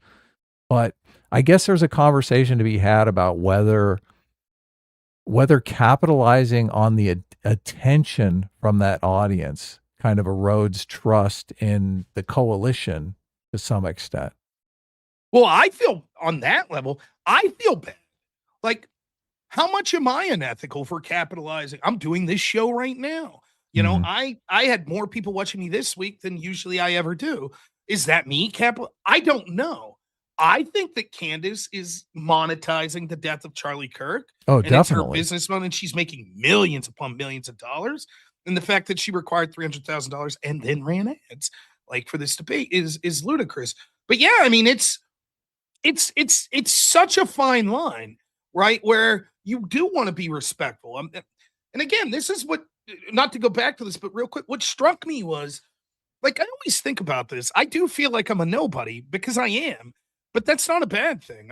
I don't like, you'd hear these stories that like someone would, get assassinated or murdered. And it was like, oh, the killer, his uncle worked for Gerald Ford. And I'd be like, man, I don't know anyone in my life. I don't even know a cousin that knows someone. It's like, it's so weird that like the world has these connections, but not me. I just live in the woods here. And so I've always thought like these great things, like great moments in history happen. And I don't mean great isn't good, but like just very important. Like MLK shot or JFK shot. What would it have been like to be like Jackie's neighbor or their school friend? Because what you lose sight of is that these are humans. That yes, it's a huge political story. It's a huge cultural story. But Charlie was someone's dad. He was someone's husband. He was someone's friend. He was someone's kid. And all of a sudden, here's little old me, and I'm sitting down to dinner, and here are these people that are affected. And it's like, wow, you never think about that in history, that it's like these actually were humans. Like that at the end of the day, although they might have power or money or they're living lives like I'll never live, they had loved ones, and now they're gone, and they're treated like it's a game. It's just something to talk about. It's a story. It's, oh boy, the chess pieces have moved. Now what do we do? And it's incredibly awkward. It's hard to even like talk about. I feel guilty talking about it because I'm like, am I doing the same thing? Or I rationalize it to myself to say, I don't think if Candace and them would have talked about this, that I would be talking about it as much. I would be like, look, the left are lunatics. We keep seeing these sort of violence and assassination culture that's springing up on the left, and there seems to be no accountability.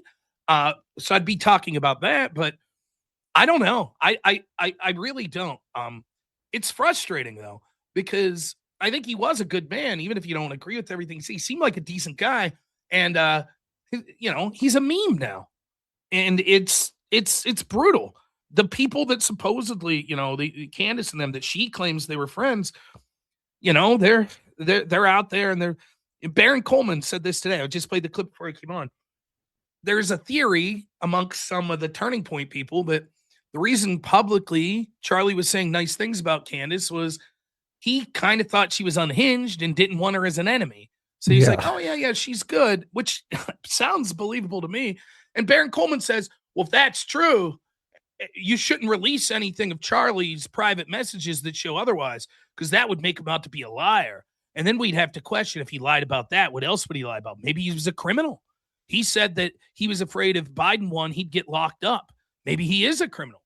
And it's like, man, these are the people that are out there saying justice for Charlie. And they're like, but if he ever said anything critical of Candace, well, then maybe he was a bad guy. It's a surreal thing. There's this woman Z she runs on F America. And their whole thing was they just followed around Turning Point and, they'd put Destiny under a little tent. I remember that. Yeah. Yeah. Supposedly the person that was asking Charlie a question when he was killed was from on F America.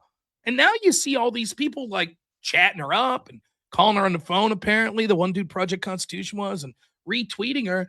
Like this whole group hated Charlie. They basically were like, well, he was a fascist. He had it coming. Their members were like, or people associated or fans of theirs laughed at Charlie's death. And now in the name of fighting for justice for Charlie, that's who you're working with.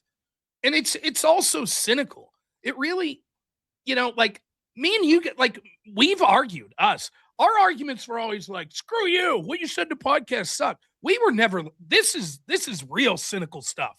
Like real, like scummy. It makes you feel dirty that like this sort of shit's happening, that there's this cottage industry monetizing their entire business model is Charlie's death and accusing the loved ones of Charlie of being complacent and just throwing darts at a board to see, okay, the French Foreign Legion was involved. There we go. Are we near a breaking point? Are things going to get better? Are things going to devolve? Have you seen this what's her name? Lindsay Clancy? Have you seen this stuff? I don't know that I see that in really some sort of political. Well, it's not political. I think it speaks to something cultural we're in like, it seems that we're bifurcating to a post-truth world where it's just like the entertainment's more important than the truth. Right. And so we've been in that world for a long time though, obviously. But it's getting worse. Like all this stuff around George Floyd was kind of unmoored from reality. Yeah. No, you're right. I don't know. Donald Trump praised neo-Nazis, unmoored from reality. Like that, but people live in that reality, even though it's completely fictitious. It's frustrating to me because for me, I always tried to stay in the realm of like reality of what I could see. And obviously reality is murky enough that people are going to disagree. You could have a right winger and a left winger that both see the same thing and could both accurately describe it, but then come to alternate conclusions on what should be done about it. That's reasonable. But now it's like, we're so cynical that it's like, I mean, truly, I think what's happening here is we see that there is, I could speculate, but I guess I don't know if it's worthwhile. We find an issue, right? In this case, it's Israel. And we're like, okay, Israel's wrong and they're responsible for everything ever. Right. And then we just say, now prove they're not. And if it doesn't matter, you have these people that are aligning. You could have the most ardent pro-life person in the world with the most ardent, like abortion up to 9 months, pro-choice person. And they will ally on the fact that but the real enemy is Israel. And that's it. And if you even suggest, I don't know, man, I don't see proof that Israel did this, then you're the enemy. And I see it in my channel all the time. Like people that are watching me right now saw it just before I came on here. Same thing, man. And I'm like, I don't understand it. My position on Israel is I would never send them another dime again. Doesn't matter. I'm a Zionist. And it's at some point, it's like, I guess it's not new. It's insane at how effective it is. And what's added on top of it this time is the human story, the sensationalism, the CSI thing. And I think you're really starting to see how we're like with the advent of AI being able to make things like more realistic, we're in a lot of trouble. I mean, there are millions of people that believe that Candace Owens blew this case wide open by taking a wide angle, like fish angle lens security camera, putting it in Microsoft Paint and changing the aspect ratio to 16:9. And they're like, that's it. Open and shut. Case closed. That proves that it couldn't have been Tyler Robinson because this dude's shoulders look too wide. And you try to calmly explain to them like, no, that's not how wide angle lenses work. They distort more at the edges. So if you look at the car at the edge of the photo and it looks scrunched in and you stretch it out to make it look like a normal car, what happens is you stretch out the center of the frame even more. And so now the person that was in the center of the frame looks comically stretched out. But because he's comically stretched out, they're like, well, Tyler Robinson was a skinny guy. And so it couldn't be him. And I tried to explain this. I'm like, I know less about computers than probably any other streamer. It took me 15 seconds to recreate the image. And I know nothing. And it doesn't matter. Like but we saw the photo. We saw it. We saw the photo. And then you try to go down to other logical tracks. You're like, okay, well, if you could figure this out and like, just by seeing the image, why didn't the defense team speak up and say, Your Honor, clearly the prosecution's manipulated and compressed the photo. Like, clearly, look, we'll show you. But they were silent. And then you know what you get from that? Well, the defense is in on it too. And it's just, it's endless. At this point, Candace's team could like present an AI video of Charlie being like, I think Israel's going to take me out tomorrow. And they would all buy it. Yeah, they would totally. be like, yeah, that's it. Yeah. Sitch, what are you up to over there? I'm just chilling. So drunk. So maybe what else can we talk about? Let's move on from Yes, I'd love to. I'm talked out on Candace, but go ahead. I have other drama that I want to bring to you. You ready? Oh, nice. That's what I want to hear. You ready? Let's get into streamer drama. Our good friend Pisco. Yeah, I was going to say, is it about Pisco? We haven't talked shit about Pisco in a long time. Yeah. What do you think? Are you down for a little Pisco shit Of talk? course. Always. Yeah, always down. We got to take his reputation down a peg. That's right. Him and Candace Owens. I lump them together. No, I'm just kidding. But yeah, Pisco, I met him at this Word War thing. He's a nice guy in person. I always kind of liked him. And I had it pegged like this. I thought he was trying to do a Destiny impression. Right? Because like if you had a conversation with him like outside of that scope, he could be a reasonable person. And I thought he's smart, a decent debater. But he puts on this bravado, particularly on X, where it's the most insufferable character I've ever seen. Oh, of course. Yes, I've seen this. Yeah. And he like here's my favorite. Like he'll go after someone that's like big, like Dave Portnoy, right? And and from Barstool Sports, and he'll be like, "Hey, Dave, would you like to come on and talk about this?" And then Dave will either not respond or he'll say something like, "Well, I don't know what there's to talk about." And then Pisco will be like, "You piece of shit, you running from me, you moron. You know you'd get wrecked." And I'd be like, "Hey, Pisco, let me give you a little advice. I think that you'd catch more flies with honey. I don't know that some big name guy like that's going to like Dave Portnoy's going to roll up his sleeves and be like, all right, dude, let's do this." And that's his approach. And so I talked to him about like how I thought it was going to, I was like, hey, pull it back. And now he's working with these Philbro people. And man, I did this debate with him. It was 11 hours. I debated him. What? If we should pack the court. It was wild. You had in one sitting, you had an 11-hour debate. And I told him I was ready to go another 14. Why would you do this? This sounds awful. Yes, masochistic. So who's even going to watch 11-hour debate? Well, there was like 10 people left at the end. Yeah, I bet. It was terrible. 10 masochists. What he did was he brought the one dude on as a moderator. His name was Avi. And Avi seems like a nice guy. And he had this like, I call it a syllogism. Apparently I'm wrong because I don't know anything about it. Apparently a syllogism's just 2 premises and then a conclusion. But this was like 6 premises. So it was an argument. And he's basically arguing we should pack the court. And I think that's bad. And he keeps appealing to the moderator, like, well, is this formal logic? And he has it all written up like a math problem, like formal logic. This is a joke. And basically, the crux of the debate was this. All words are utterances, and they can all mean whatever, right? After all, language is just it's created by people. So when I say court packing, I mean adding seats to the court. But that's not what Pisco means. Court packing could mean a million things. And so the whole debate was me being like, okay, how do we define court packing? And then he would give like 7 terms. Like he'd say partisan. I was like, define partisan. Then he'd give like 4 terms to define Why partisan. do they do that? It why was can't brutal. why can't they just clearly articulate what they want? Why is it a dancing around? I don't want to say the wrong thing. I don't want to get cornered. Like, do you have a fucking position or what? This is what I told you. That this are the conversations that we have with these people when you debate them, is that they just dance around. They don't really want to have like a strong stance that they defend. Well, it's like the Philbro people, like Andrew Wilson and like Jay Dyer, they'll do these debates I consider myself like basically a non-denominational Christian. I go to a Catholic church, but you know, I'm still looking, I guess.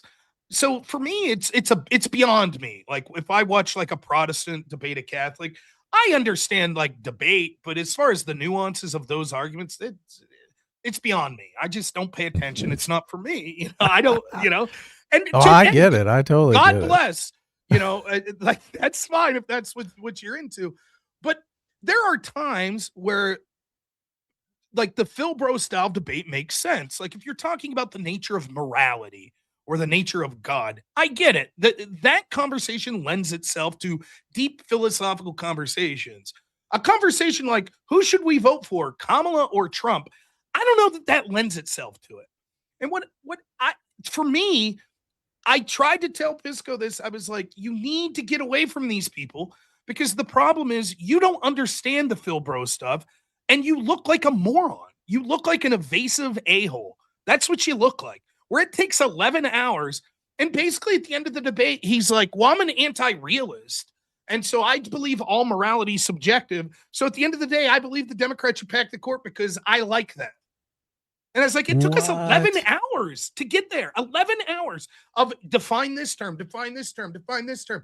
Then he would define it and I'd say, okay, given that. And he'd say, I never said that. And I'd be like, yeah, you did. Then you had to go back like 20 minutes earlier. And I told him at the end of it, I was like, yeah, I don't think we'll be debating for a while.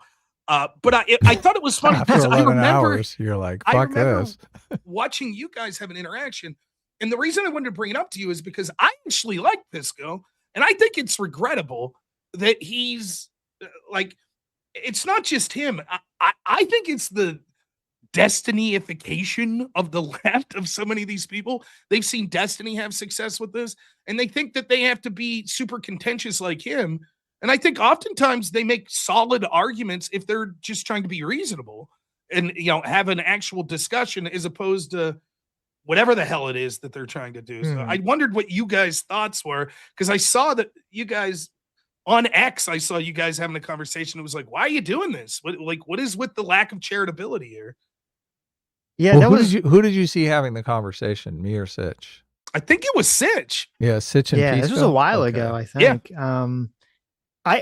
I have a different. I mean, I've never personally interacted with Pisco in person, so I don't know. I have a different take, which is, I think he is smart, but I think he is a person who has anger issues. So that when he explodes on Twitter or when he explodes in these conversations, I don't perceive it as him playing like a Destiny character. I perceive it as like, this is his true inner rage coming out. He's hulking out. There's been like, because I remember like actually like the first, I don't remember what the topic was, but I remember the very first conversation we ever had with him. Destiny was there. I really don't remember what we were debating. And he comes on and he's like, at first he's like very nice and seems very reasonable. And then I don't know, like I say something, Adam says something, and all of a sudden it's like this switch flips and he just spurgs the fuck out. And I call it out, I'm like, what the fuck just happened? You just went like from 0 to like 1,000. You just raged the fuck out over nothing. And even Destiny in that conversation was laughing, even though I think I was debating with Destiny about whatever the topic was laughing and agreeing with me that Pisco was doing this like weird spurg out thing. So I think he just has anger issues. He's just hitting testosterone or something. I don't know what the fuck he's doing, but he needs to work it out. Yeah, you might be right. I don't know. The whole relationship with Destiny, I thought that like I just debated Loner Box at DebateCon 8, and I don't follow the drama much. I know there's stuff going on, lawsuit and stuff. I'm not really interested. I don't care. I never have with any of them. But you know, I knew that there are people that are like kind of get along or whatever. When the Butler assassination attempt happened, I was really bummed out because I like to think that all of us on here, that there's like at least this level of camaraderie that it's like, well, we all kind of do similar things and we're advocating for what we believe, and sometimes, you know, tempers flare, but it is what it is, you know. But with that, it was disturbing because Destiny, it seemed to me, was crashing out. And, you know, some of the stuff he was saying, he told Pisco that the worst thing that could happen was the bullet missing Trump. And so I reached out to Pisco and I was like, hey man, like, it's none of my business, but if you're friends with Destiny, like, you gotta like tell the dude to get offline for a week, because it's out of control. And well, specifically, he said stuff about the innocent person Corey that went to, who got killed, was somehow guilty for just attending a Trump rally. Like obviously, I think the guy was a Trump supporter, but I mean that idea that just supporting a candidate makes you a target for assassination is just, I mean, that's revolting. So it's for Pisco, for me at least. I just wanted to say one positive thing about him. I do think that he legitimately was trying to like pull the reins back on that, which is a low bar to praise someone about, but that's where we're at. I mean, well, no, that's good. Yeah. Loner Box, who I always thought was the more reasonable of them, he put out within 24 hours of the Butler assassination attempt, he was like, well, what point should we have taken out Hitler? And like, oh my God, he said I'm that, like, really? what are you doing? Yeah, I called it. Jeez. He was like, well, if you have a problem, call in. And I was like, what are you doing, man? I thought you were like the more level-headed of this crew. And he's like, well, it's just a legitimate question. It's not really connected to Trump. And I was like, come on, man. Bro. I just debated him. Then I brought this back up. The topic was, is Trump a fascist? And, my point was like, I don't really care. Fascism's like racism to me. It's like a word that they change the definition of all the time. So I argued, I was like, here's my definition of fascism. I don't think Trump meets it. I don't think Trump meets yours. But I was like, the more important question is, why are you gung-ho to call him that? Because to me, it seems like wink, wink, nudge, nudge to your audience. And so now what I'm seeing with all the infighting on the right, the Candace Owens and stuff, I think the fighting on the left's more interesting. Like when you're seeing like the Destiny versus Hassan stuff, because from my perspective, like Destiny's like, Hassan's unhinged. These people are nuts. They're basically terrorist sympathizers. But from where I'm sitting, it's like, Destiny, I don't think you're that different. Like you're different in your political beliefs, but as far as the extremism, like Destiny's audience is crazy. His moderator went on Destiny's show there a few months ago. Warren Smith has a video up about this and was like, we have real, and I'm quoting now, school shooter vibes in our Reddit. And Destiny's just like, God. Oh, what can you do? And it's true. It's true though. If you go to those Reddits, like after the Butler assassination attempt, everyone was just parroting Destiny there. Well, we tried to beat him through the Supreme Court and we couldn't. And now we have to take matters into our own hands. And so to now watch months later, Destiny, like, well, Hassan's getting mainstream traction. Don't they realize how extreme he is? I'm like, that's you. That's who you are. You're just more rational with your political takes. Like, I think that Hassan's an idiot that doesn't know what he's talking about, but it's bleak. Hopefully the electorate has no stomach for this. Hopefully this is just an online phenomenon and it's not going to get any say in the actual corridors of power. What do you think though? Like, I don't know where you guys stand on this, like the ICE riots. Like the way I see it, this is my personal opinion. I don't think before we I want to say something about the Destiny thing. That was kind of interesting. It's the direction that they've kind of gone in is the Destiny orbiters have gone is kind of fascinating to me because it was really like Pisco and Destiny in an echo chamber, kind of like hyping themselves up about how like Trump was going to be the fascist dictator to take over America. Like the two of them were kind of like, once the Supreme Court was like giving Trump immunity and everything. Like I remember watching the stream, they were like hyping each other up into like this kind of frenzy. And then that's kind of fascinating now to watch the situation where, we had some debates with Pisco and I don't remember. I think it might've been, I don't know if it was Josiah or Hutch or someone, so we had a conversation with a bunch of the live and learn people kind of about how like the socialist stuff on the left is going to keep growing and growing and growing and kind of start to take over and it's important.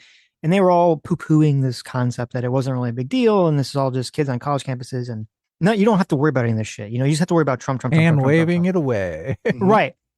And it was very annoying to talk to them because like, I mean, as you know, I'm not like, I'm not some giant Trump supporter, but like every conversation with them was just like, what about Trump? What about Trump? And I'm like, okay, like, why do I spend the entire conversation debating you just trying to defend Trump?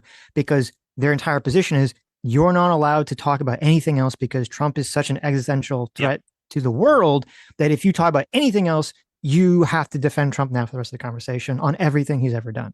And it's fascinating to me that now like the Live and Learn podcast and even Destiny are now all split themselves because now that they see that, guess what? Me and Adam were right.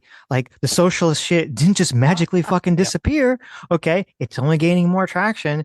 And their number one, fan Hassan is gaining more traction in the public space. Now suddenly there's this fucking divide. And they're like, oh shit. And it's funny to see like now Destiny has like done this like complete 180. And apparently, I mean, I don't know if I've been watching him a lot, so I don't know. Maybe Trump still is the Hitler 2.0, but now he's on the whole train saying like, oh, we have to stop Hassan, we have to stop the DSA. All these people are crazy and evil. And my theory, my pet theory, is that his really motivation for this is really more personal. Yep. Just because he hates Hassan so much. Like if it was some other random socialist, like now again, I have no clue if this is true, but this is my pet theory, that if it was some other random socialist, like he wouldn't have this take. But because it's Hassan and he personally hates Hassan, like that just drives him fucking crazy to see Hassan gain all this popularity and traction. I totally agree. And I think I understand Destiny's point of view because, I mean, what do you two think? I think if there was a debate between Destiny and Hassan, it wouldn't even be close. Like Destiny, of course not. Of course, Hassan's Destiny horrible. would wipe the floor with him. Yeah. So it's from Destiny's perspective, it's like, how is this possible? This dude doesn't know anything, and now Hassan's winning the point. This goes to what I was saying about how people assign credibility to people who are just saying the things they want to hear. Yeah. That's how it happens. Yeah. The fucking dum-dums. Right. Absolutely right. And it's so I think you're right, Sitch. I think that is most of it's just Destiny's pissed off because that should be me, not Hassan. Should have been me. He was trying to do the canvassing stuff too at first. It's so funny. And it's they're like, look, again, I'm biased, but like I guess I'm usually when I'm doing canvassing type stuff, it's not so much an online space that went to canvassing. I'm working with like, traditional 65, 70-year-old guys and ladies that have been in the Republican Party for 30 years doing this stuff. But everybody's having a good time. With that progressive victory stuff, it's so predictable in these left-wing spaces. Like the first thing that came out, there was women coming out like, we felt like we were objectified, that it wasn't a safe space for us. And you're just like, oh my gosh. Like it's so predictable. It's like, man, they can't get out of their own way. I feel my take on Destiny is if he's smart, he's charismatic, he's entertaining, right? He just can't get out of his own way with the drama. And obviously I'm not to speak on the legal drama. I don't know what the truth is. I haven't looked into it. I don't really care, but it's stuff like that. And so it's got to be frustrating for him to see, look, his son's this moron who's like a Nepo kid out there pretending to be like a socialist while he's living lavishly. And the guy just says the most vapid nonsense and he's getting puff pieces in mainstream publications. Meanwhile, Destiny's seems to be, the spurned ex that's being shoved to the side. And I sympathize. I understand where Destiny's coming from, but it's just like, look, like you said, I know I've watched the episodes. I've watched your conversation with those guys where you were like talking about how insane and extreme some of those people were. And they all it's always Trump. And I don't know where the Democratic Party goes after Trump. There's nowhere to go, but whoever the next person is worse than Trump. Right. That's it. That's all they can say, right? Because they've built it up. It can't be like, well, it's Bob Dole. Well, he's a lovable old man. He's just not very good, policy wise. They can't do that. Republicans are falling into the same trap though, because like they're just going the socialists. Granted, I agree with them that the socialists are getting out of hand, but I do think they need to pair that with some sort of positive vision for America. And I mean, this latest one where Trump is like, or people in the Trump administration are saying, we need to lower capital gains to adjust for inflation. So we're only going to be taxed like the lowly guy who makes a paycheck. Obviously his wages aren't adjusted for inflation. But if you're rich and you make money off of capital gains, then you don't have to pay. That is not like a winning idea for how to get gas prices back down again. Well, Trump, I think that there was for a message that would resonate for like particularly young people, but a base. I think that Trump comes in and his first 3 months are excellent. Like the Doge message that resonates, right? And there's other, Yeah, things that definitely. he's doing. And Immigration stuff, Mhm. mass deportation. He's like really doing it. He's trying to keep his campaign promises. But now it's the midterm, so the Republicans need some sort of positive vision. They're terrible. Yeah, Sorry, I got a contra, but I don't, dude. I mean, I can make the case, but they're making it hard for me to make the case. I'll say that. Well, what is the case that you would make? Because you're obviously far more conservative than either Sitch or I. So I think that what you're seeing is that they truly thought that there was importance in dealing with Iran, and that this is something that's been on the table for 30 years, that someone finally needs to rein this regime in, and that they truly do believe that they were attempting to get like a weapon of mass destruction, which not that they would necessarily use, but would put them in this position where, it would make things very troublesome in the area. I think they thought that it was going to be open and shut, and it's not. And that's on them. They should have to wear that. But I ultimately think, despite that, and the fact that you would see that that's going to do things like increase energy prices and thereby inflation, the same with the tariffs, that the vision was more of a long-term one to bring manufacturing back.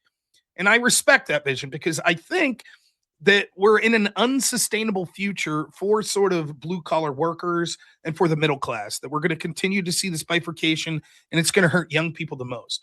So the idea of importing so much labor through illegals, through H-1Bs, et cetera, and despite the fact what so many people that are on the right want to say, there's an article, a great article by the Cato Institute from a couple months ago. They're more worried that Trump's doing more to harm H-1Bs than he is illegals, which from my perspective is good. And that's a message to young people. Yeah, that's the selling point. Yes, that's something that they should be touting.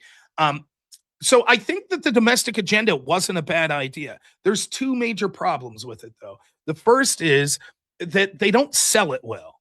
They don't. They're terrible. And part of that's because there are key members of the Republican caucus that don't agree with that message, so they have no interest in selling it. And the other part is reshoring manufacturing. How could they disagree with that? Well, they don't like Trump. They might like the message, but they don't like Trump. They want to get the party back to theirs. So, for example, 90% of Republicans want the SAVE Act, but 5 or 6 senators that are Republican don't. They don't want it. The SAVE Act, I don't think is. I'm talking. There needs to be some economic plan that they lay out. But what I'm saying is they don't have an interest in having a win for Trump in that sense, right? That to me, I mean. If you don't like Trump, which is fine, if you don't like what the Trump administration's done, like ask yourself this: what has the Republican Congress done? I don't even know. Like they virtue signaled against socialism. Okay, they got the big beautiful bill passed, right? No tax so they on spent tips. Money. They spent money. No tax on tips. But it's been bleak compared to what like the message was. Did you classify your super chats as tips? Sitch and I both were able to. Yeah, they okay. Yeah, it's crazy. It was big for me. Yeah. What is it, like $15,000? Yeah, it was huge. It was huge for us too. Yep. Yeah. So. Yeah, absolutely. Yeah, if how you're can out there you and you're not remember that that's what they got passed? Yep. They don't do. They're so bad. Like I've never seen people snatch defeat from the jaws of victory like the Republicans. They can't win a narrative. Like the ICE thing. Like the deportations are popular. It's just that people are spun this narrative about how evil ICE is. ICE isn't perfect. They've done things that aren't good, true, but that's inevitable when one side is setting up intentional confrontations day after day after day. Inevitably, if you have 1,000 interactions with police with people screaming at them, you're going to get 1 or 2 that don't go well. And when those happen, the police should be held accountable. Don't get me wrong, but you should also point the blame squarely where it belongs. And that's the people setting up the violent confrontations. Yeah, which is the Democrats. They set that up, right? And I'll get to that more in a second. But they can't win that narrative. They can't, and so they capitulate. They're like, "We'll fire Bovino." Why? And that's what ultimately, if you're a Trump voter right now, what you have to overcome is that basically you feel like this guy's fighting real hard foreign policy wise for whatever it is he believes. And for me, I don't believe in that vision. Well, and his ballroom, it seems it's like personal projects. Yeah. And it's, and then when it comes to this sort of stuff, it seems like it's on the back burner. And so, I don't know. I think that it's horrible to say this, but my push, and I believe this, and so just so you guys know, yes, I'm biased, and yes, you basically should treat me as a guy who's working behind the scenes with Republicans because I am, right? So I'm biased, but I think I believe every word of this. I think the Democrats have lost their mind.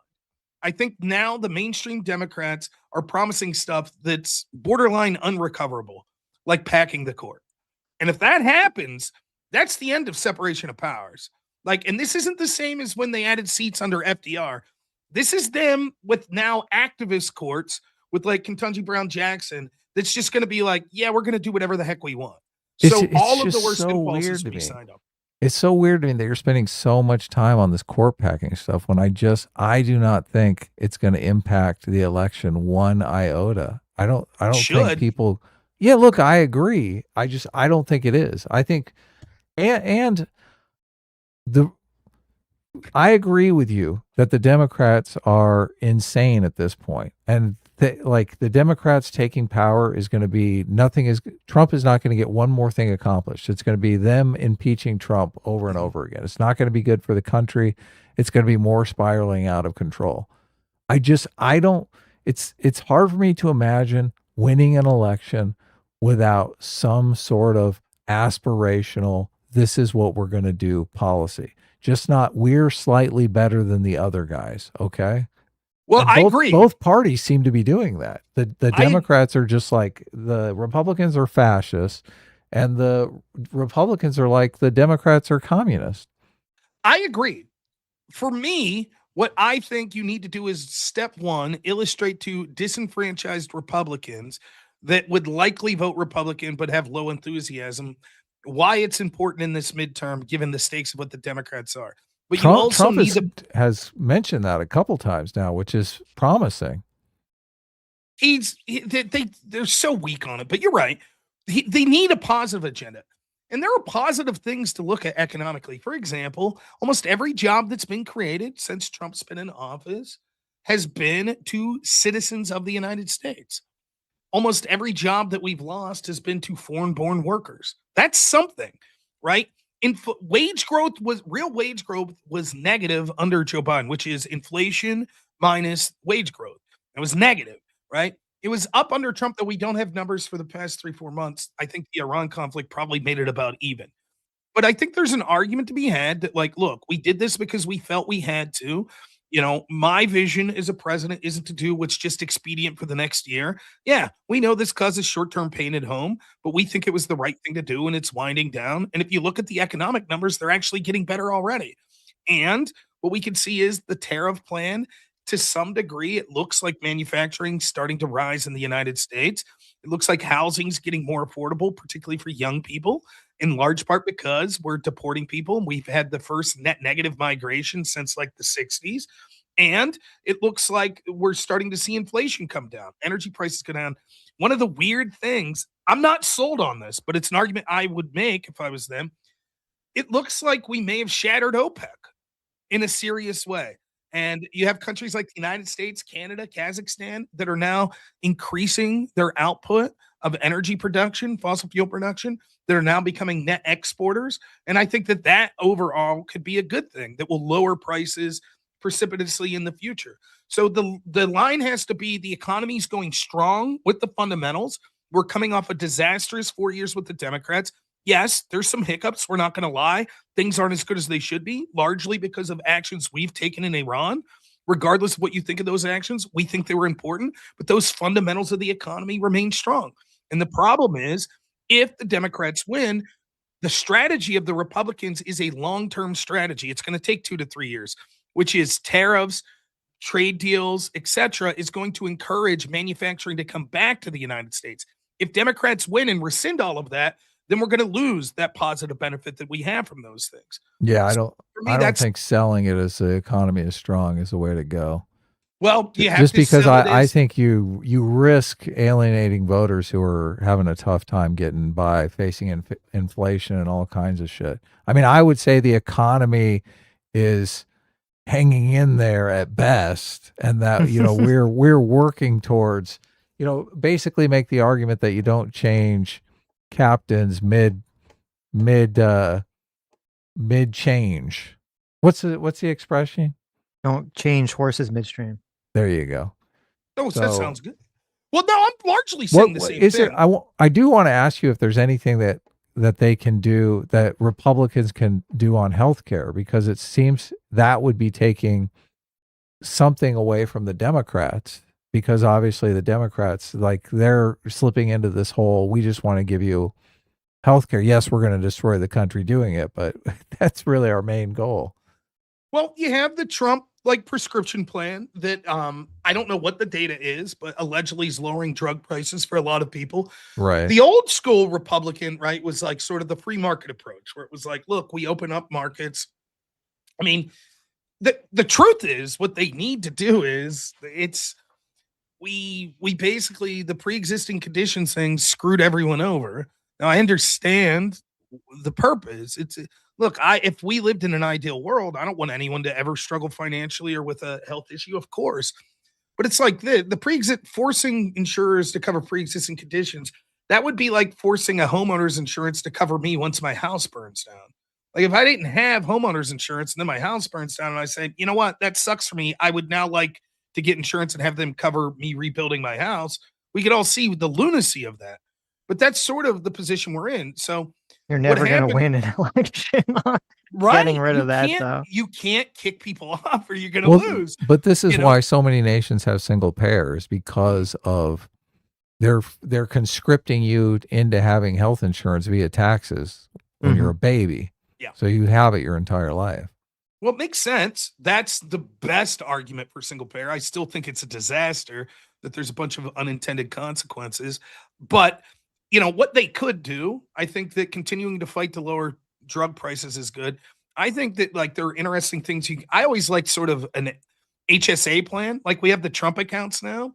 If you had HSAs that you had people putting into, where there was a bank account that they could have that the government's putting money in for them to use at their leisure for their healthcare expenses, I think that kind of takes the insurance companies out of it more, which means that hospitals would get more of those profits and you wouldn't have this middleman that's sort of siphoning off this money. I think that's something that's potential. Opening up interstate markets, I think, would lower prices. But the problem with all of this is, this is what Republicans should have been doing 2 years ago, when they first won. Yeah. What's your message going to be 2 months out here? What's the problem is that because you can't, what are you supposed to run on? In the midterms, we're going to do all these things that we haven't been doing or even tried really to do for the last 2 years. And I do think that the healthcare thing is it's always been this elephant in the room, I guess, or this weakness for the Republicans to deal with, ever since Obamacare. I think that was one of Trump's big weaknesses, was always repeal and replace. And then, his first term, they repeal parts of it, but they have nothing really to replace it with. And even though, I like the price transparency stuff, obviously the prescription, plan stuff. And, you're talking about the health savings account, which I think that's fine. It's a good idea, but that's a long-term thing. Cause essentially you're saying you have to start putting money in an account now, and maybe 10, 20, 30, 40 years, there'll be enough that you can draw from it. But people are like, okay, but I need healthcare right this moment. And so that's not really going to help people. And the Republicans, they haven't really been able to ever get their shit together on a plan that I think people can get behind on this. I totally agree. And I guess I was looking at it in the context of well, what do we do for the midterms now? And the problem is Adam, what you're saying is not much. What can you do except messaging at this point? Right. And here's the problem. A messaging would go a long way if they said, this is what we're going to try to do in our next term. And here's the contrast. Here's what the Democrats are going to do. And here's what we're going to do. Take your pick. But you can't make that contrast if everybody's just saying, well, this is the terrible thing they're going to do. Well, what the fuck are you going to do? Yeah. No, I agree. And I think that's what they're going to do. And we're going to do nothing. I think that's what I'm saying. I think what you do is you're honest. You're right. You never want to make the mistake. Biden did this all the time. When we had double-digit inflation year over year, Biden would go on TV and be strongest economy ever. Yes. And that's what I worry about. You can't do that. So what you do is we have laid the foundation for good fundamentals, and we understand you're struggling. And yeah, we're not going to sit here and lie to you and like promise you pie in the sky. Everything will be good the day after we get elected. This is a long-term problem that led us to this, and it's going to be, a long-term solution. And so we've laid the groundwork. You're struggling right now. Here's what we're going to do for you short term, right? We've increased domestic production of oil, and we're lowering those prices at the pump. But we get it. You're struggling, and if it was me, Trump will never do this. But I would be like, yeah, a lot of that's on me. You're right. I should have done better. Maybe I would overestimated how quick we'd be able to deal with the situation in Iran, and that's on me. The Bucks, but there's zero chance Trump would ever. Yeah, I was gonna say we're dreaming here. Wasn't that kind of like what Jimmy Carter tried to do, and then he got annihilated by Reagan, who was like, "Fuck all this lame shit. We're gonna have a kitchen in every stove and a chicken in every kitchen." Yeah. Well, it's so for me, it's like, I think that the best you could do right now is my policy is always be truthful. I would say the same of the Democrats. They should be truthful. So you don't lie, and so you just try to look at the why picture. You'd be a horrible politician. I know. You put the data in the most favorable way you can for yourself. And there is good data out there, but you can only massage it so much. People know. You're the mom that's working 2 jobs knows. You're not going to convince that lady, oh, the economy's great. So you just be honest. You say, yeah, we could have done better, and there are things that, we think the Democrats stymied a bunch of stuff we were trying to do. Maybe something Trump says is like, look, the Democrats fought the tariffs. I was going to send you that refund from the tariffs. The court said no, because the Democrats fought it. That's money out of your pocket that the Democrats lobbied for. It was going to come directly to you, like $2,000 check. That's what they did. And they want to do more of it. Meanwhile, we're fighting hard for businesses. Here's the manufacturing increases. Here's domestic people that have got jobs. Here's our plan. But a lot of it does have to coincide with attacking the Democrats, because truth be told, I mean, it's horrible that we're in this situation, but both parties are miserably unpopular. And it is the primary motivator at this point, is that the other party from both sides' perspective are lunatics. I think that I'm right, that I'm in reality that the Democrats are the ones that are lunatics, but I get it. Trump is so personally unlikable to the left at this point that it's so easy for them to just run on that alone, and then try to throw some sparkly socialism stuff on top of it, and there you go. But I couldn't tell you what the Democrats are running on. Impeach Trump? I mean, yeah, they are. And that's Trump, basically. That's basically it. Trump and the Republicans are lucky to the extent that, the Democrats right now seem to be either kind of feckless and weak and they don't really have a strong plan, or they're socialists. Like, these are kind of 2 flavors of Democrats right now. I'm sure there's some outliers. I'm obviously overgeneralizing, because if there was actually if the Democrats had their shit together and they actually had some, unifying figure, some unifying vision, they had some Obama-esque, person that kind of came out, I think the Republicans would be in so much trouble, because, economically, it does feel like what you're saying, and I remember we talked about this at the time, Biden's coming out and he's saying, oh, the economy is doing great. And I'm like, and he's pointing to some numbers, and I'm like, okay, that maybe those numbers are true, but unfortunately for everyone, people judge these things not based on numbers and stats and data. They base things on the vibe. And the vibe under Biden was like, the economy seems fucked. And it's the same thing right now with Trump. The vibe for everyone is that the economy seems fucked. And it feels very similar to the Joe Biden administration, where they kept saying it was good, it's good, it's good. It's not. And maybe it's really fucked. Maybe it's not. I couldn't tell. I have been reading all these articles that talk about how if you remove a lot of the AI companies, the economy is pretty stagnant outside of, some of those industries, and things of that nature. People definitely feeling the price of things, and the messaging, and I hear what you're saying, you talk about tariffs and all this stuff, but again, it's always it's hard for me to think that American voters are really galvanized by the idea of oh yeah, trust us for another 2 or 3 years. And we'll have this long-term plan kind of figured out. I think that's unfortunately why so many people on the left are turning to the socialists. And I think that's why they turned to Trump in the first place, is that so many voters in America are they're just sick of feeling stuck in this rut. I think it all goes, my pet theories, this all goes back to the housing crash. that people have always felt like they need some sort of massive change since 2008, and no candidate has ever really delivered the change that they're looking for. And so people are just going to keep voting for whoever is promising them the new big idea.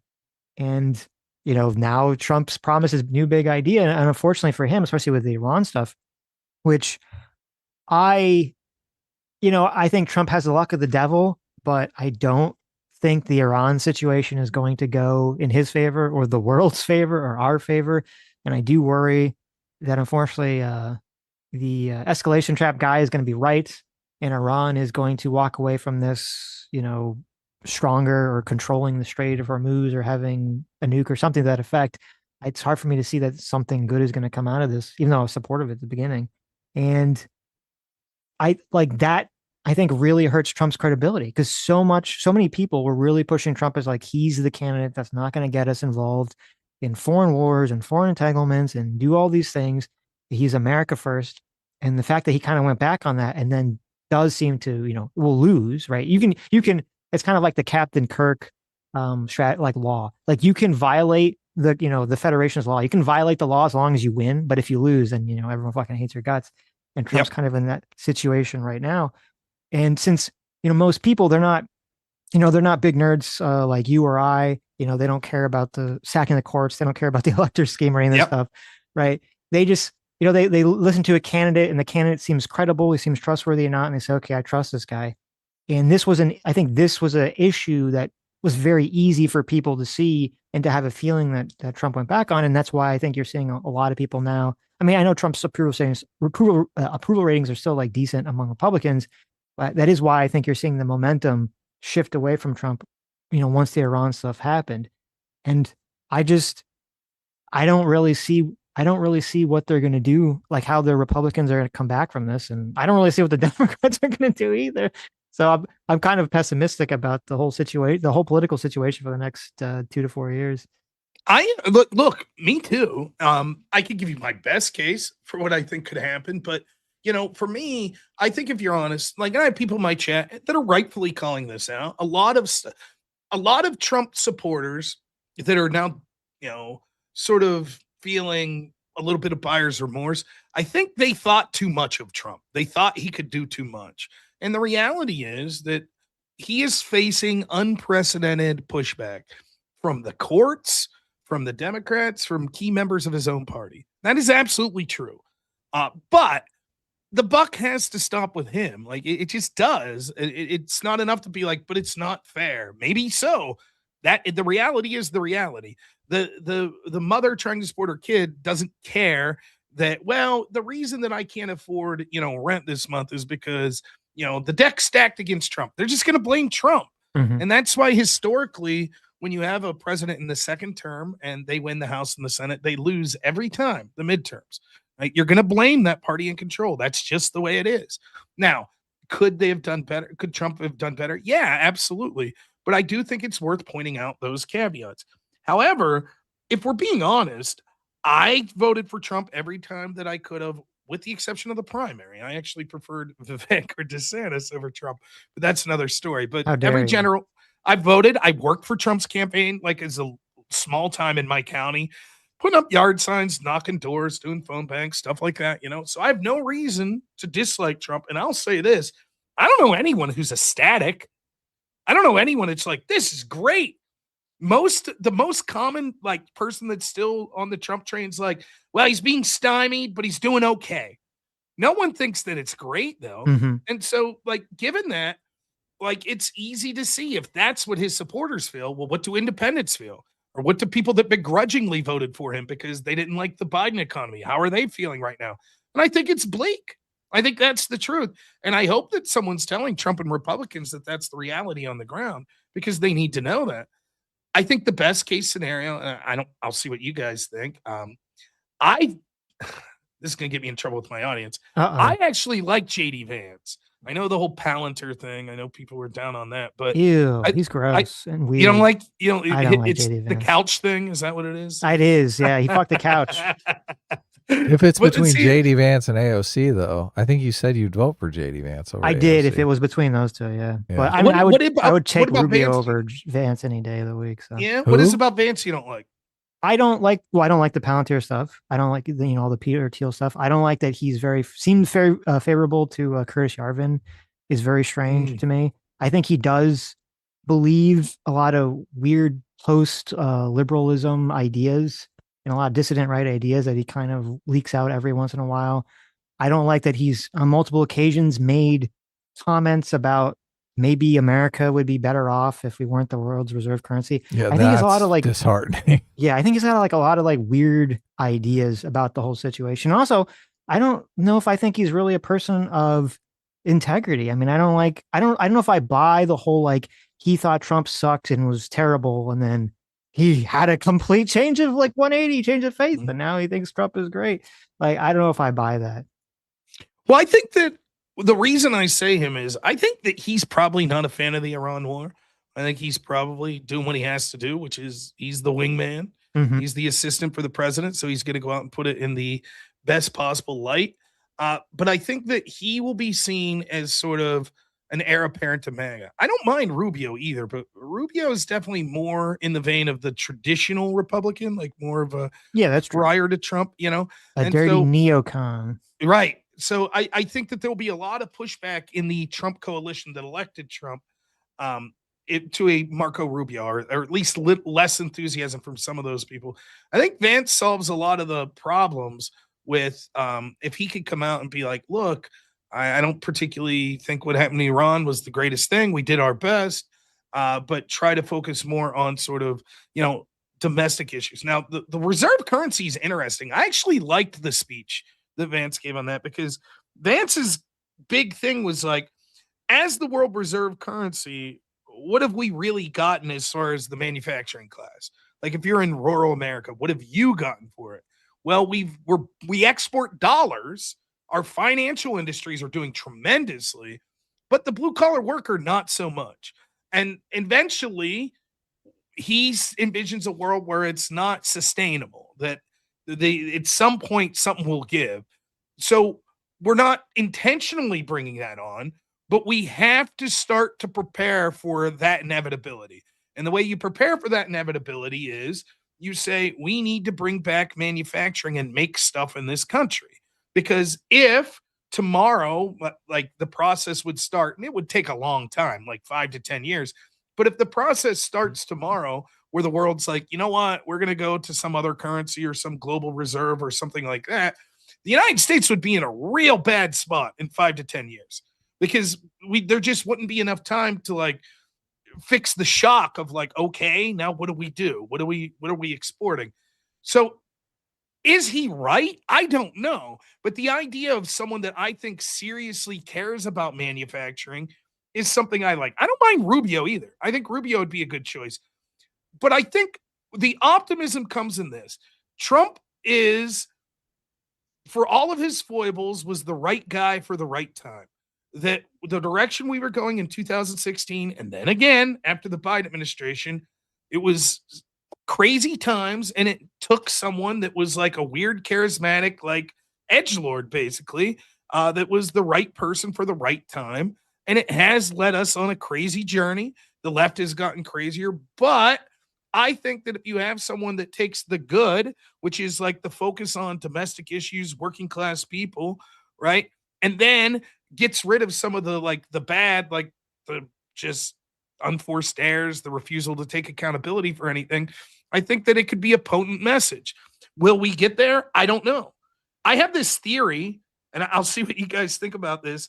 It's like there's this, I'm sure it's not like it's not like a religious thing. It's like I almost view it as like karmic, like some karmic scale, right? Where it's like the elections are always going to be like 51% to 49%.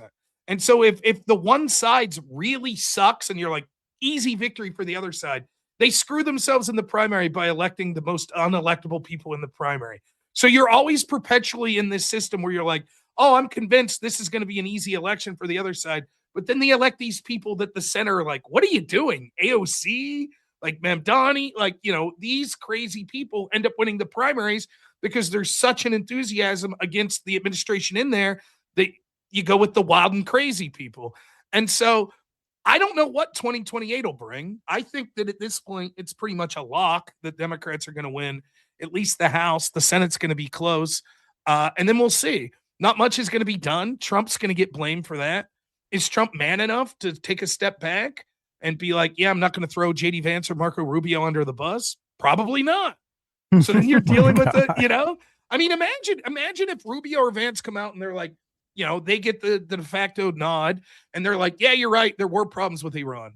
Couldn't you envision Trump being like, it was the most perfect war ever? What are you talking about? There were no problems. And then you're going to be sitting there shaking your head like, what are you doing, Trump? So who knows? It's a great big clusterfuck. It really is. And it's disheartening because you'd like to think that like we're not totally screwed at the wrong side way. I truly do. I think with the court packing, I know the normies aren't going to get behind it. I'm out of touch with that. But the court packing to me it's one of the scariest things I've ever heard being ran on as a mainstream position, which is basically just saying, like, it's not just that they're running on court packing. They're running on court packing and adding states and giving the legislator the power to punish the court for, quote, lying, which then they're like running on this disinformation board stuff against some of them that they're going to instill that again. And all of it's setting up a pretty bleak picture of just like, well, we're just going to grant amnesty and bring in people and do whatever the heck we want. And the court's just going to be, if we don't like what the court's doing, we'll just add 3 new members. We could, it's, to me, it's like, I don't know that that's recoverable. That's starting to get down to the territory where it's like, you can see states being like, we want to secede. We don't want to deal with this.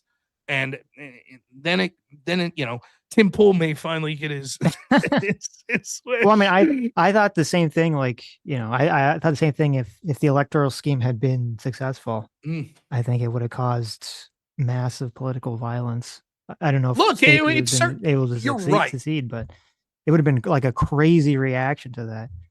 You're right. Unless they could have proved the goods, right? But the problem with that was always like, and well, they were never going to be able to prove the I goods. know they weren't. If they were going to be able to, they would have by now, right? Yeah. And I'm not even saying that they were wrong. I'm just saying there comes a time, and this is what was screwed up about the whole thing. I truly believe that Trump's team wasn't trying to cheat, that they were just trying to have a delay, to have courts look because they thought they were really screwed out of it. But my answer to that is the time for that was before the election and in the immediate aftermath, right? You can't do that. You can't. There were people that were convinced on my show. You remember there was a case that went to the Texas court and they were like, this is it. They're going to overturn the election. Like, and then remember they ruled there was no standing. Yeah. So the court didn't. And I was trying to explain to my audience, I'm like, there is a 0% chance. Like I would bet my entire like life savings, house, everything on that there is 0 chance the courts overturn this election because it would be a civil war. Yeah. It can't happen. Even if the courts are looking at this and they're like, we're pretty sure we should overturn it, they're not going to do it because the consequences, you're not going to be able to explain to 70 million something people that hate Trump, like, no, this was legit. Here was the process. Here's what they found. Those people were just going to hear you stole the election. Yep. And that's it. It's on then. So it was obvious. For the second time. Yeah. To include Bush. Yeah. And so it was, you know, it really is. And it's unfortunate because I think that Trump screwed himself over with a lot of people that I think are reasonable people. Like my friend Ryan Mullally, I do a show with. Ryan wouldn't vote for Trump because of that. And it's like, look, you brought that on yourself. He did. And it is a valid enough concern. Again, I truly in my heart don't think they were trying to cheat or anything like that. But I understand the validity of the people concerned about it. And I'm not, what can I say? It's like, that's a reasonable interpretation. And he brought it on himself. It's so, there's so many things like that with Trump where it's like, man, on one hand, it feels weird to like Monday morning quarterback because Trump accomplished something that I would give me 100 lifetimes I could never accomplish. He did through his unique skill set, money, advantages, whatever you want to say. He did the unthinkable twice. Like beat this big machine. Hillary was all but a shoo-in. He beat her. You know, no one could beat women in politics like Donald Trump, you know? and so it's, you know, it comes across as like me pretending I know more than Trump on this. I'm not saying that. But man, there's so many times where you just look and you're like, man, what are you doing? If he doesn't do the alternate electors thing, right? Like he comes in such a stronger position with the stronger mandate in 2024. Sure. You know, yeah. he could just be like, see, I told you. Look how bad Biden did. I told you. You know, and he does the electors thing. And it's like, you know, again, I know my audience is going to be like, it wasn't that big of a deal. I don't think it was that big of a deal, but I understand the people that do. And I feel like that's the story of Trump. It's constantly stuff like this, listening to the worst people at the worst time. Why in God's name did he think like that the Iran thing would be that quick? For me, you tell me if I'm wrong. It seems like he's desperate to get out of it now. Like, I think he knows it's hurting him in the midterms. And Iran's calling his bluff because they know the election's coming up. Yeah. And so they're like, yeah. Well, it's kind of ironic because, going back to Jimmy Carter, Trump, he always talked about how much he thought Jimmy Carter sucked and was always kind of mocking Jimmy Carter. And here he is. He's in the exact same situation Jimmy Carter was in, where Iran was like, we're going to screw over your reelection, Jimmy Carter, or it's not Trump's reelection, but we're going to screw over your elections and we're going to, hurt your presidential campaign. And I think Iran is 100% cognizant of this. And they're 100% like, yes, they're going to drag this out as long as possible in order to hurt Trump politically. Because can you imagine if they were still holding that pilot as hostage? Oh, crazy! I know, like, oh my God, it'd be the exact same thing. That's why Trump had to be like, holy fucking shit. Yes. As soon as that guy got shut down, Trump was like, send everybody. You have to get that guy back, because he knew it'd just be like, it'd be fucking over if he got captured. They were counting the days. Yes. I mean, and it's interesting because, like, what you're saying about, going forward in the next election with Vance, I mean, that's going to be, Iran is going to be this albatross, like, unless there's some miracle that comes out and this all works out, Iran is going to be this horrible albatross around Vance's neck. It's going to be just like Kamala with Biden, exactly. where they keep asking her, like, well, did you not know that Biden was like fucking brain was melted? Like, how do you not know this? And she doesn't want to say anything because she doesn't want she's doing it just because she doesn't want to throw him on the bus. She's not really worried about him. And then, Vance can't come out and say like, oh yeah, Iran was a complete clusterfuck. Or even as you're saying, if he gave like the softest like pushback, you feel like Trump would come out and just fucking ream him, annihilate him. Yeah. And that's going to just be devastating. So that's going to be this horrible thing for Vance to try to work around. And it's I agree. It's Trump. Unfortunately, like with a lot of people, their strength is also their weakness, and Trump is like the poster child for this because his strength was that he was wild and he wasn't listening to people and he was an outsider. So he's going to kind of like just go in here like a bull in a china shop and just wreck shit up. And it's also part of going back to what you're saying about like a lot of Trump getting so much pushback and having like the courts overturn so much of the things that he's doing is because Trump being the outsider also meant that he, for the last 2 years, he was not really, except for the big, beautiful bill, he wasn't really working very deeply with Congress the way that a lot of other presidents would, where they're trying to pass all this legislation. I mean, he was just trying to, rapid fire, do all these things by executive order, which, I understand, that's easier to do. You just write an executive order and then it gets done.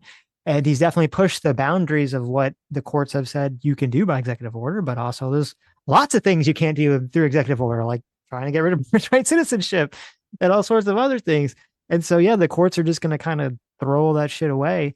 And it does put him in, I think, this precarious situation where you do have like in the, 2028, if some Democrat wins, they could basically undo almost everything he did because it's not going to be really legislation. It's just going to be executive action. Well, I was talking like, it's so weird. Like from both sides of this, our political system, right?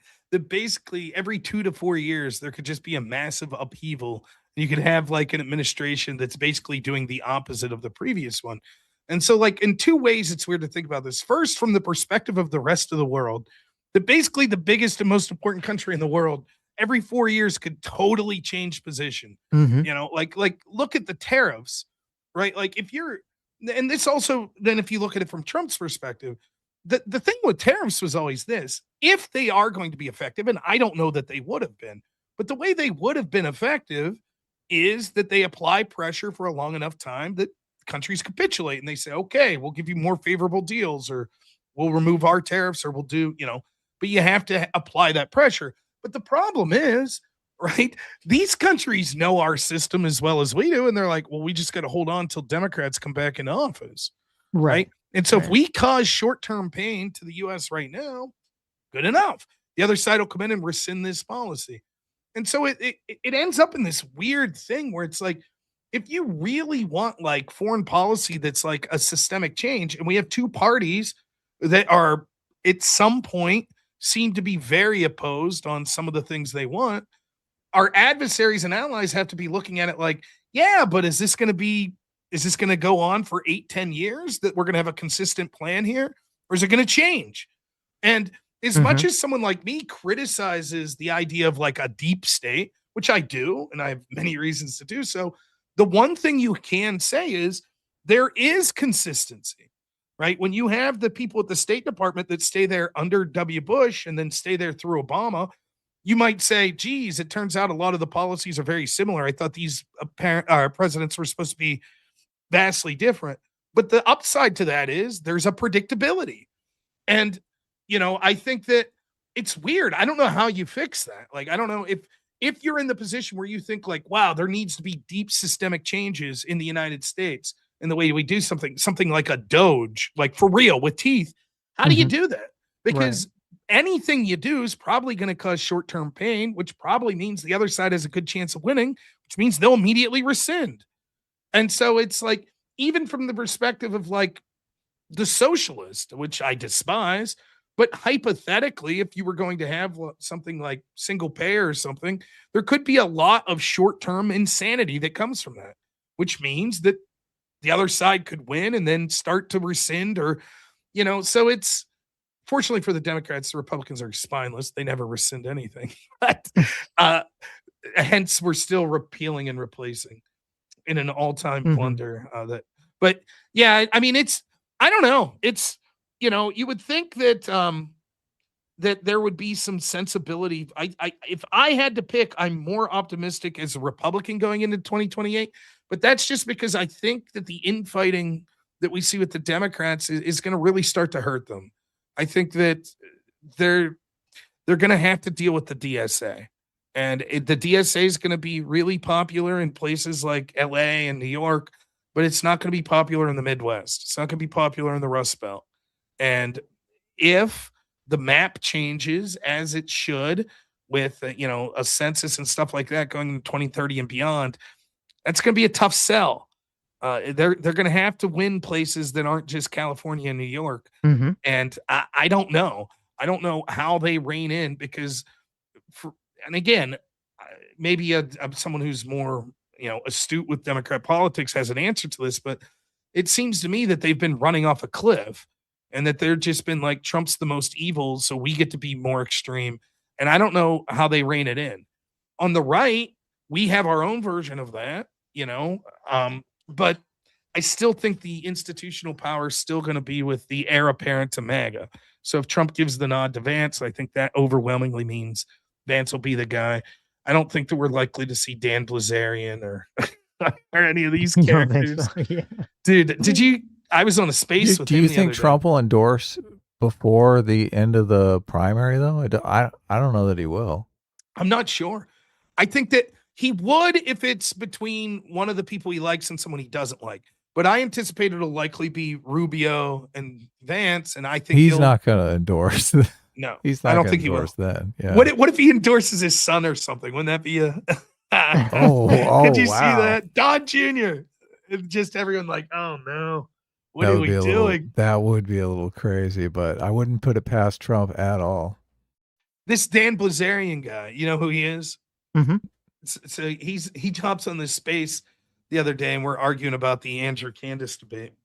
And he comes on, and they're like, congressional candidate Dan Blazarian. God. And he's like, I thought Candace crushed him, blah, blah, blah, blah. He goes, and I was like, I lost my voice, so I'm trying to talk. I'm like, hey, Dan, did you watch the debate? He's like, yeah. I was like, what was the topic of the debate? He's like, oh, I don't know. I think he was one of the people who posted the day after Charlie Kirk died that like Israel's behind it. Yeah. Oh, wow. Yeah. That's it's bad with like the weird like fellowship that's coming around to this, that you have Hassan Piker, like it's the old meme where they're pulling tug of war. So on one side you got. Did you see that meme on X? Did you make that? Sitch? I made that meme. That was my that was meme, you? Rob. That was me. A great one. Someone reposted it without crediting me. How dare they? Oh man, that's a great meme.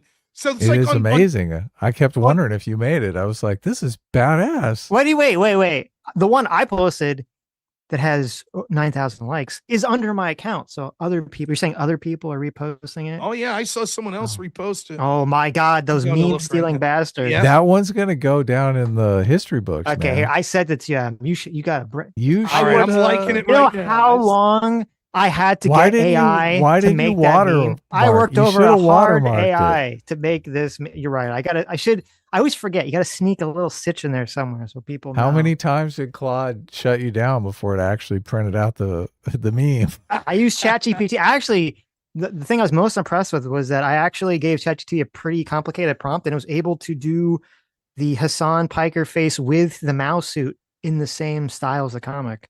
So I was very impressed with ChatGPT. I'm glad because I had thought of that and like I thought of not what you did, but I thought of the rope meme with these because you could add other people to this because you got Candace and Hassan, but you also have like the legit white supremacists, right? So they're on Team Candace, which there's always a bit of irony of like our champion's this black woman, says the white supremacist, and then you have like Shapiro, Ben Shapiro, and Nick Fuentes. Like, on the you same people are side. crazy anti-Semites. When Nick Fuentes is criticizing you for being too anti-Semitic, like things are going awry. Of course.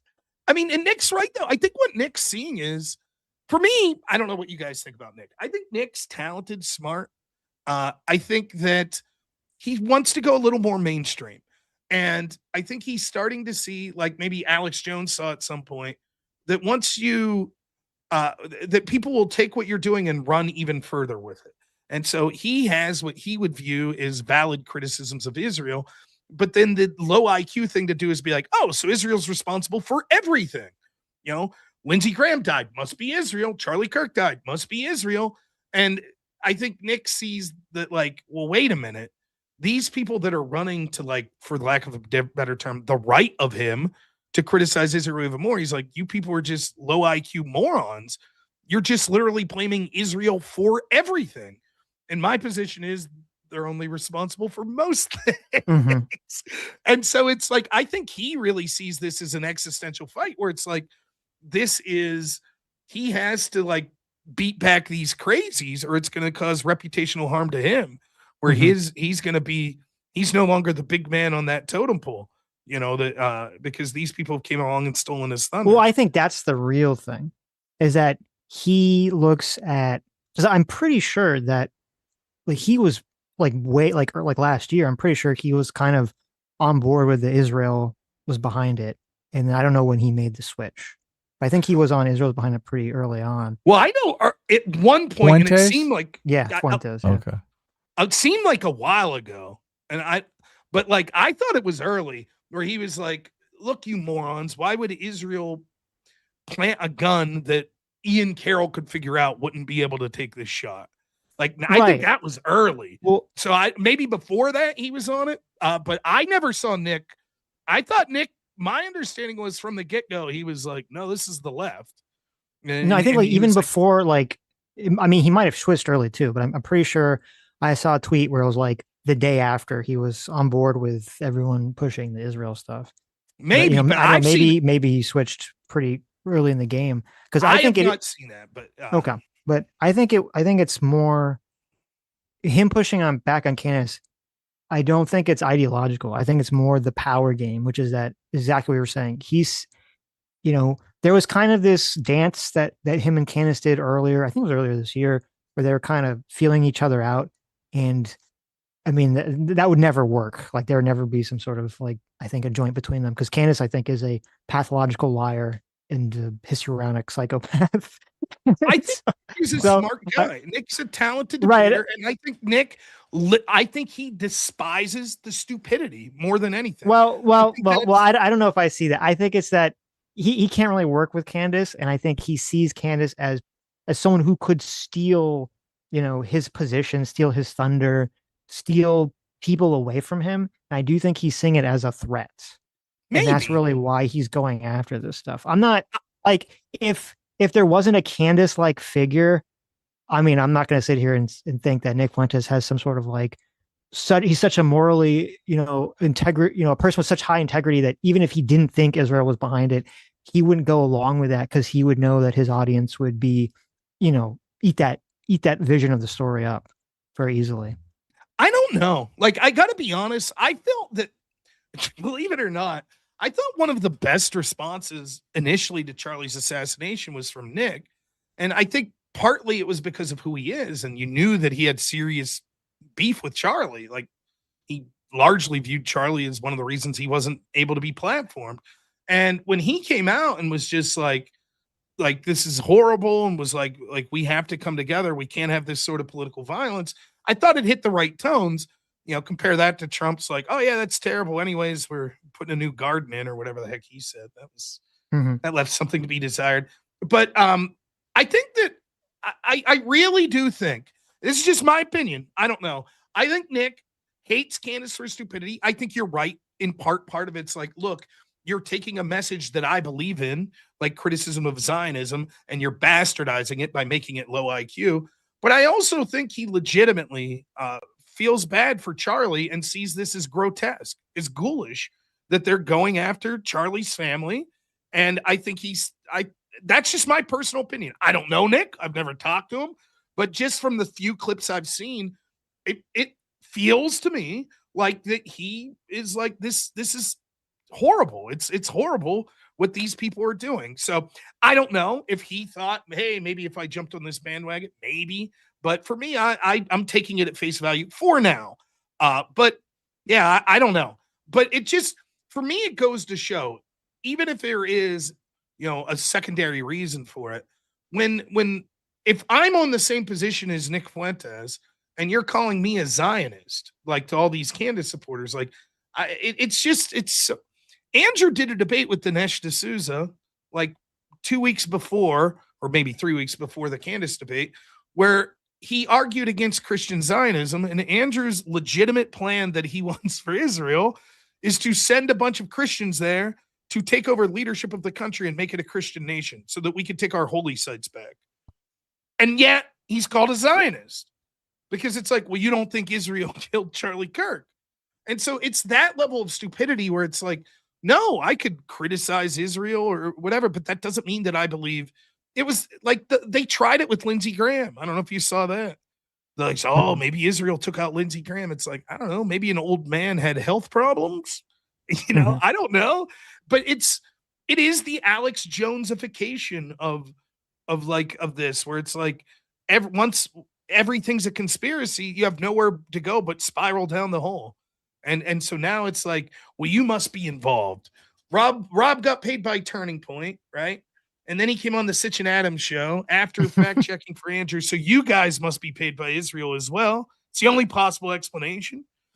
I'm Jewish, so you're. Now it makes. Here we go. It all makes sense, right? Oh man! Obviously, I was the one paying you the whole time. So Sitch account $300,000 later. There you listen. Now we found it. This is the real reason we had you on a stream. I don't like where my investment went. Okay. I wanted Andrew to call her a twat on stream, and just be like, he's like on the whatever podcast. Okay. I think he should have been harsher. I understand the strategic trying to treat it with kid gloves because he thought Candace would quit at any moment and he wouldn't get a chance to ask, but I think he should have been harsher. For me, I think that one issue that people don't do well in debate, and it's something I would have liked to seen Andrew do more, is what I call framing.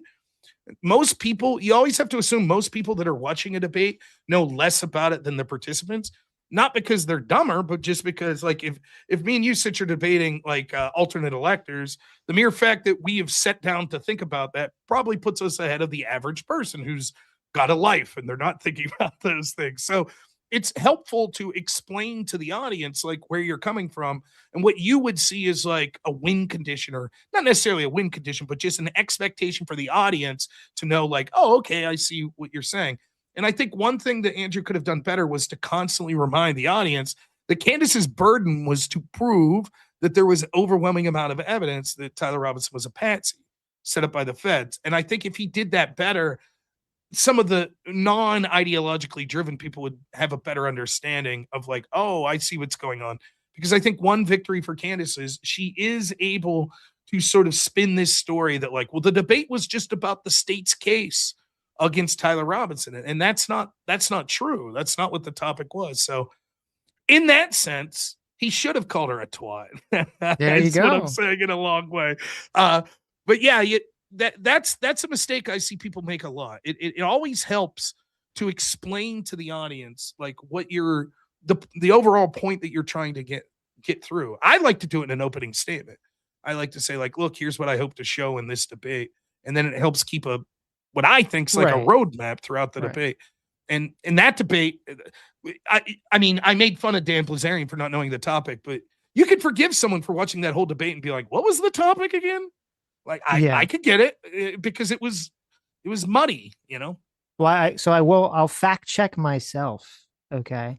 So I did find actually the thing I was looking at was like with Fuentes regarding whether he supported it being Israel or not was like, cause he titled the stream a few days afterwards. I was like, did Israel kill Charlie Kirk? But if you actually look at it, and this was like 5 days afterwards, he actually said,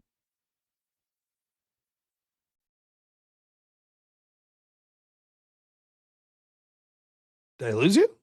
Yeah, what happened? I was wondering if I lost both of you. Oh my gosh, they got to him. Sitch said he was Jewish. Cuts. Now there it is. Just getting ready to expose Fuentes too, and they were like, "Oh, no." Coincidence? Oh, and look, I think I see an Probably airplane not. overhead. Is that Egyptian? Uh-oh. We should move on. Well, obviously we'll let Sitch finish his point, but we've got a couple more stories to cover, and we've been talking to you for like 2.5 hours. So Yeah, I'd be happy to leave and let you guys get to your show. well, look, do you want to promote? What do you want to promote your channel? Like, yes, send me a link, and I'll put a link to your channel in the description. But I put your name up on screen, so you can always just search Rob. No, yeah, it's just normal America with Rob Noah. It's always a pleasure. I've seen you on the list. Like your channel's growing up, and like I've seen you on the list for like popular political streamers. Well, there's no accounting for people's poor taste that I'm getting more popular. Well, no, that's cool though. No, it's you know, I'll DM you a link to my channel, Adam. Yeah, that's cool. But no, look, I always Zero Fucks put it in the excellent. chat. So I'll put it in the description to glaze you guys a little. My favorite thing that you guys do is I think you guys always have good guests on for stories that are very important in the moment. And so I always like on Sundays, like a lot of times I'm driving, and I like putting you guys on while I'm driving because you were on a run there. Like, I mean, it was like 6-7 months ago, and I was just like, damn, it was like 4 weeks in a row.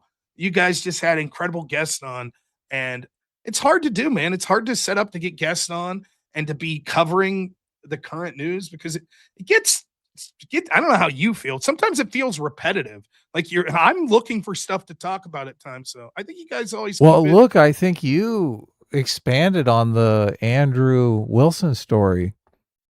You had a lot of value to that. I think a lot of people were interested in what you had to say about it. So that was great. Well, it was my pleasure. And hopefully next time we come on, we can talk about something, you know, Republicans' huge victory that no one expected or some stuff like that. Sure. Or, you know, we can debate something as well. Yes, I think we are really. But you had also great insight on the Republican midterm stuff because I am interested in how that's going to play out. So yeah, no, great conversation. So I do have one thing to promote. Tomorrow at 9 p.m. Eastern, I will be debating Tim Gordon on Modern Day Debate on whether or not there is compelling reason to think that Israel instigated or killed Charlie Kirk. Oh, wow. And Tim is a smart guy too. So this isn't going to be like a Candace Owens. This is a smart guy. So that should be fun. That's 9 p.m. It'll be on my channel, but also on Modern Day Debate. So we'll watch it on Rob's channel. So yes. But look, I like James as well. So I like his channel too. Well, hey, tell Sitch I say goodbye. Thank you both for having me. And yeah, we'll talk soon. Take care. All right. See ya. And then there was just Adam. Let's see here. All right. Anyone want to take a guess at how long it's going to take to get Sitch back in here?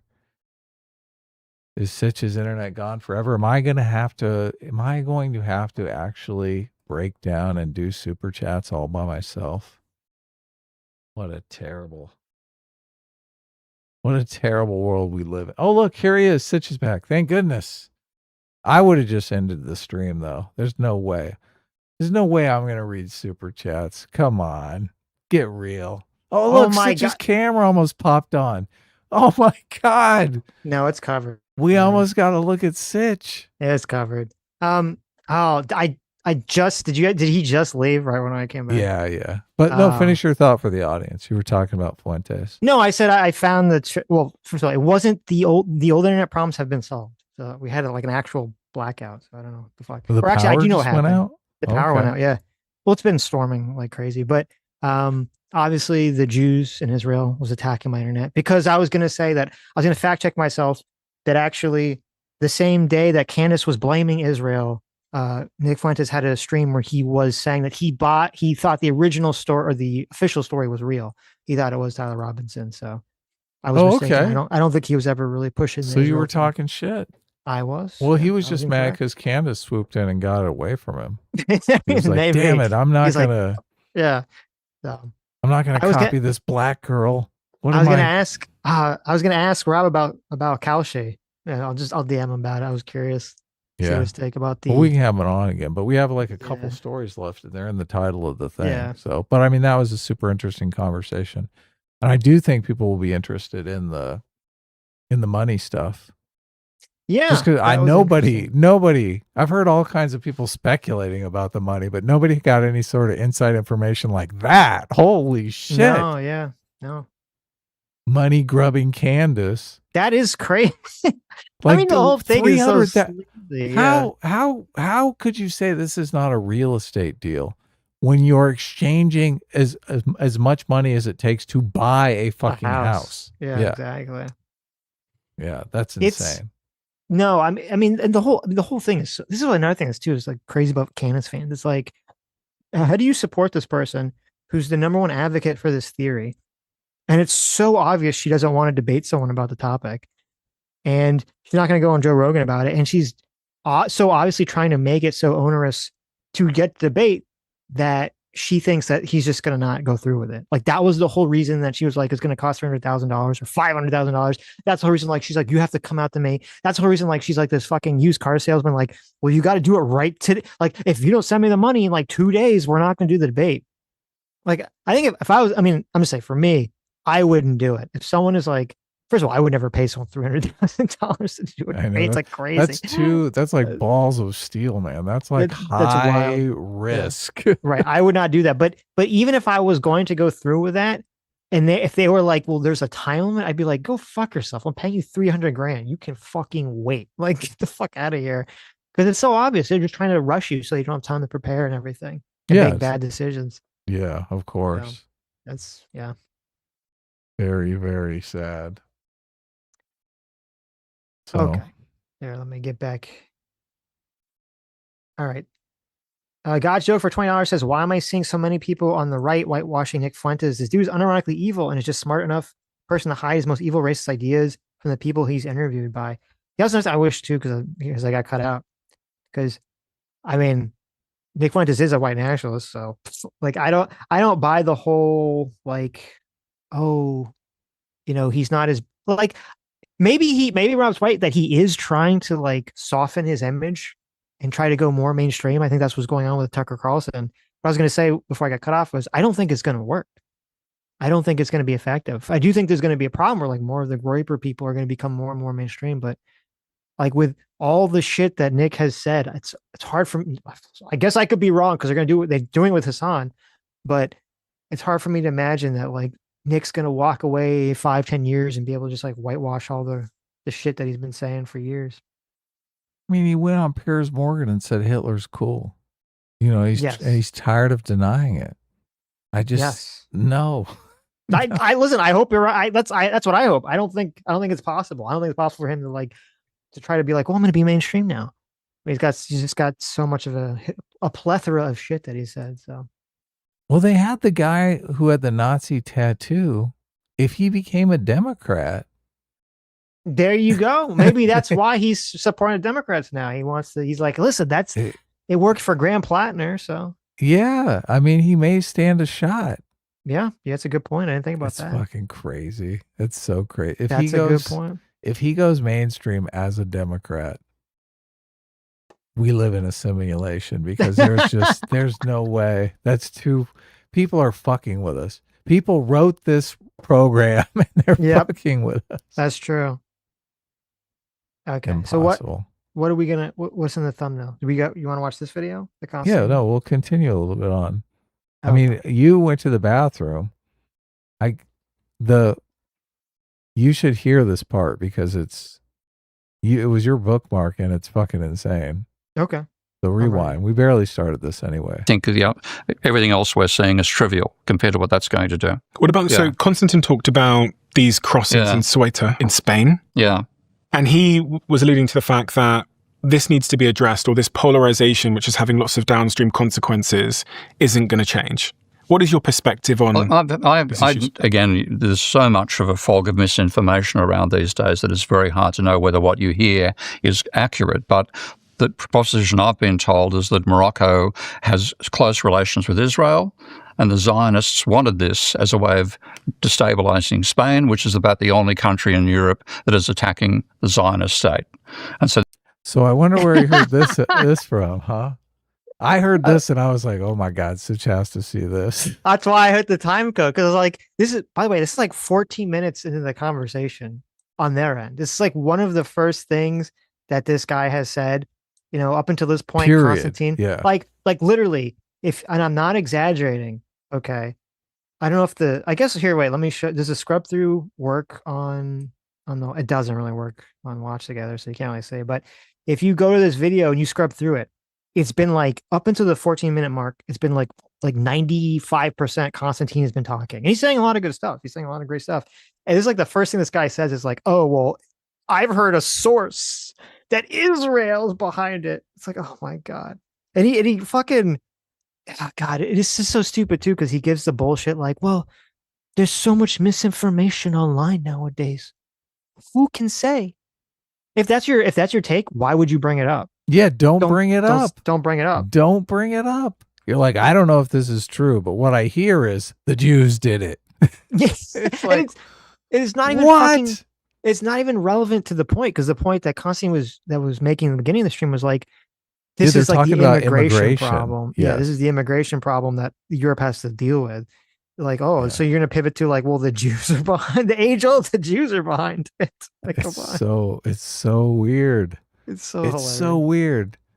God. Yeah. Introduce yourself as like a conspiracy nut. You're the only ones pushing back against the Zionist entity. This was a political setup.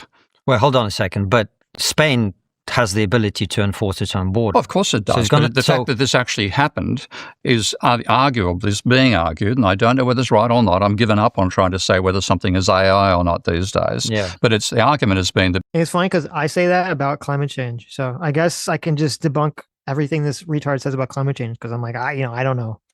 I don't know what's true or is not, so fuck you, old man. Fuck you and climate change. I have looked into the climate change stuff, and it's wildly overstated. Mm-hmm. Wildly. Because the Spanish government came out and was critical of Israel, critical of Zionism, then this was a setup by the Israelis through Morocco to disturb Spain. But hold on, what I'm making a different point, Steve, which is, if my 4-year-old wants sweets at 11 o'clock at night, that's true. But I am the idiot who gives it to him, and he then stays up all night.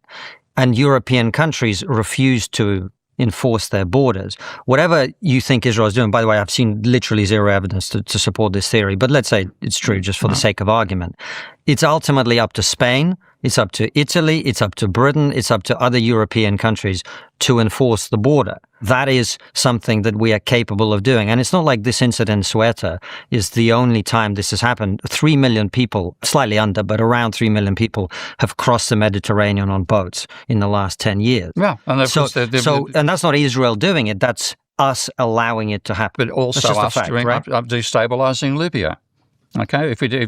I will give Konstantin I think he did very well in this conversation. And I definitely, I think that was the right way to handle this, not get bogged down in like the retardedness of whether Israel did it. To just be like, listen, that's completely fucking irrelevant to my point. Like these countries have to have control over their own fucking borders. Like it doesn't matter if you believe in some wacky conspiracy about it or not. And this guy doesn't. That's the problem. Like, well, I don't know what this guy's take is. I don't remember if they talk about specifically, but the people that he's aligning himself with, the far left people he's just aligning himself with, they literally don't believe borders should exist. Yeah, exactly. You know, when they say like no one is illegal, what they're saying is there shouldn't actually be restrictions on anyone. Yeah. I don't know if we watched that. There was one of those head of the DSA people was saying in a video when they're kind of questioning about this, like, what does that mean? And they're like, well, I think it should just be that, like, yeah, whenever you show up at the border, they just take your information down and you're in the system and then they let you in. Yeah. Like, what? Like, oh, that's that it. crazy DSA lady. Anyone could just like, okay, we just have infinite people just come in. All right. That makes sense. Yeah. Come on in.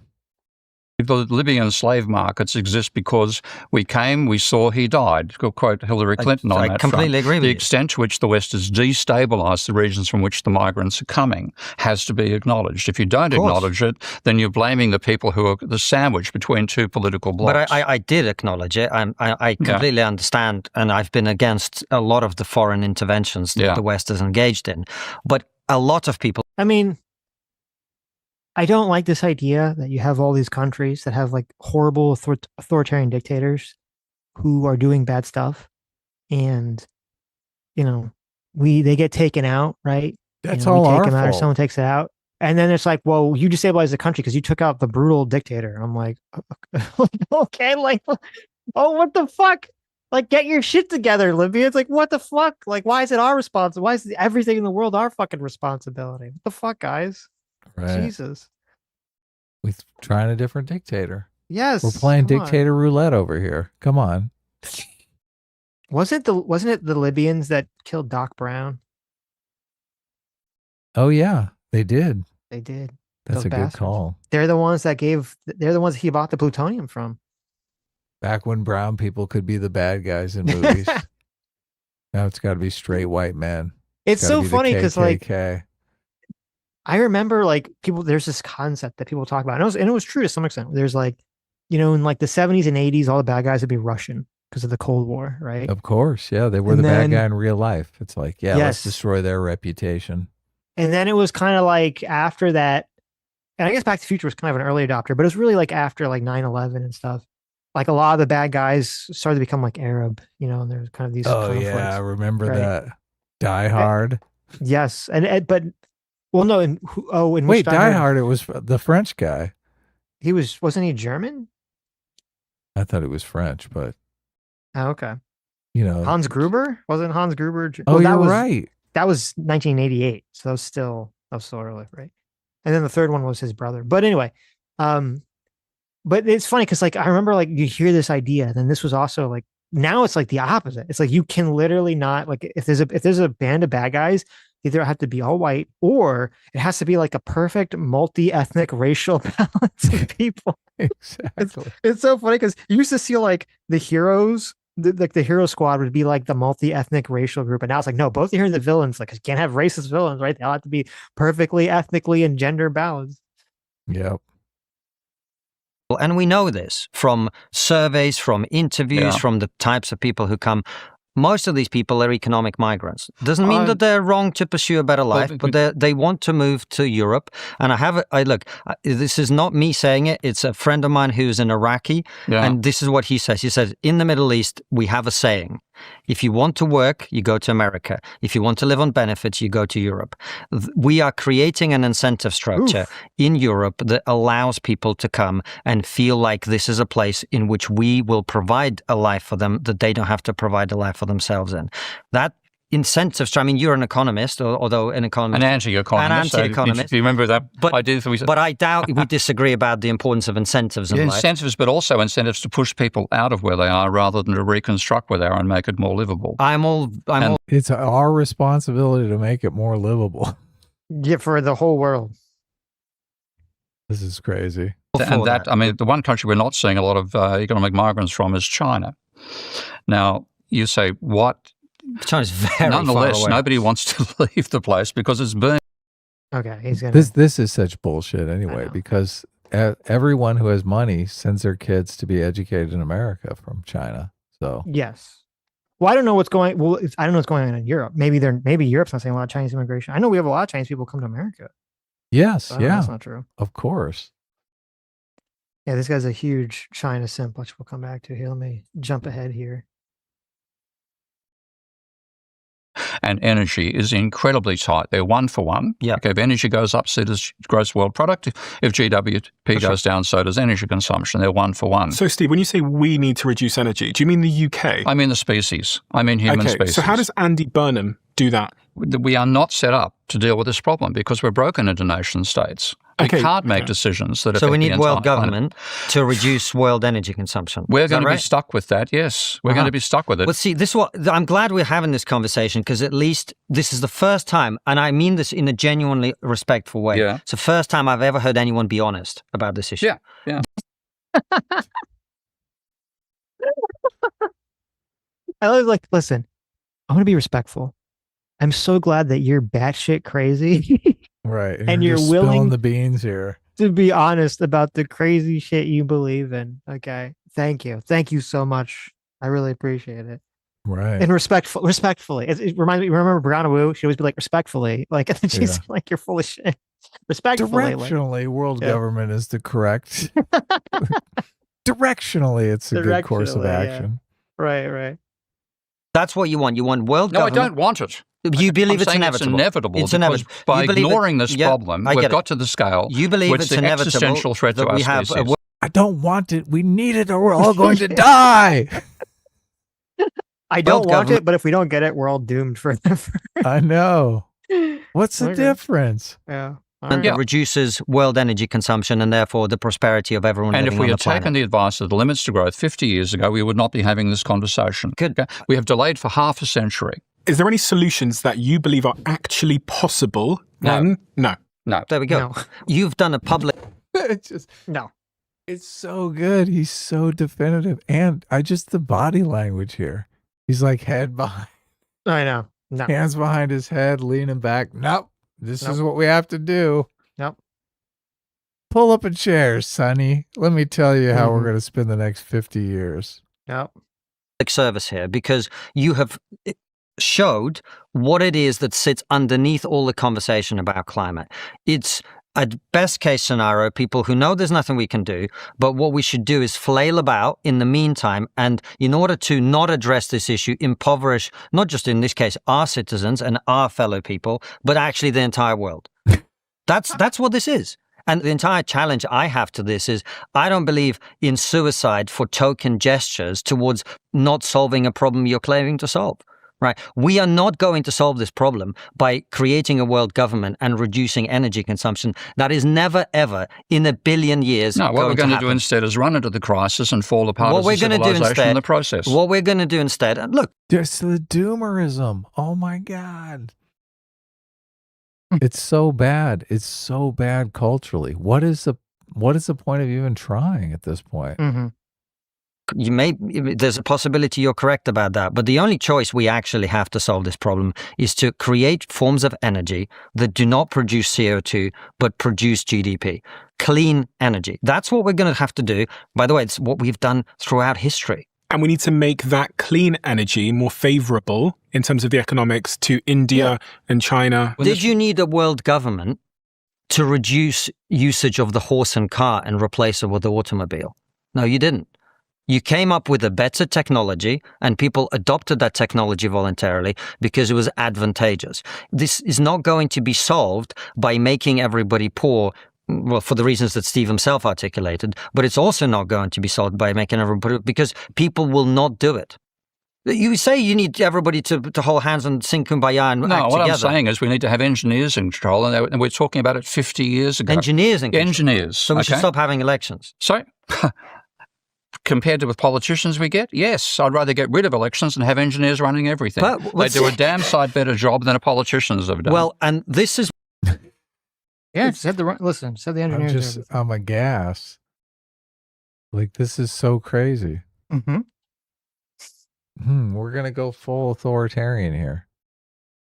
Oh, okay. Why I say this is a public service, because this is the true face of the climate catastrophe narrative. We Let's need go world back 50 government. years We to the don't true want face. elections, and we want to make everybody. And poor. you know why? And we've got it out in the air. Okay, and now I'm going to go back and say where it started. It started in 1972 when the Limits to Growth study was published, and the Limits to Growth said that if we continue on the current trajectory, we're going to have an ecological catastrophe sometime in the 21st century. Okay, they deliberately left the dates vague. They knew they couldn't predict the actual dates, so they said 1900's the start of our work, 2100's the end. In the middle of their projections, roughly speaking, about the time we are now, between 2030 and 2050.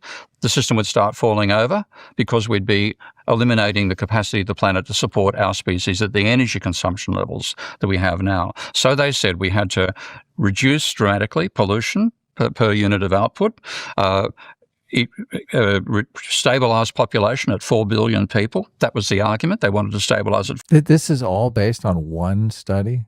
Oh, it's so stupid, and I'll get into it because I looked into this study. Nice. Let them lay out this whole retarded thing. So we're going to limit the population to 4 billion people. Well, we're like 8 billion now, aren't we? Yes. I think we're like 8 to 9 billion. I like that he's like, listen, we need to, the solution was we need to go back in time to 1970, and we have to establish a one world government that could have complete control over literally everything, and would also prevent people from having children. It's so crazy because like for years, I would always hear about how like all the climate change stuff, it's all like the conspiracy for the one world government and blah blah blah blah.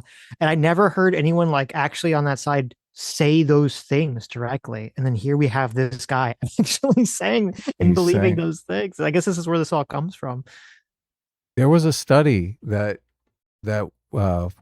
overpopulation was going to run us out of food, lead us all to starvation. And it was before they actually had industrialized fertilizer. That study obviously proved to be false. So I don't know about this study, but I'm glad we're going to dig into it. Let's let him dig a little deeper here.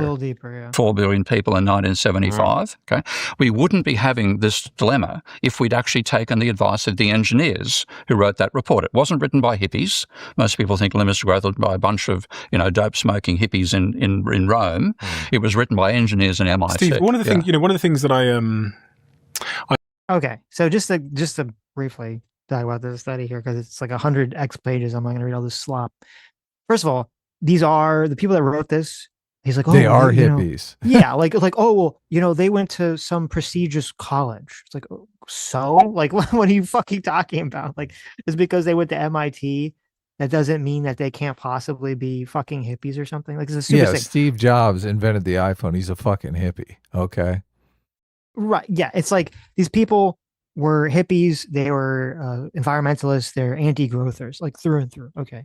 That's first. Secondly, it's like to bring up this report completely invalidates everything he's saying because again, he's like, well, what should we do? And he's like, well, we should listen to the quote engineers, right? As if like there's like a class of people called engineers and they all agree, as opposed to like, no, engineers are going to all disagree on everything.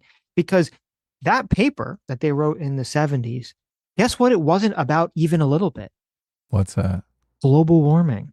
No way. That had nothing, because that wasn't even a thing people were talking about in the 1970s. There's no, this paper is not about global fucking warming. It doesn't even fucking come up. The paper is primarily about the fact it's that we're going to run out of resources, that we're going to run out of oil and other and precious metals in the future. And we're not going to be able to power our machines, or we're not going to be able to build anything anymore. Okay. And guess what? That's all fucking bullshit now.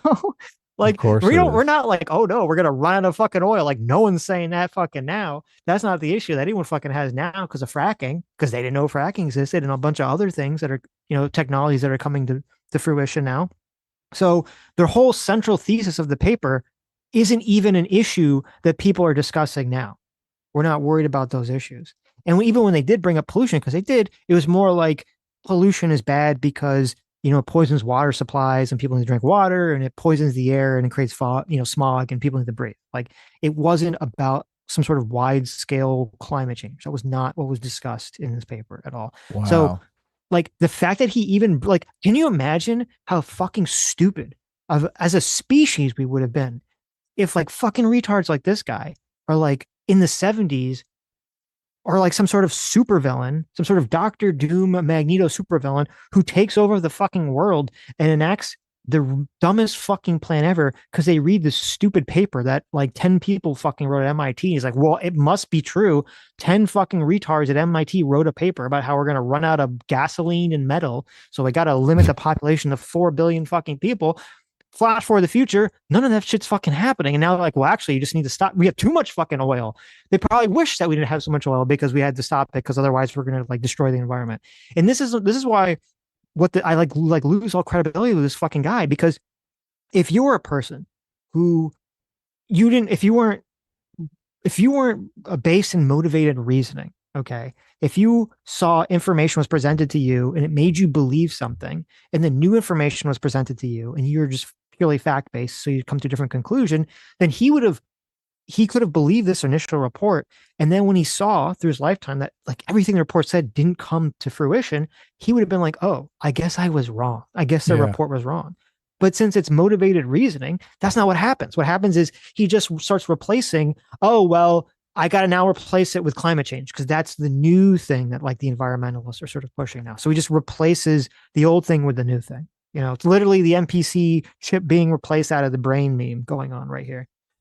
China did the one-child policy, and it turned out to be a disaster. Like, yes, I don't see how limiting our population like China did would put us in a better situation. And I fucking hate the degrowthers because, like, the economy grows on recombining scarce resources in new and creative ways, and that process is forever inexhaustible, right? Because you can constantly recombine limited resources in different ways and use less and less resources. It's just because they think that, well, they thought that we were going to run out of like food and tech and oil. Yeah. So that's why they want to limit the growth. Impossible. So like if we don't limit the growth, we're all going to be, we need to Thanos limit the growth. Otherwise we're all going to be starving and dying. Impossible. Yeah. Not like that, we're making like our cars are now made mostly out of plastic. Well, it's like, it's not possible. Even like metal like, is like super there's necessary. a future where we could have like 100 billion people on the planet and you're like, oh my God, like, right. Like it's possible, but that's not what happened. And they didn't need to do anything to stop it. Birth rates stopped on their own, like, started going down on their own. Yeah. You didn't have to have some authoritarian one world government come in and fucking like take over. People just can't get past the fact that it's like finite resources, finite planet, finite. They just can't get past it. People don't like infinite growth. I spend a lot of time doing on this podcast is trying to find reality through like wishful thinking. And, I have a lot of conversations about AI, for example. And I see so many parallels with AI because we're saying that AI could be a big problem. But when you look at human incentives, the US are trying to beat China, and China are trying to beat this person, and they're trying to beat them. And even in the US, you've got OpenAI trying to beat Anthropic. Yeah. So when you look at incentives, you go, okay, I kind of can see how this is going to play out. There's an inevitability to it. In the example you gave there, what I'm hearing is reduce pollution, which would have meant getting China and India and the US and the UK and Europe to all cooperate, which has proven to be impossible with our political systems. Yeah. And the other thing you mentioned was stopping people having babies, stabilizing at 4 billion, which would have come with a lopsided economy and lots of other problems. I mean, we've seen that it wasn't, it looks like it wasn't possible. And the fossil fuel lobbies and conventional economists undermined all that stuff. So the reason we're having this conversation now is you basically think we've got to adapt. It's like we're going up a hill, so we've got to, have a lighter car or more power for the car, or whatever else. I'm saying we're 5 inches from a brick wall, okay? And we're not going to slow down in time to hit the wall. We're going to hit the wall. Brace yourselves. Okay, brace for impact. That's the advice I've given. But when I asked you earlier if we need world government, you said yes. If I asked, it's not going to happen. I know it's not going to happen. The only way out of this is to do it collectively. With this is obvious example, we're going to do it competitively and shoot each other in the foot in the process. If we'd realised that each nation had to reduce its energy consumption or get a higher efficiency out of its energy 50 years ago, but who's looked the at we? The engineering. Who's the we that would have realised this? You would have needed a world government back then. You would have needed, and you needed politicians who understand what the engineers told them. Right. Instead, you had politicians who listened to the media. Can you imagine trying to, like, 1970s? Okay. Still, Cold War still going on. You're like, we need one world government to stop the to stop ourselves from running out of resources. Oh my God. Like, it's crazy to me. He's citing a fucking paper that it was objectively proven to be false because you're living in the fucking future. You're living in the linear timeline future where you know what they said was wrong, and he still can't let it go. Oh, he's still waiting for the collapse. They predicted the collapse anytime in the 21st century, and he's like, we're right on the doorstep here. Yeah, but you don't get to say, I predict a collapse is going to happen because in 2012, the asteroid is going to come and wipe us out, right? And then in 2012, an asteroid doesn't happen, but then 10 years later, COVID happens. You're like, oh, see, I called it. It's like, what do you mean? You call shit. It's a completely fucking different thing. All of these people think we're on the verge of the ecological collapse. It's too bad he doesn't ask him to articulate what the brick wall is. Like, what is going to happen? Is it going to be mass starvation? What are you talking about here? Well, he thinks it's just going to be like, the climate. I think he does get into a little bit. He thinks that the climate change is going to just make, the environment go completely haywire in certain areas of the world. So. Okay. It's going to burn a bunch of people's houses down in the Palisades. They're going to be complaining about it and running from it. Like, it's not going to end the human race. Get the fuck out of here. Get the fuck out of here. We're going to adapt. Now he's talking about, because this kind of thing, they keep jumping to the new thing, right? So now he's talking about how, there's the concern that I forget what it's called, the reason why Europe is warmer, the transatlantic circulation, right? That's going to collapse or something. And then Europe's going to get like way colder after that. It's going to like, it would make Europe basically like North America. Right. Right. So that's the new thing that they're jumped to. So is that going to happen? Constantine has a good comeback there. Right. Like, I don't know if that's going to, I know he says actually in Russia. Yeah. It's pretty warm. I don't know if that's going to happen. That might happen. But the idea that like these fucking retards called it when they were talking about a completely different problem in 1970 is like idiotic. Whole different problem there. I'm just this idea that the brick wall is right there. Well, he says this, and I think I have a clip for it at some point. He says he thinks in 10 years that like the world is going to be doomed in 10 years. Yeah, people have been saying this for like 20 years now. I know. It's ridiculous. To the oil interests and trivialize these whole dangers. And that's why now it's a catastrophic. I mean, I truly believe we're on the edge of a catastrophic breakdown of human civilization. In that situation, if you wanted to stop it happening, you would need to have global coordination, authoritarian, et cetera, et cetera. If we'd done it 50 years ago, we wouldn't need any of this. Steve, how would you go to India and tell them that they can't use energy when they're at the very some people in India, the women are dying in childbirth and their children are starving. Yeah. I mean, and you go to India. No, you can't grow. We have an ignorance about the biosphere on which we live. Okay, our understanding of the biosphere itself and the impact that our civilization has on the biosphere is trivial. And therefore, we have these discussions as if the biosphere will take care of itself. I think we all agree that climate change is both real and a huge existential problem. And the evidence for that is we can observe it, we can measure it. Even now we're going through one of the sort of record-breaking periods in weather volatility. Both sort of the Western United States and Western Europe are experiencing historically severe, record-breaking weathers at the moment. Yeah. So my next question logically becomes, what can we do about it? It's too late. Okay. The extent to which we're unaware of the energy forces we've unleashed on the planet are huge. And when you find that people think all this stuff is going to happen and it's a couple of decades away or half a century away and somebody else's problem. When is it going to happen? I've got a feeling the next 10 years. Next 10 years. What's going to happen? Look, he's got a feeling, guys. He's got a feeling. He's got a feeling. He's got 10 this years. paper from 100 years ago. 10 years, we're doomed. From these 10 hippies at MIT. Yeah. It's so crazy. Read Lomborg, Bjorn Lomborg. He's got a couple of books on climate change, and he's got a dozen suggestions in those books on ways that we can deal with it. This idea that like we can't do anything is just ridiculous. The beginning is the breakdown of our capacity to maintain a civilization on the planet. I'm probably wrong in terms of timing. I'm probably putting it too far in the future. Okay, I might be wrong. So it might be less than 10. Yeah, it could be less. I really, really hope all three of us live long enough to be able to sit down. So do I. I hope I'm wrong. I'm desperately hoping I'm wrong. Steve, can you define what you? Well, he's in luck. He's definitely in luck because he is wrong.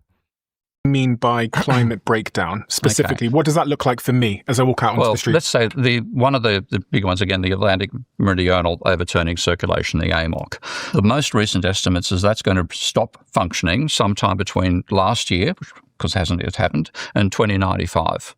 When that happens, the temperature on Europe will fall, roughly speaking, by 3 degrees per decade. For 3 decades. So the temperature in Europe on average will fall by 10 degrees.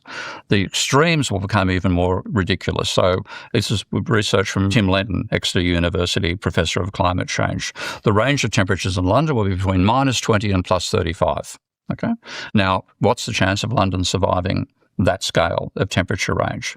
You can't even cope with leaves on the train lines here. That's one thing I found ridiculous. As an Australian arriving in London and find my train from Waterloo to Kingston is slowed down because there are leaves on the rail. Leaves on the rail? Has that never happened before? What are your engineers doing about that? Why don't you have trains that move the leaves? So Steve, this sort of unprepared nature, we are completely unprepared for the scale of what we face. Look, as someone who is Russian, -20 is a nice spring day for me. But look, we're being silly about it. I think if we ground this conversation in the realms of the possible and look at what we can do, it seems to me that the only thing we can do is create forms of energy that do not produce emissions that we believe are contributing to the changing climate. A world government's not going to happen. I agree. The level of coordination is not going to happen. The authoritarian world run by engineers is not going to happen. These are not realistic things to be talking about. Let's talk about what we actually can do. Yeah. What we can do is plow all the money we have wrongly plowed into trying to mitigate this issue, into trying to create forms of energy that are actually going to work not only to solve this problem, but actually to fuel prosperity, to fuel technological innovation, and to create a better world, as opposed to thinking that, like we're all doomed and nothing is possible. Of all the what is it? Yeah, what is even the point of like going on this whole thing of like, oh, well, we need to have a one world government. We need to do all this stuff. And it's like, well, actually, it doesn't even matter. It literally doesn't matter anymore because it's too late. So why are we talking about this for the next 10 minutes then, 15 minutes? If you're just like, well, we're all doomed. It doesn't matter. Democrats are obsessed with it because they've got a bunch of people that they've conditioned to believe this. So that's how they drive them to the polls. Well, I mean, this guy's like 10 times more crazy about it than even any, the mainstream Democrat would be about this stuff. It's so insane. But look, this is what Democrats believe. So many, it's that one video. There's actually a link to that video in the description about the climate downers, the person who was indoctrinated into the climate cult and basically escaped, did a nice video explaining how these people think. And this is exactly how they think, which is, I mean, we're getting a front row seat for it here with this guy. Right. Interesting. Okay. I jumped ahead because I just talking about some other stuff, but yeah. I mean, if I've read Bjorn Lomborg's books, and they're completely, I mean, he's got so many different possible solutions, and a lot of those solutions are even being implemented. Like I read recently, we're at the tipping point for solar, where solar was always too expensive. So it was less expensive to choose oil or natural gas for like home heating and stuff like that. And we just recently hit the tipping point where solar is actually cheaper than natural gas. So it makes financial sense to adopt solar instead of natural gas or other forms of energy. So like we're already working on this stuff. And I think like I go out to Vegas sometimes, and Vegas is just incredibly hot during the summertime. It's 10 times hotter than Los Angeles, right? And I think, well, those people live there. If Los Angeles suddenly became as hot as Vegas, it's not like everyone would fucking die. There would be more air conditioning. People would adapt. It wouldn't be a catastrophe. Not that it would happen. But Boren Longborg also talks about how much impact just shade trees have. Like just planting shade trees can lower the temperatures within the cities by like 10 degrees.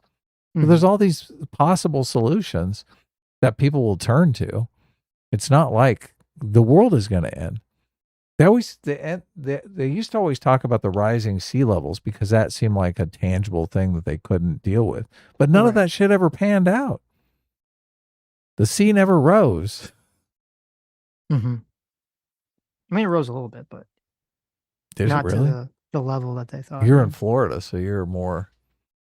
I mean, it's all. You got that managed. Atlantic Ocean over there. It's all far managed. more. Yeah. So. Oh, okay. So they're just making the levees higher. They're just. I don't know what they're doing. They're doing stuff. They're fixing it. It was because I mean I remember this was like with Al Gore's movie. It was like in 2012, 2015, like 2010, all the icebergs were supposed to melt, and sea level was supposed to be like so much higher and all this stuff, right? And I don't know, maybe all this stuff's gonna happen. It's just slower pace. That's why I said I kind of gave up on the whole thing. But it's just for the people that have. I don't know how people get away with having this like high level of certainty that like this like traumatic doom and gloom stuff is gonna happen when, as you said, they've been saying that for 20 years, and they keep pushing it back because it keeps not really materializing, at least not in the speed of which they keep saying it's materializing. He makes the argument in here that Lomborg talks about. He says like the catastrophe that we'll see is like 10 times the number of people will die of heat stroke during the summertime. And Lomborg specifically talks about how people talk about the heat stroke thing because it's visual, it's visceral. People think of the suffering and it happens very quickly, right? A heat stroke goes like 1 minute you're fine, the next minute you're not. He points out that 10 times the number of people die every winter from cold than die from heat stroke.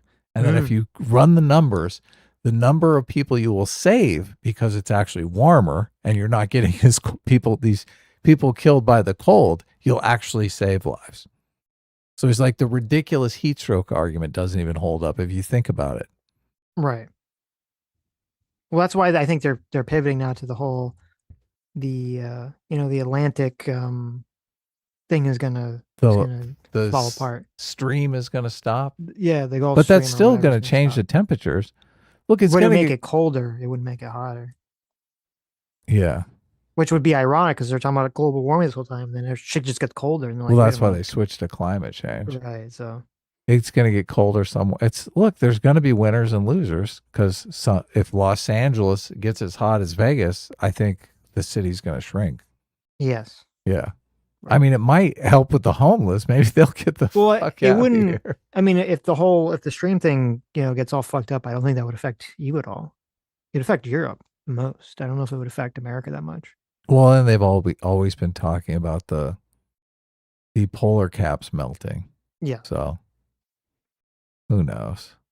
Of what it is. Okay, wait, I got it. What if the Atlantic stream thing dies? So then it's going to get colder, but then the ice melting somehow makes it warmer, and then it bounces out perfectly.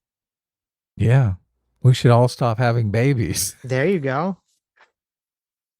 But also you got to remember that the Chinese system is not just about the economy. It's also about what rights people have and don't have. The right to express your opinion freely, the right to criticize the government, the right, I mean, we talk about private enterprise in China. If you're a private business owner in China, well, there's no such thing really, because the moment you are inconvenient to the government, you're going to disappear and come back suddenly with a totally different new set of beliefs about what's right and wrong and who's right and who's wrong. So I think we should be very, very, very careful about praising communist dictatorships. I have friends in China, both nationals and immigrants, who tell me that the level of discussion and argument in China is far, far greater than people think. You don't get left versus right conversations. Okay, you've got a political system which you're not going to change, Communist Party be in control and so on. But the level of debate over what policies should be, whether the government should balance its books, whether the government should run a deficit, whether the government should build infrastructure or not, there's enormous debate there.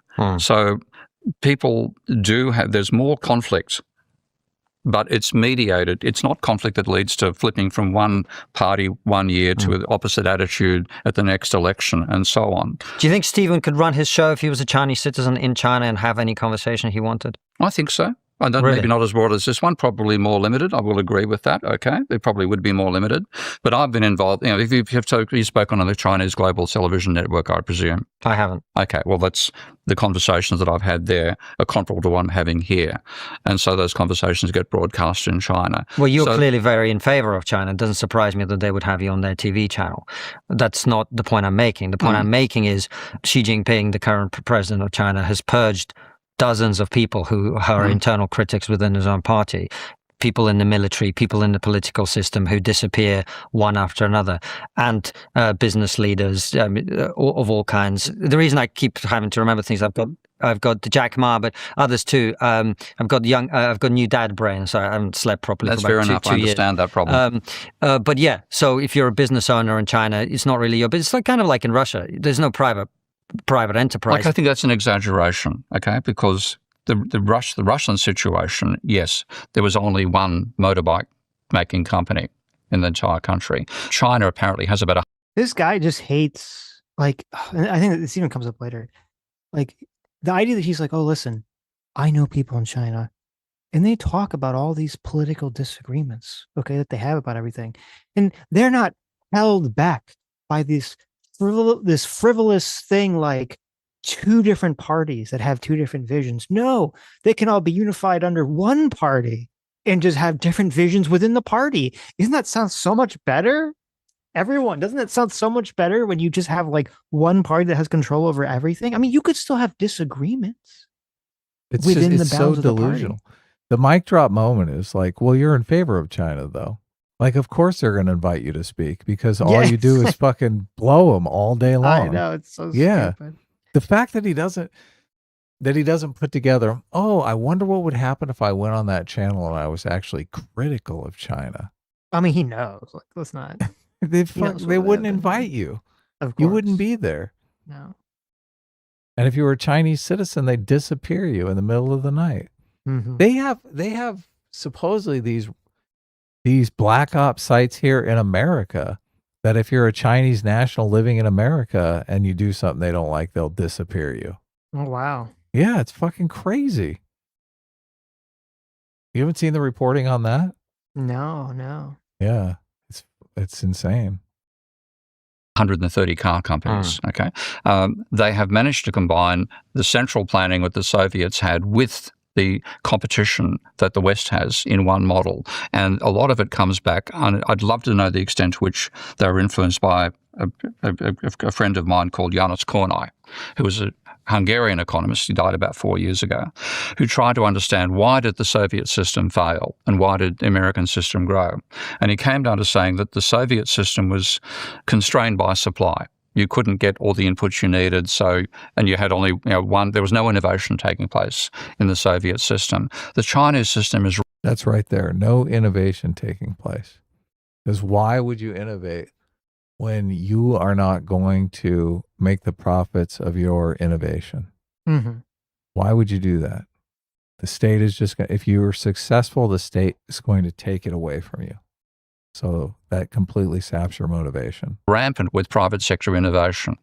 and companies are competing against each other rampantly in that system. Somehow they've managed to combine the state providing the infrastructure and the foundation and letting private diversity occur both between different corporations and between different provinces in China. So that happens to some extent in China, but China is like all of the frontier stuff happens in America and China steals it. So they are managing to innovate to some extent, but not to the same extent that we are in a free society. Mm-hmm. So you're losing maybe 10% of the population is still invested in doing these things. And the other 90% of the population is, I'm just going to keep my head down, even though you might have innovators in that 90%. Right. So it's the same family of systems, but they've managed to overcome the drawback that the Soviet system had. Let's accept that at face value. What about the point I was making about political freedom, freedom of the individual, freedom of speech, political repression of opponents, imprisonment of people who don't agree, state-sanctioned murder, etc.? What about that? Well, I'd look at America's prison system and say, you've got a different version of the same poison. How do you like that? Okay. You're going to compare people going to jail for committing crimes to people going to jail because they speak out against their crime is that they speak out against the government. Yeah. Remember there was this woman who I believe she was like a famous Chinese tennis player and she was a big deal and she accused a high-ranking government official of sexual assault. And the response to this by the government was to disappear her for like a week or 2 weeks. Yeah, for re-education. And then she comes back and she's like, "Oh, I was mistaken. I actually wasn't sexually assaulted." Okay. And you have these fucking pieces like this guy, you got fucking Hassan, all these like believe women leftist types. They're like, that's fine. That's totally fine, right? It's just, and you're gonna compare can you imagine? That'd be like if Sydney Sweeney like came out and was like, Pete Hegseth sexually assaulted me, right? And then ICE comes, right? Yeah. Or and kidnaps her for a week. Kidnaps her, and she's just disappeared for 2 weeks. And people in America are like, where, like, and it's public. It's not even like a surprise. Like, where the fuck? Like, ICE kidnapped Sydney Sweeney, even though she's like an American citizen. Like, what the fuck's going on? And then all of a sudden she comes back and she's like, "Oh, I was mistaken. Pete Hegseth didn't actually sexually assault me." And then we're all like, "Well, I guess it's fine now, right?" Can you just imagine something like that happening in this fucking country? In Steve Keen's world, it does happen, Sitch. Oh, that does happen. It's so stupid. It's so fucking stupid. I know. People being put away for fraud or murder or bank robbery. It's just the same thing, the exact same thing. I mean, I've been critics of the government en masse. Well, a couple have been shot. The whole stuff with the ICE, and they're talking about the stuff that's happening with Trump now is awful. America has the world's largest prison populations. There was that woman who was disappeared by the government for accusing of sexual assault is just like Renee Good, who almost ran over a guy and got shot. They're the same. They're obviously the same thing. Look, Steve Keen has destroyed all of his credibility. If he ever had any credibility. It's bad. It's just completely gone. Yeah. This is like Boomer screaming at Cloud. Yes. The live stream. I think he spends all day on Facebook, like looking at like left-wing memes or something. I think so too. This is totally embarrassing. Freedoms you don't get in America that you do get in China. Would you prefer a Chinese system? I wish he would have followed up on that. Wait, what are the freedoms you get in China that you don't get in America? That's what I want to know. The country with the social credit score. I want to know about the freedoms we get there. To America, yes. Even though you can't criticize the government. I've spent enough time in American cities and Chinese cities to know which ones I prefer. And I'm down to cities of a mere 4 million people, which is a small city on Chinese standards. And you're okay I didn't see the homelessness. I didn't see the poverty levels that I see in American cities, in Chinese cities. That's totally true, but this exact. So he went to L.A. and he saw a bunch of homeless people and drug addicts walking around because soft on crime, far left people are running the show. And then he goes to China, and the communist Or government, the far right authoritarian. yeah, basically makes it so, like, I don't know, maybe they disappear these people. I don't know what the fuck these people, right? They're not, they're not wherever he was. And he's like, well, obviously the Chinese system is superior. It's like, oh, okay. It's interesting. The guys on the China show, I've seen them run videos showing a bunch of homeless people. Usually when they bring in people, tourists, any sort of media that they're going to make for propaganda for Americans, they move all the homeless out. But they say on the China show that there's plenty of homeless people, and they've shown videos that they've taken themselves covertly showing off the homeless population. So I'm sure if Steve Keen is over there, they're like, oh yeah, there's no homeless anywhere. Well, I've also, I mean, again, I don't know. You see all stuff online, who knows? But I've also seen people say that they have all those institutions that we made illegal in America. They still have. So they'll just pick up people and throw them into like mental institutions and shit. Or people apparently in China like registered to hometowns. And if you're like a vagrant and you like are not in your like quote registered hometown, they'll literally just like ship you back. Oh, okay. They have all sorts of like weird policies and stuff. So well, they're doing something about it. Yeah. I think he just likes the ethnic homogeneousness. I think that's what it is. He's like, he doesn't like the diversity of America. That you know what?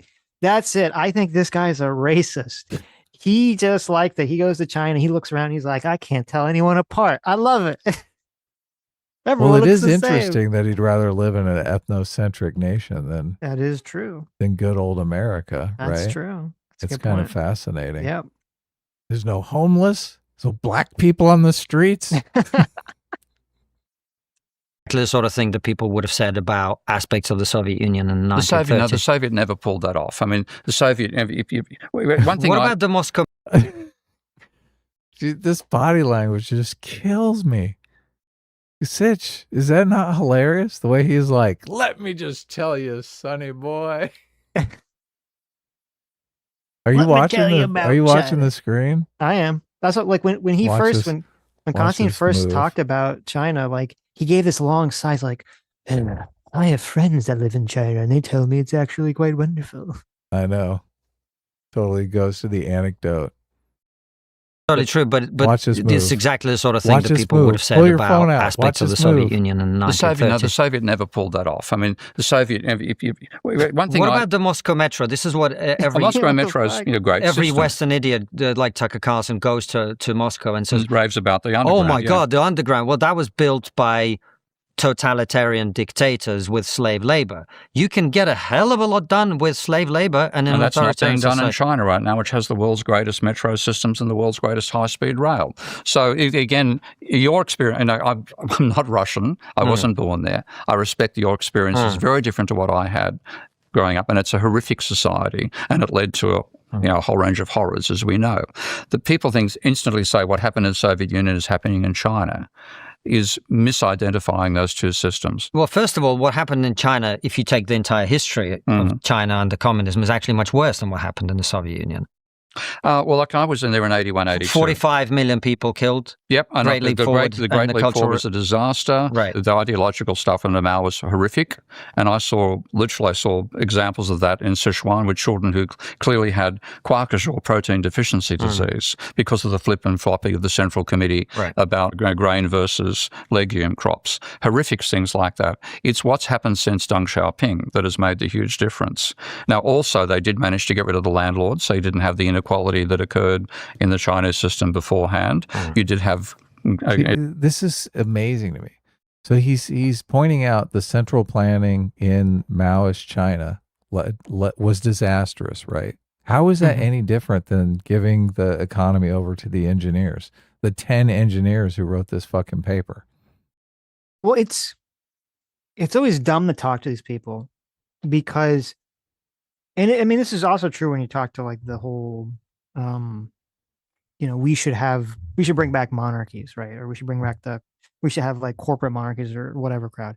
Because if you have someone who has the right information, okay, they have the right moral position, the objectively correct moral system, right? And they have the objectively correct position of reality about knowing something. Yeah.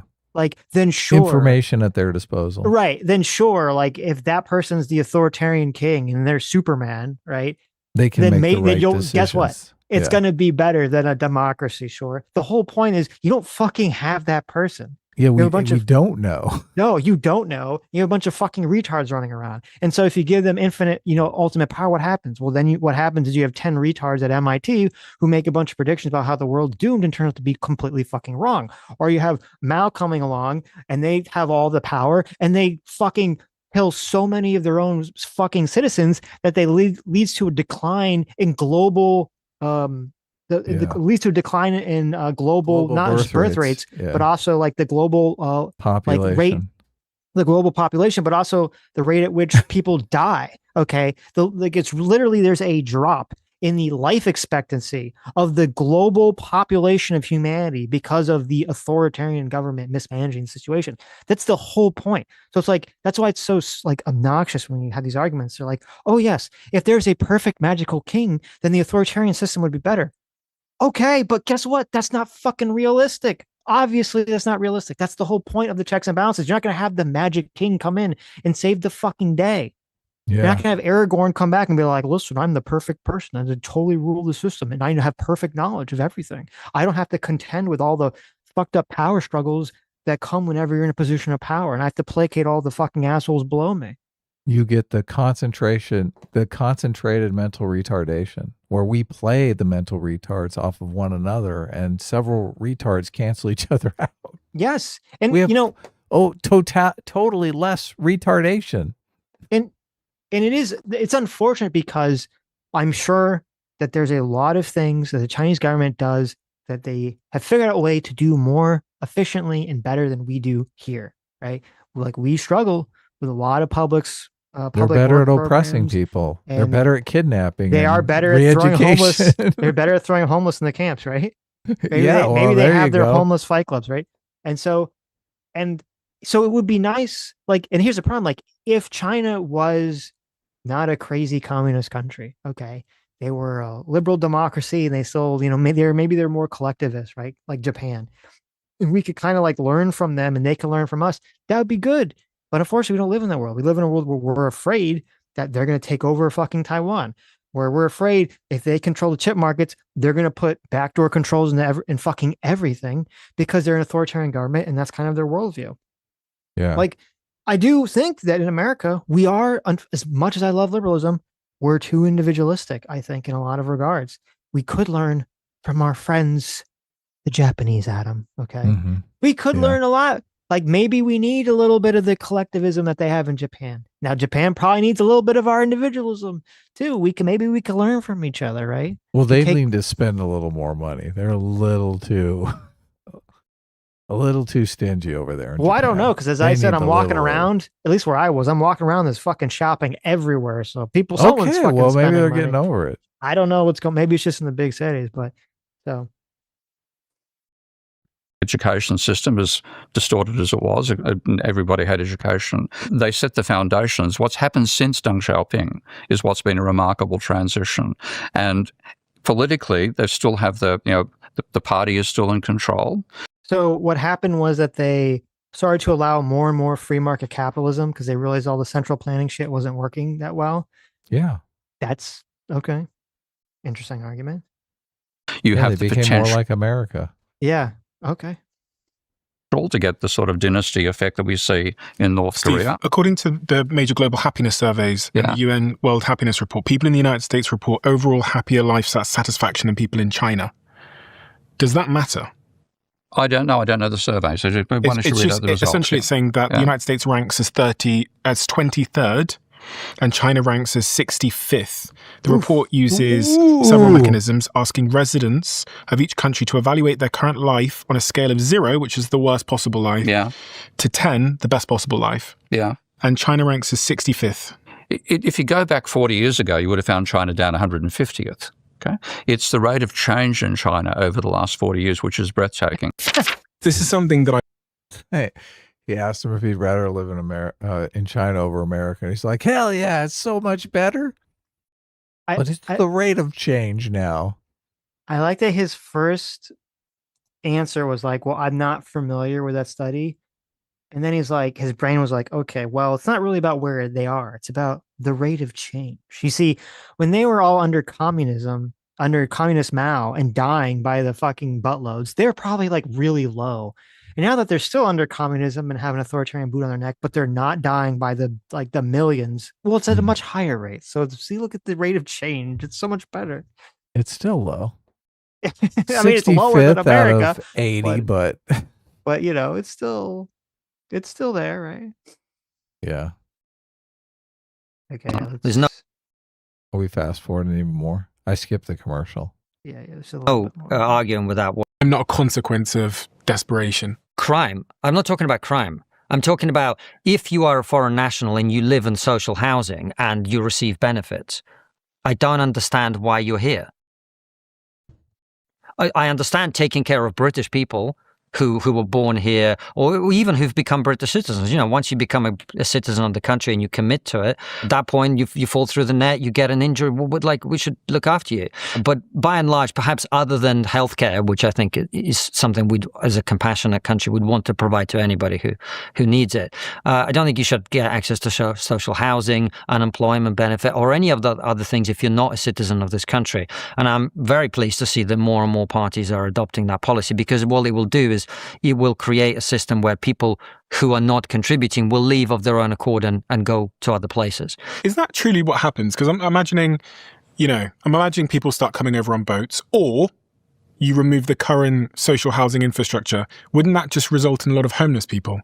That creates another problem. No, because I'm not talking about illegal immigrants. Illegal immigrants apply for asylum, and there's a different process for that. I'm talking about people who are here legally, who have settled status here, or who have a visa to be here, or whatever. So they shouldn't get social housing? They shouldn't get any benefit. So what if you removed that today? They will leave. How? What do you mean, how? They'll get on a plane and leave. Fly? If they can get on a boat to get here and pay people smugglers 3,000 euros, they can pay 100 quid for EasyJet to fly back to wherever they came from. It's not hard. It's exactly how I would leave if I had to go back to where I've come from. It's not difficult. People pretend like this is complicated. It's really not complicated. People will follow the incentive structure that's in front of them. If you can come to Britain and get benefits as a foreign national, you will come. If you can't, and you are the sort of person that wants benefits, you will leave. It's really simple. And the people we want here, if you want to talk about immigration, there's some really good things about immigration. You want immigrants who come here from other countries and create businesses. They will come, they will stay, and they will continue to do what they do. So you think Andy Burnham... I like he's just so incredulous about how will they get home? Well, how the fuck did they get here? I know. Like, what the fuck? It's like, oh my God. It was like they had to go on a fucking like life-risking journey across the ocean or through a fucking jungle to get to the country. Yeah, okay. That's how they'll get home then. Well, no, it's like they could just take a fucking $100 air flight. Like, what do you mean? The fucker, it's a lot easier to get back. It's like way fucking easier to get back. Yeah. So hilarious. It's ultimately gonna. I do like that Consti just lays it out very matter of fact, because it is crazy. Like, if I like the idea that someone could come to your country and they're not a citizen and they are immediately given all these like benefits is fucking crazy. It's like, insane. Like, it's insane. What are we doing? What are they doing? I mean, I think it's a lot worse in Europe, but like it's totally batshit. Well, this is why I think it's so much just to boost voting numbers, even though, I mean, they think sooner or later those people are going to be voting, or people in their family are going to vote for Democrats because they were reunited with a family member. I think that's there's some, it's so insane that I think there's got to be some sort of incentive structure going on with the political class. It doesn't make any sense other than that.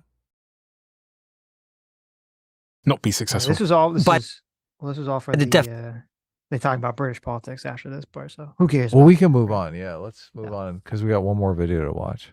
We got to watch a little of Robbie putting the slap down on. Yes. Okay. Come on, that's the one everyone's here for anyway. That video's wild. Then we can read super chats and call it a night. Okay.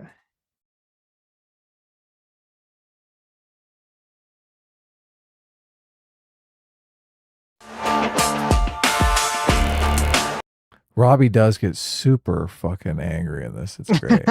He does. He gets like over the top angry. I love it. Annoyed when I say this, and you've said it, I'm sure, a version, which is, yes, there's a far right, and yes, there's a far left. The far right wants Nazism and ethnic cleansing. The far left wants Medicare for all. That is not the same thing. Cut to the shoe on head clip. Fucking how angry does this make you when you hear this? When you hear this fucking... These are the people who are marching around talking about trans kids and children need to have access to sex change operations. We just want to give you free health care. Yeah, the trans are fucking kids. Mm-hmm. Well, there was a tweet that I think Hutch put out about this, and he was like kind of flabbergasted, like, how is it that because later in the clip, they start comparing that, like, what the far left in America wants. Well, those people would only be called like centrist in America because they just want the same robust welfare state that's going on in Europe, right? And Hutch is like, how do they believe this? This is crazy. And I said, I responded to Hutch like, it's easy. Like, they're just both lying. Sam Cedar and Mehdi Hasan are just both lying. And I saw even today, it was either today or yesterday, Mehdi Hasan is like defending Hassan Piker, doing the, making fun of Charlie Kirk's death. Yeah. Oh, really? Wow. And stuff like that. And I'm like they know what's these people know. And fucking Sam Cedar, he's fucking, Emma Vigeland is like one of the craziest fucking far left socialist wacky fucking nuts around. She's That's definitely his fucking making co-host. fun of. She's definitely making fun of Charlie Kirk's assassination all the time. Yeah, it's like, no, it's just they understand what the far left is doing in America. They understand what Hassan and people like Hassan stand for, and they're just fucking lying. It's very simple. They're just lying. That's why I love that about the clip. healthcare thing. Yeah, like that clip that Shu made is like so perfect. It's like, oh, we want to destroy I'm just America. a healthcare boy. We want to destroy capitalism. Oh, I'm just a little bit of healthcare. Why would I give you healthcare? It's just, God, that's so dishonest. Just free healthcare. It's so dishonest.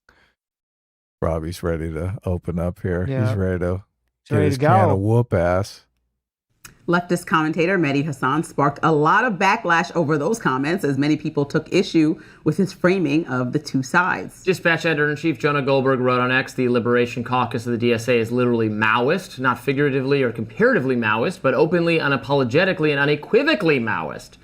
And journalist Brad Palumbo, my friend, wrote, the far left in America also supports vigilante murder of CEOs and political opponents, open borders, abolishing the U.S. Constitution, censoring hate speech, abolishing police and prisons, the government seizing control of the economy. Other than that, sure. And I also fought with Mehdi over this. I had my own tweet saying exactly the same thing, that, the far left, like, here's the comparison. Look, the far left, it's in the DSA's handbook. They support abolishing the Constitution, capitalism, prisons, borders. The people who represent them praise authoritarian communist regimes and excuse terrorism. That is what the far left does.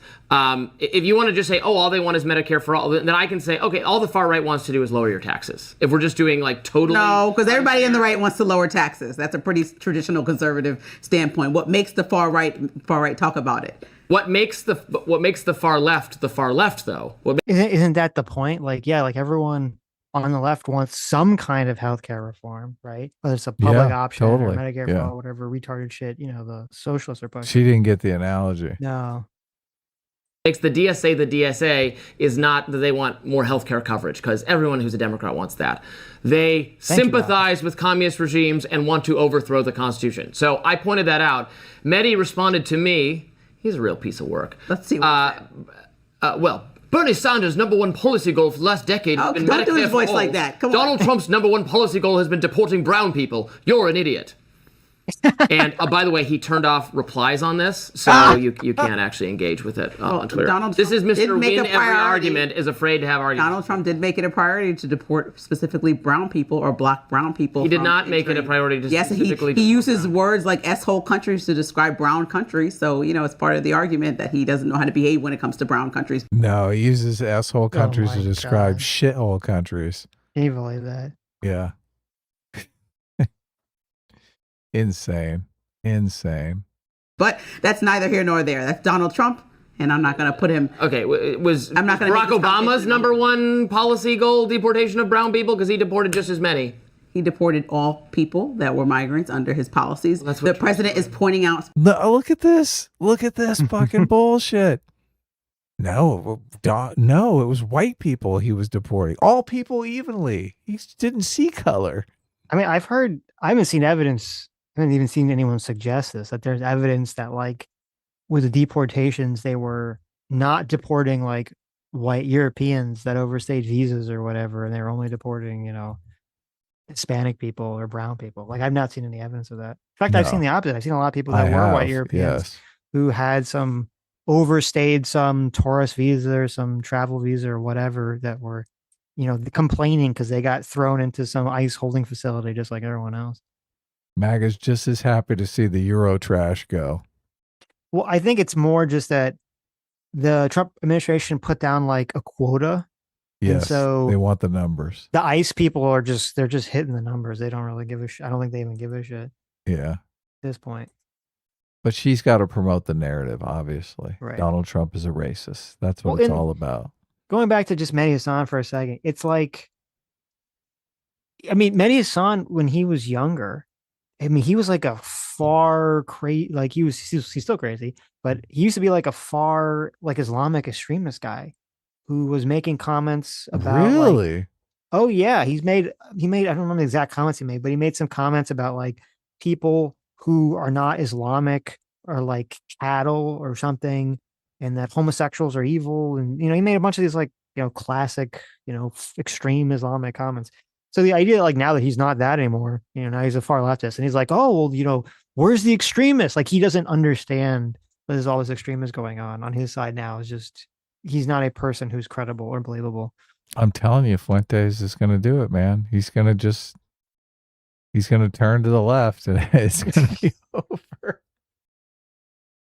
He's going to be welcomed with open arms as the convert. Specific brown countries. He's going to South Africa, an extremely brown place. So only white people come over here. A offensive-ish comment. No, made you brought this up about Mehdi Hasan, and I'm explaining the far right's policy. I'm explaining. No, the offensive comment was a few months ago when he talked about Somali migrants. Okay, he does this often, but I think with Mehdi Hasan's point, to back it up, since the 1990s, that extremist violence on the right wing. The extremist rhetoric has led to extremist violence, specifically in regards to right wing. I was looking at a nonpartisan policy research organization called CSIS, which is Center for Strategic and International Studies. 13 victims have been killed by quote unquote left wing attacks, 112 by right wing attacks. Let me comb through some of those. Okay, so I'm going to read the numbers to you. Oklahoma City bombing. That's a right wing white nationalist attack. 19 children were killed, 168 people were killed, right-wing attack, period. What else you got? That one is... Charleston Church Massacre with Dylan Roof, a white supremacist. Yeah. 9 black parishioners were killed. Pittsburgh synagogue shooting in 2018, a white supremacist killed 11 Jewish people. You remember that? Tree of Life synagogue? Just waiting for her to get to 9/11, guys. 3,000. 3,000 for 9/11. It's coming up. Let me finish. No, I'm not done. You told me to give you examples to round out this number. El Paso Walmart shooting in 2019. He specifically went to a neighborhood that he thought was specifically of Latino descent and killed 23 people. Buffalo. Okay. Wait, I'm not done. New York. Leftist shot Charlie in New York. Through the neck till death. You name one person. I'm naming Donald Trump. You named 2 people now. Okay, so his argument is Charlie Kirk and Donald Trump. My argument, I just named more than 150 people that have been attacked by white supremacists. Wait. So what happened to 2001? I don't know. What was missing here? We lost. Where was 2001? I thought we were going with attacks. What's going on here? Buffalo supermarket shooting. I'm not done. 2022. A white supremacist, white nationalism is embraced by the far right. Nick Fuentes is far right. White nationalism is embraced by the far right. And so a white supremacist gunman in Buffalo killed 10 black people, specifically because he thinks that this country, who I'm not a fan of, be, to be clear, does not advocate violence against it. Okay, I'm just telling you, white nationalism and the idea that falls on the far right, then we would call these far right attacks. And so when Mehdi Hasan starts an argument saying, well, far right is worse than far left, well, numbers tell us as far as deaths and killing folks. No, he didn't say that it far actually right is worse than far left. He said they're not equivalent because the far right wants ethnic cleansing and fascism. Because ethnic cleansing has led to 168 people being killed in Oklahoma City. Nine people.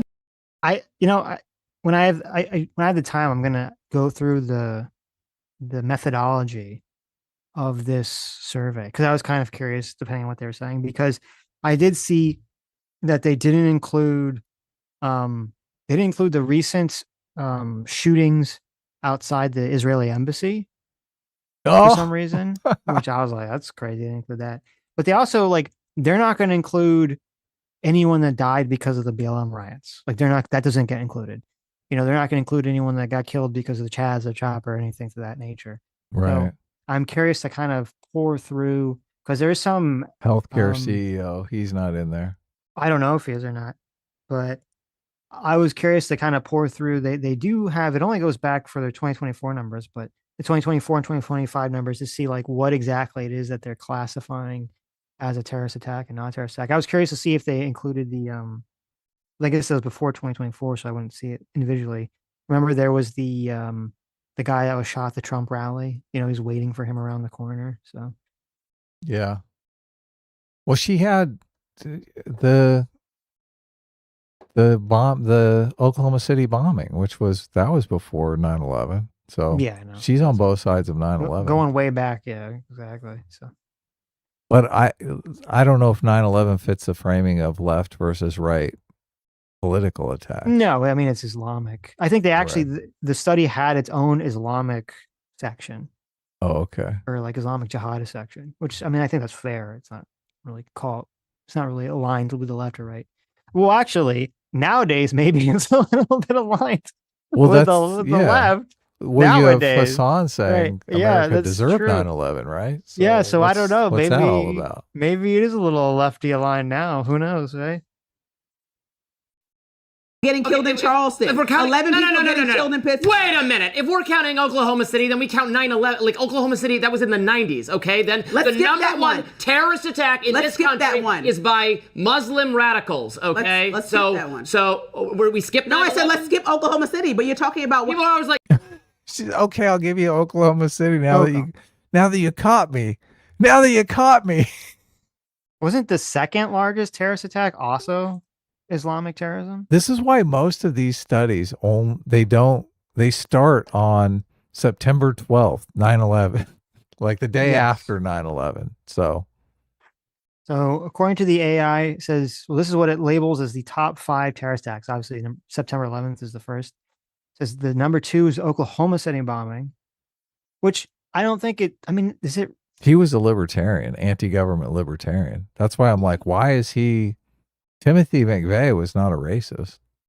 He wouldn't really fall into what people are saying is the right wing terrorism that they're talking about now. It was payback for, I think, the Branch Davidian thing.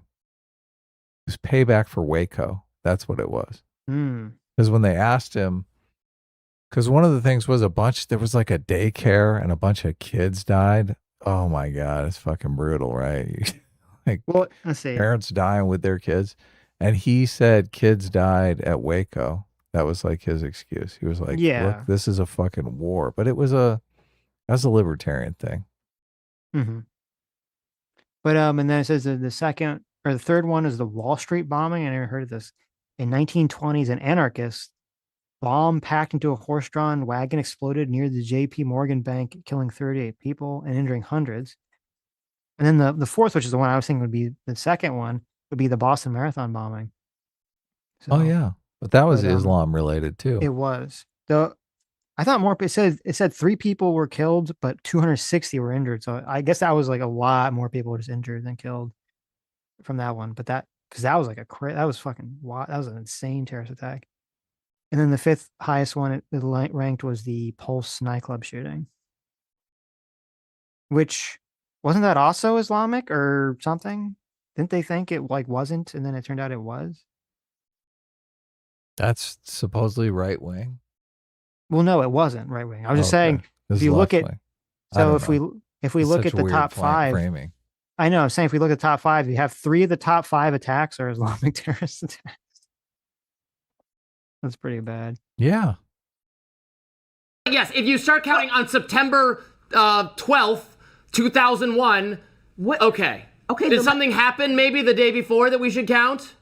The left wing. This is why this is the radicals are the far left radicals are not suggesting that or embracing that 9/11 is a good thing. If I remember correctly, the whole country was very upset and sad and came together. Except for Hassan, who celebrated it and is still Yes. celebrating it today.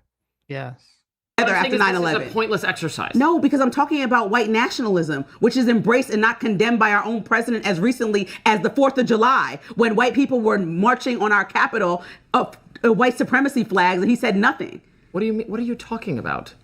On the 4th of July, did you not remember there were a group of white supremacists marching all over the Capitol? These people have no political support whatsoever. But the president should condemn it. And if he doesn't, that's Remember they had that one lady who's like the bravest person because all the white supremacists were surrounding her on the train or whatever. And then she was just, they weren't surrounding her. She was just sitting on the train and they were like behind her, right? She took a picture of selfie of her in the back. Yeah. But everyone was framing her as like the Rosa Parks of, the white supremacy. But they found a video of her on the train, like being some fucking maniac. Like wasn't she like a drug addict or a homeless some person on the train? crazy homeless person. Right. Yeah, exactly. Like, oh, she's so brave. Heroes of the left. Right. No, she lives on the train and she's mentally ill. She probably didn't even know those guys were white supremacists. Right. a problem. And when people who are right wing who believe that diversity and believe that different cultures coming into a country is ruining it and argue that it should be more white and care about ethnic cleansing, well, then that becomes a problem. And that leads into incidents like I just named. Let's take out Oklahoma City. Let's talk about Charleston Massacre, 2015. Oklahoma City Pittsburgh is a Synagogue, 2018. Example of what you're talking about. Yes, but you told me to take it out. So I'm naming stuff that happened after 9/11 happened to be after that. Like these things. Wokeness is 1,000 times worse than the problem of white supremacy right now. Like the idea that white supremacy is off the charts is what's driving the woke people into a frenzy, which is causing really. It's so funny that they constantly say, "Oh, it's a moral panic." The right is trying to cause a moral panic when they're constantly in a moral panic. Mm-hmm. Don't matter. It does matter a lot to people because the rhetoric matters in this case for far right people saying that this country should just be white only and European only. Can you point to significant leaders of the Republican Party saying this country should be white only or campaigning with Nick Fuentes? Get her. Or so maybe people are a little, maybe people are a bit smarter than saying that exact term, but the coded language and the they're all constant thinking it, berating of guys. immigrants, specifically brown people, and the idea that you want to keep things pure. Elon Musk says things that have bothered me. I can Google them right now and try to bring up things. He's a leader that works exactly with the administration, have been extremely problematic for trying to make it seem like we need to keep things more how they should be, which is European when they migrated here. The Republican Party campaigns alongside Nick Fuentes, and Mehdi Hassan is friends with Hassan Piker. Not only would he not criticize him on that, he openly embraces him. So it's the equivalent. There is not an equivalency, but it's the other way. The far right elements. President Trump had Nick Fuentes for dinner. He had Nick Fuentes over for dinner at the White House. Kanye West and Nick Fuentes for dinner. I don't care. What does that mean? I'm supposed to defend Kanye because he's black? You just said you don't understand tribalism. Look, she's so fucking proud. She's so proud of herself. She gets so triggered. This lie about Donald Trump having Nick, like he invited Nick Fuentes. Oh, my fellow white supremacists, can you come over and have dinner with me tonight? I would like to court you, your listeners, for voters for me. Mm-hmm. I fucking hate this. I hate the lies that they spin about all this shit. Why would I defend Kanye? Makes no sense. Kanye is a crazy person who brought Nick Fuentes. And Trump allowed it, and his security team allowed it. He didn't know who he was. He had dinner with a white supremacist. Let's move on because See, so bad faith, man. So many bad faith people. Adam, we're moving left. on. We're moving on. So many fucking bad faith people on the left. It's pretty bad. Segment has to end. Up next, CNN's anchor Boris Sanchez pressed the DSA co-chair for a statement the organization put out praising Fidel Castro. Stay with us. Sanchez and his security team allowed it. He didn't know who he was. He had dinner with a white supremacist. Let's move on because the segment has to end. You like that face he makes when he slowly turns away from her? Like, you like this disgusted face. Like, if you're married to someone and they ever make that face, it's over. Yeah, that's a contempt face right oh there. my god! Look away. Can we play that like slow? Let's do a slow motion here. Wait, let me slow this. Can you slow it down? Really? I can. Yeah. Let's see. Let's move on because the segment has to end. Oh my god! Oh my god! That was beautiful. That was beautiful. God. Wait. Oh. He's so demoralized. He's like, oh yeah, fuck you. That's a fuck you face right there. They heard us. Listen, they heard us. We spoke out to the universe, to God, to simulation. We had said, we need Robbie to argue with someone that's as crazy as Briahna Greyjoy. Right. Yeah. And the universe said, here you go. Ask and we shall provide. He is just as bad faith.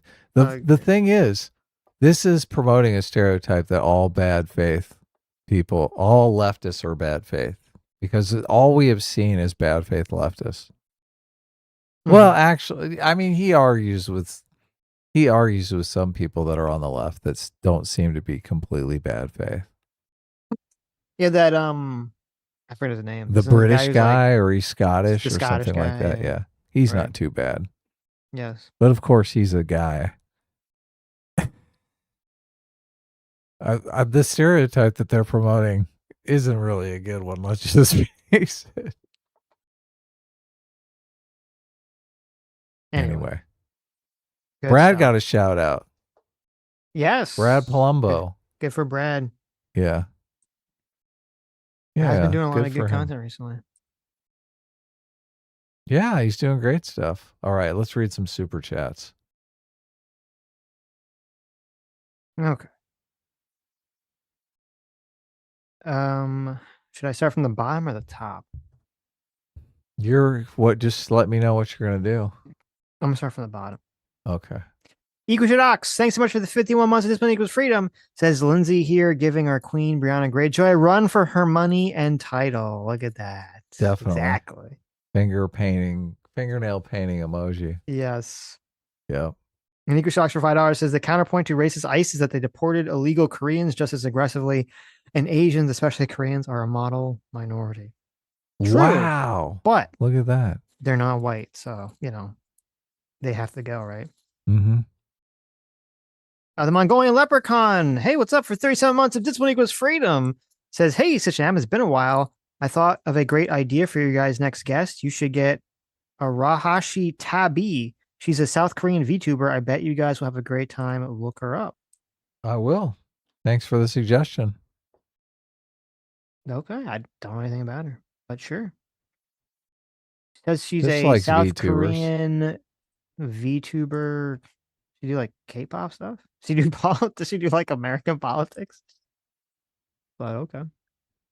Maybe she'll give me some advice. I'll do to get my little VTuber avatar going. WTF 1818 for $5 says, you guys talk about central planning reminds me why home rule is better than Dillon rule when it comes to state pressures on towns plus Fed over state. I don't know. Do you know what Dillon rule is? I don't know what Dillon rule is. I don't know what that is. Dillon's rule is a legal principle stating that local governments, like cities and counties, have only the power explicitly granted to them by the state legislatures, powers clearly implied by those explicit grants, and powers critical to their basic functions. Okay. Okay. If he's saying just local rule over federal rule. Right. I see what you're saying. Yeah. Yeah. I got you. I think that makes sense. That makes sense. God's joke for $5 says Americans' prison population is not big enough. Just ask Adam. Half his city should be jailed instead of shooting up in his yard. Yep. Totally true. This is And true. I completely agree. We've More closed down prisons. too many prisons. Yes. More institutions, more prisons. Definitely. God. Sam More just sent me private something prisons. so disturbing. Something I can invest in. I hear her giggling. Uh-oh. I don't know if we should play this. She It's texted you or messaged you? I will send this to you, Adam. And I will let decide you if make it's the decision. You don't need the sound because it's just some song. But I'll make you the decider here about whether you want to bring this up on stream or not. This this is too much. Is it too much? Too much. Okay. I will describe it for you. It is a AI video of Hassan dressed in a maid outfit in high heels, walking with a purse that says "I love Mao's dong" down the street. And you come on. And there's also 3 goats walking behind him. Yes. It looks like he's taking these ghosts to have sex with them. I don't know what the meaning of the goats is. Is there a meme that I'm not getting here? Why does he have goats coming behind him? He's a goat herder. Come on. Herding the goats. Obviously. Okay. Interesting. These are who he has sex with on the weekends. I see. Okay. Thank you, Sam. Now we know what makes her giggle. Yes. She says, "Put it up, cowards." What? No. No one wants to see that, Sam. Yeah, Sammy, come on. Trying to get through the super chats here. Yeah. No more distractions. Also, she's sending me all these horrible, there's all these like cringe as fuck. I don't know if you've seen these super cringe Candace memes where she's like Morpheus and she's like talking to Andrew Wilson. It's God. She's like sending me all this. She's like, if I have to watch this cringe, so do you. Well, you can watch it with her all night after the stream is over. He's about to be all yours, Sammy. There you go. A captive audience for you. Yes. Memes to your heart's content. Edward Senior for $5 says the guy championing engineers sounds like Woodrow Wilson. Oh yeah. What Woodrow Wilson was saying, we need one world government. I don't know. I wasn't alive during the Woodrow I don't know Wilson enough about Woodrow administration. God's joke for $5 says, as an engineer, I feel confident saying most engineers are just as dumb, if not dumber, than the average politician nowadays. Wow, look at that. Yeah, I don't see why. I mean, engineers usually have some area of expertise that's not necessarily policy, government policy. Right. I mean, that was always kind of the point of Dilbert, was like maybe, the engineer would be good at like their specific area of expertise, but be kind of like inept in how to motivate people at like other avenues of life. So that's just true of everybody. Everyone got their specialty. It's not just engineers. WTF 1A for $10 on the Dylan's rule says, Adam, I'm for bottom up rule. Towns decide their own path even if the state doesn't like it, aka home rule is greater than Dylan's rule. Then stretch it from local up to Fed for what happens on the land of the locals. Well, there you go. Okay. Growth for 32 months, being free seeker, thanks so much, says, Adam, I'm curious what AI tools you're using for video creation. I've seen some success in ad videos when on movies. Would love to chat about it. Yeah, I'm a bad person. I think Growth DM'd me like a long time ago, and I'm really, really bad at responding to DMs. So yeah, we should definitely have Growth come on and talk about AI stuff. I don't think anyone's lined up for next week if they want to come on similarly for like an hour or something. Well, there you go, Groth. If you're listening, I'll actually respond to your DM. Yeah. During after we're done with our stories. Because I think Groth said he works with AI or in the AI field. So I was looking at CDance 2.5. Mm-hmm. You can use this through various different platforms. I think Dreamina is the platform that is the model maker of CDance 2.5. But CDance 2.5 is the one where you can add resources to the prompt and tell the video generator basically what you want to be generated in a 30-second clip, and to maintain character consistency over a character sheet. And you can also include like a diagram of where you want the camera placement to be, so it can move between cameras. You can say, That's like, super I want cool, a yeah. 3-shot where this character says this dialogue and acts it this way, and this character says this dialogue and acts it this way, and yeah, you can do all kinds of things. So maybe Growlithe can teach me, because I was like looking at some of these tutorials and I was like, I mean, look, I can learn. Okay, if I learned how to video edit, I can learn this. They look confusing because they show like the diagram of like the UI, and it's got all these lines. And nodes. It's got like a million windows everywhere. And I'm like, I don't know what even I'm looking at. And it's like, oh, you got to put it in this box, then you got to put it in this box. I'm like, what? I'm like, what? So nodes is controversial. I guess nodes is one particular type of platform, which is one way to use AI, but you don't necessarily have to be invested in nodes. Oh, So okay. you don't necessarily have to learn the nodes system, but some people like the nodes system. So Right. I don't remember the name of the platform that uses nodes. I was looking at the nodes It was system like Comfy because, UI, I think. yeah, okay, you got it. Yeah. I think that is I it. didn't. I looked at it. I'm like, oh, this looks crazy, but I just got to dig into it, figure it all out. Yeah, no. Well, it depends upon what you want to do. One of the things it seemed nodes were good for taking a character and being able to put it in different wardrobe. So, but that's the only thing that I thought it looked particularly good for. Okay, interesting. No, it seemed like they were saying like you have to like make the video in one, and then you have to like upscale it in a different one, and then like it was like you have like different nodes. I could have been misunderstanding. It was like different nodes for like action scenes. Like if you want a fight scene, you want like in one thing. If you want like a car chase, it'd be in like something different. Yeah, nodes are like an action. I don't know. I'm probably I'm probably saying it all incorrect. Do you know about actions where you're just No, telling I the don't know. I don't computer to really run know through anything a about this series stuff. You're just telling the computer to run through a series of processes. Mm-hmm. But anyway, nodes may not even be a thing soon. So who knows? Don't get too hung up on it. Okay. Majin for $2 says, does JD Pimp manage decline like the UK? No, thanks. Yeah, Exactly. That's what nobody wants the managed decline thing. If you're running on managed decline, you're going to lose the election. Living in Suggs, Wall Street related for $2 says, know her. I hardly know her. Like Rob Noor. Oh, I got it. Rob Noor. I hardly know her. Noor. Gotcha. I just appreciate Living in Suggs Wall's puns. Yeah, you're a pun guy. So who doesn't like puns? I'm curious. I think women and Adam don't like Weird Al Yankovic, but I think guys do.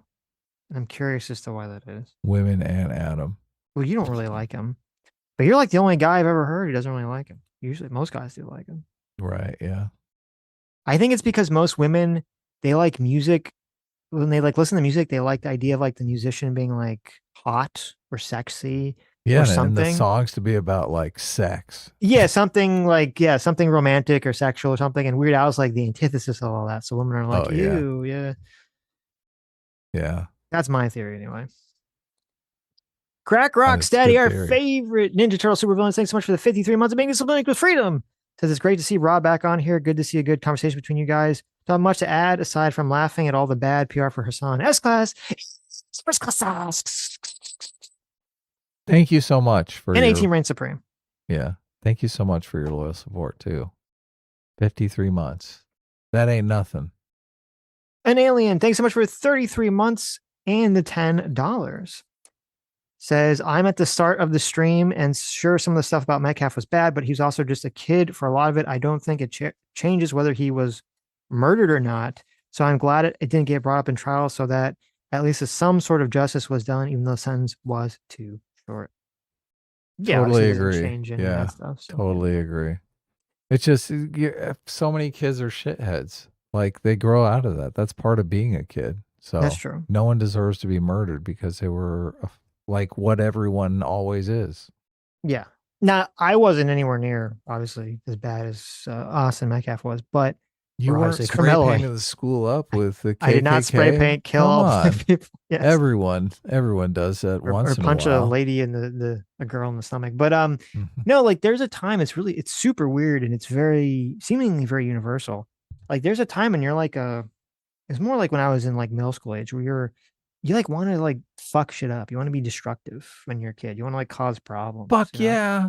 You want to not that you shouldn't, by the way, but like that's why you have those kids, they egg houses and they put the poop on the doorstep and all do whatever. I mean, kids probably don't do anything like kids probably don't do that nowadays because they'd have to like leave their home and not look at a screen for 5 seconds, so they probably don't even do that anymore. But back in my day, I learned to make napalm, and we would always make like our own little homemade explosives. Exactly. Yeah. Start fires. That was another big one too. So like it's weird. I don't know. I get it.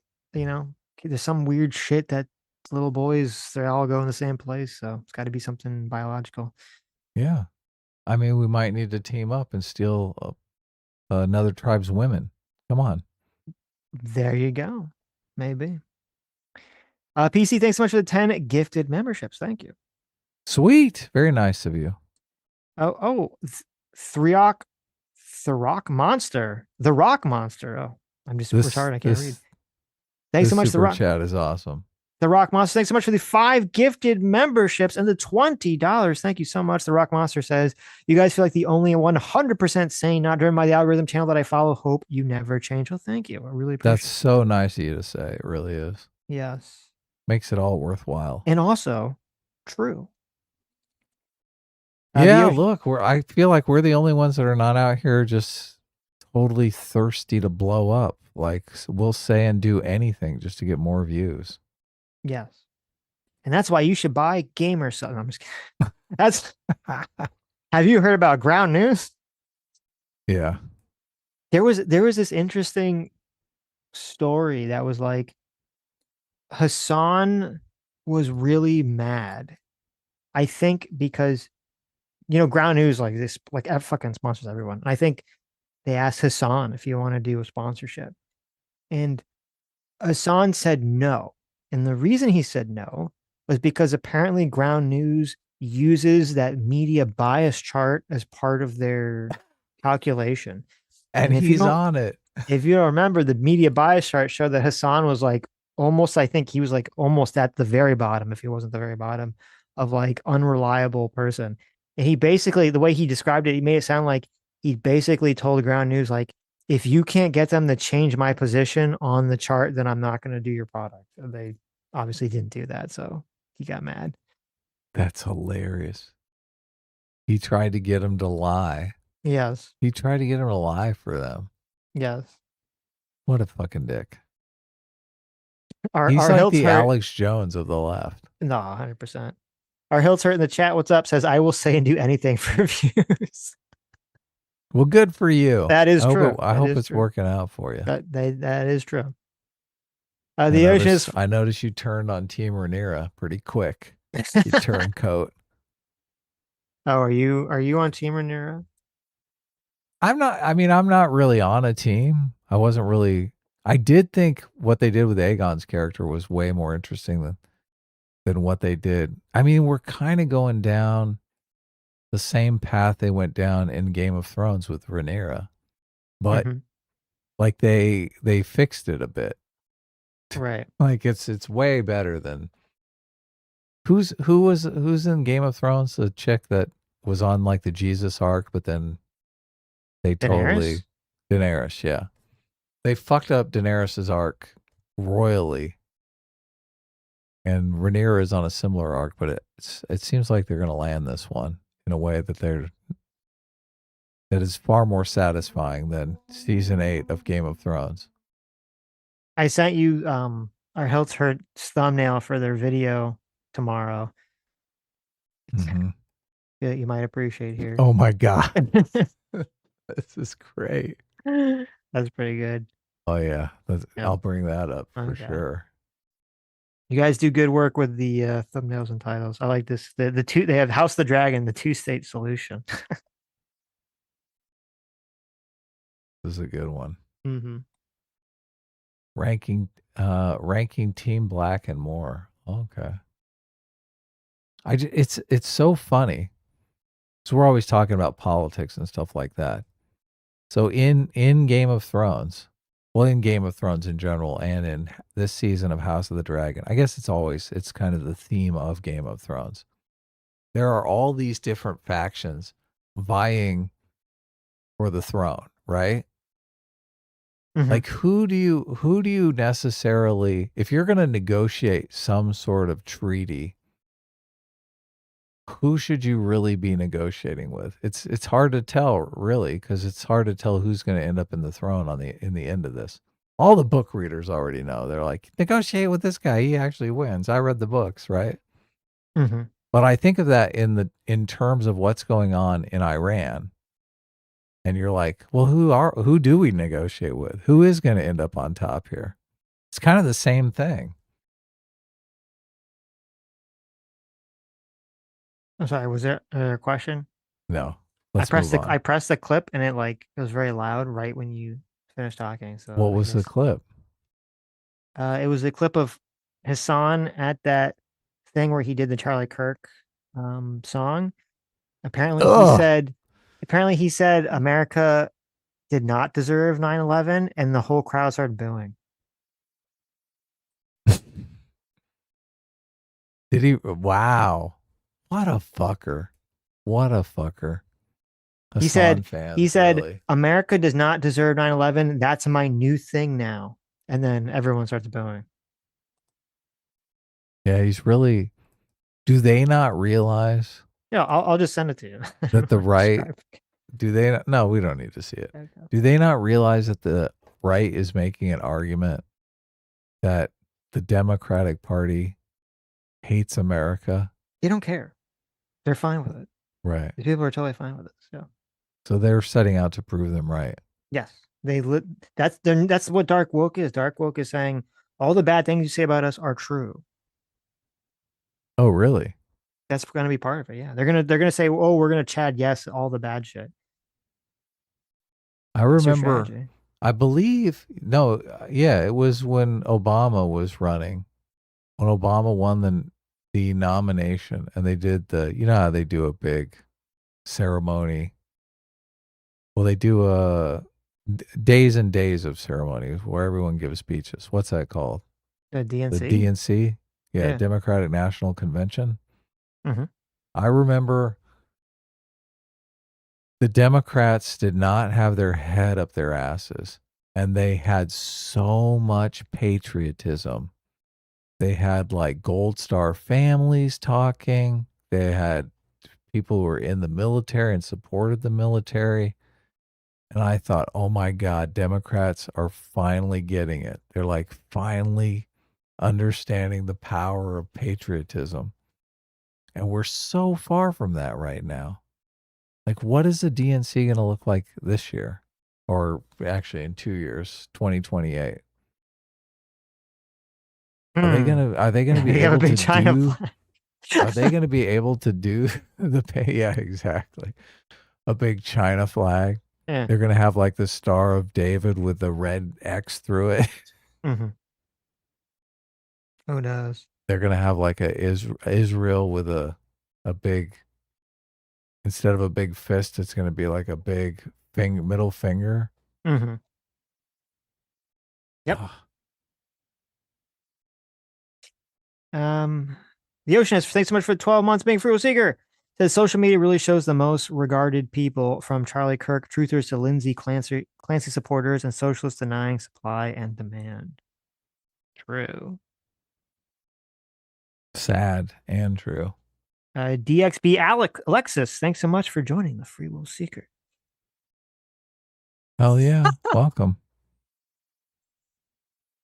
What are you Hurt says, well, he says he's team green over black anyway, but he says Adam doesn't like the blacks because he can't tell them apart.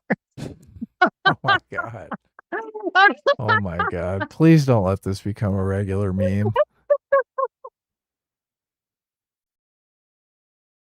Don't make me bring up the pictures, okay? You guys know I'm right about those two people looking alike. You're making it worse. They both had the same name, Jamal. I think it was Jamal, but whatever. Okay. Exposed temporarily. For $5 says reminder to visit your state fair, learn about where your food comes from, and pet goats. Nice. There you go. I'm scared to eat anything now. All the vegetables have some sort of disease on it. They do, yeah. What the fuck? What are you doing? I eat a lot of jalapenos. I'm like, what? Jalapeno? The only thing you should be eating at state fairs is something that's been deep fried. Okay, because then you know it's safe. The oil has killed it all. All right. Does that make it safe? I mean, not for your heart or your arteries or anything, but maybe it kills whatever's inside of it. Can you bring home jalapenos and cook them and they're fine? Does cooking get rid of salmonella? It does, right? It does, yeah. Yeah, okay. Well, you cook something that's parasites in it, it kills the parasites, right? It's not the whole idea. So you only have to worry about it if you're eating it raw. Yeah, well, I mean, there's some things that even if you cook, I think it's there's some bacteria that will survive cooking process, but I don't think parasites do normally. Ranking the blacks. Yeah, I just can't rank them. Gives them all the same rank. Corliss and Jamal. I mean, they look exactly the same. One guy has a big white dreadlocks. Yeah. Okay. Al Washburn, thanks so much for $2. Says, why aren't you two on EFAP anymore? Yeah, why didn't you go on EFAP? They just had their 400 show, Sitch. Oh, they did? Yeah. I don't know. Why didn't you go on I don't know. Is it like a 24-hour show? We just haven't talked that much, I guess. I expected to see Sitch on there, but. Oh, okay. Well, I don't know. You weren't invited? I was not invited. Oh, I was invited. Oh, okay. Mahler told me, but don't tell Sitch. Don't. And I was like, oh, shit. I shouldn't have told you just now. There you go. I fucked it off. I fucked up. I know. Look at this. Mhm. Look at this. Totally dropped the ball on this one. Yeah. Let it slip. Sorry. Oops. Sorry, Mahler. Yeah, there you go. He found out. Ginger Miss Prime for $5 says, Keen is a member of the Fabian Society and a slippery kame. You'll notice this when he goes from descriptive to proscriptive. He's a nut. I 100% believe that. Yes, that was the Steve King guy. He is a nut. Yeah. Definitely.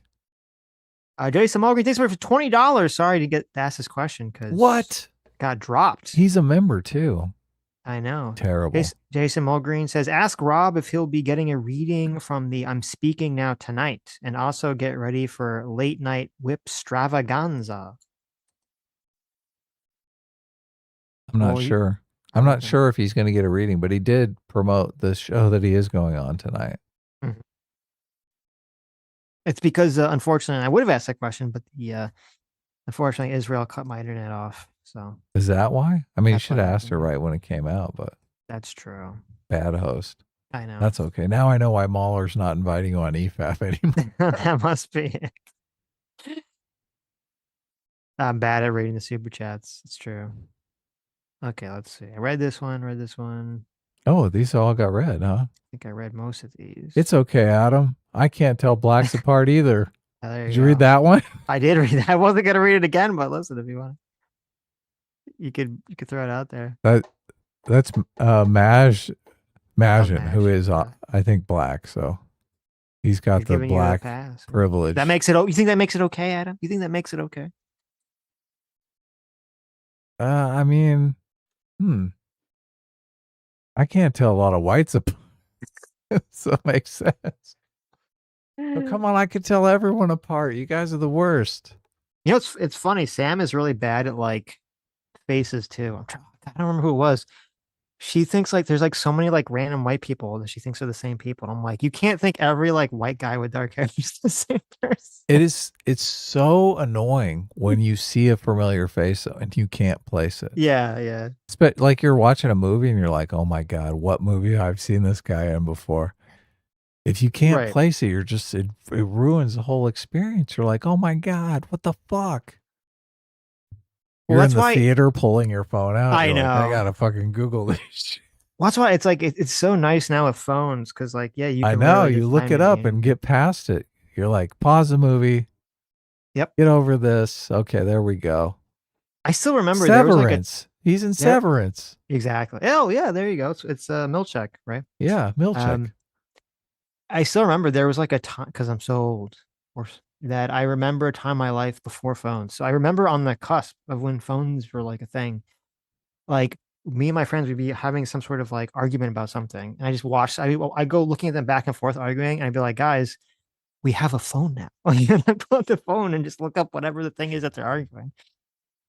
Like it get to the bottom of it. So I'm so old that we would argue for days. The argument would go on for literally more than 24 hours.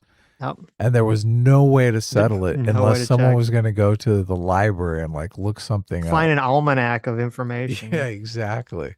Yeah, my dad said that when he was in college, he worked at a radio station, and his job was literally people would call in because they'd be in some argument at a bar with their friends about like who won a certain sports game or some sports statistic or something. And these like they had all these giant almanac books of like all the sports records that he would go look up for people whenever they call in with these sports questions. Wow. Yep. You kids don't know how good you have it nowadays. I It is know. kind of batshit crazy. I mean, it's very fascinating. I was thinking about this because it's going to be the same thing with like the robots. We get so accustomed to technology so quick. It's kind of creepy. Like we're already so accustomed to the amount of AI videos and music that is like just pumped out. When like 5-6 years ago, you'd be like, oh, it was like so obnoxious to like to make a fake video. It was like a lot of work, right? And now you just prompt this little thing and you get this, the AI video, and we're like, okay, like we're just used to it. We're already used to it. It's so crazy how quickly we get used to this stuff. I was imagining the Optimus robot walking around my house just to kind of ready myself for it, because I'm like, it's going to be interesting because the idea of a robot that could be like surveilling me walking around my house is a little intimidating. Mhm. But at the same time, I want that bitch cleaning up and mowing the lawn and shit. I want to have a spick and span house that I don't, I don't have to lift a finger to deal with. Mm-hmm. So That'd be there's, nice, yeah. I mean, I'm thinking maybe I'm going to park it in the closet most of the time, right?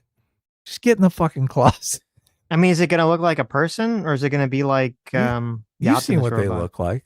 Yeah. Yeah, I it's like mean, a little, yeah, like but a the chest with legs and hands. Yeah. Yeah, but the face is even, I mean, it's kind of scary. It's just like a black void. If you're alone with yeah, that, yeah, I know what you're talking about. Yeah. if you're alone with that in the house and it's like moving around like a human, I mean, that's a little scary. Well, I guess That it is a little depends. scary. Like if you're like, it'll be scary at first, but like within a week, you'll be over it. Like that thing's just walking around, like doing its chores, right? You're gonna like not even notice it. It's not a Roomba, man. This thing is a human-sized thing. I know. It's only like the only time you're gonna freak out is like you're gonna hear something and you wake up in the middle of the night and you're gonna hear like something in the closet moving. You're like, oh shit. The Fucking Optimus is awake. malfunctioning. Like, yeah, it's like doo-doo. You're like, oh shit. Or you're gonna wake up and it's just like standing in your room at night. You're like, what the fuck? You're like, it's going to the dump tomorrow. I'm constantly going to be asking, are you recording me? Yes. Are you recording this? Yes. Even the phone I put in the other room sometimes when I'm like, I don't want this thing recording me. Fucking Well, I mean, recording me while the I'm phone's got to be sleeping. smart. There's way too many times that like I'll be talking with Sam about something and then she gets an ad for it. So I was like, it's got to be like listening to us or doing some creepy shit. So Do you open up your phone and you get like the little red? Oh, you don't have an iPhone. No. You get the little. There's like a little dot that pops up that says the camera's on, and you're like, why the fuck is my camera on? Like I just opened my phone up. Your phone's camera just randomly turns on? Yeah. That's It's like never happened to me. creepy. Oh, well, it is creepy. I just assume it pops on because it wants to do like the Face ID thing, but I don't have that. I don't set up the Face ID. Yeah, I don't either. I don't like the Face ID stuff. Yeah. It just seems Punch in a it's little like number.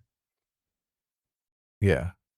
Well, and it seems too easy for someone to grab your phone and open it by just putting it in front of your face, right? Mm-hmm. I mean, if sure, there you go. Someone kidnaps you and wants to steal your crypto. How many people are gonna get? I guess that's what you're gonna do, right? When you buy your robot, you're gonna have like a closet. You're gonna put a lock on your closet, so you can lock it in there at night. It's true. It's Lock it in true. the closet. Look, the difficult, the Sophie's choice, like dilemma, is that it's so useful, right?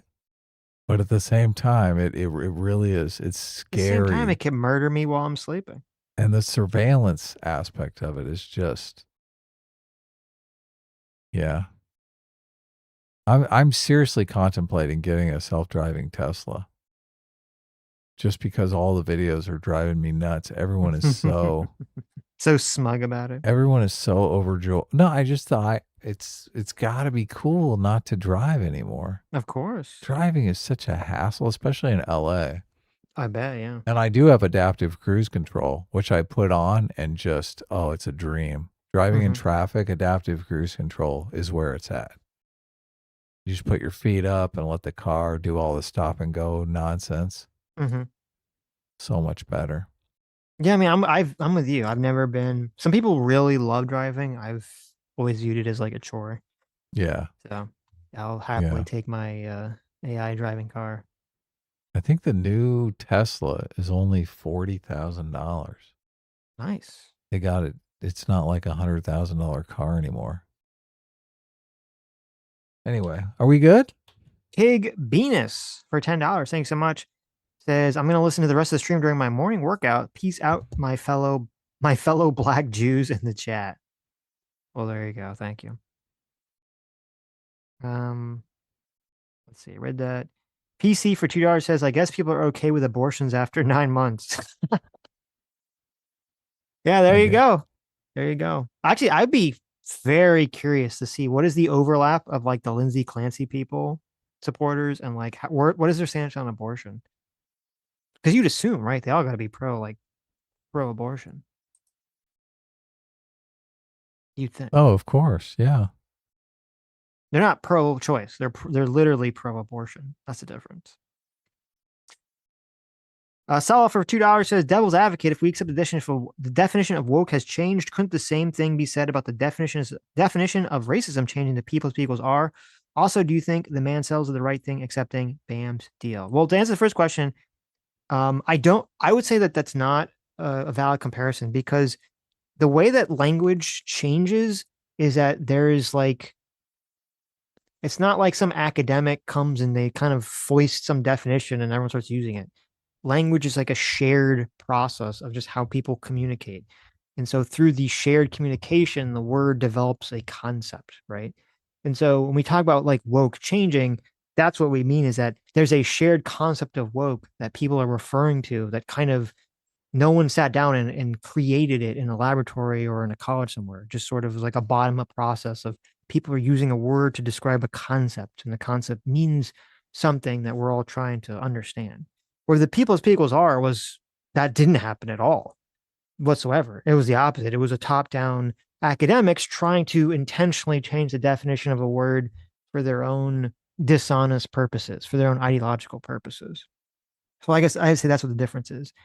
A word changing its definition through some sort of natural bottom-up process versus bad actors for ideological reasons trying to foist a definition on us from a top-down process.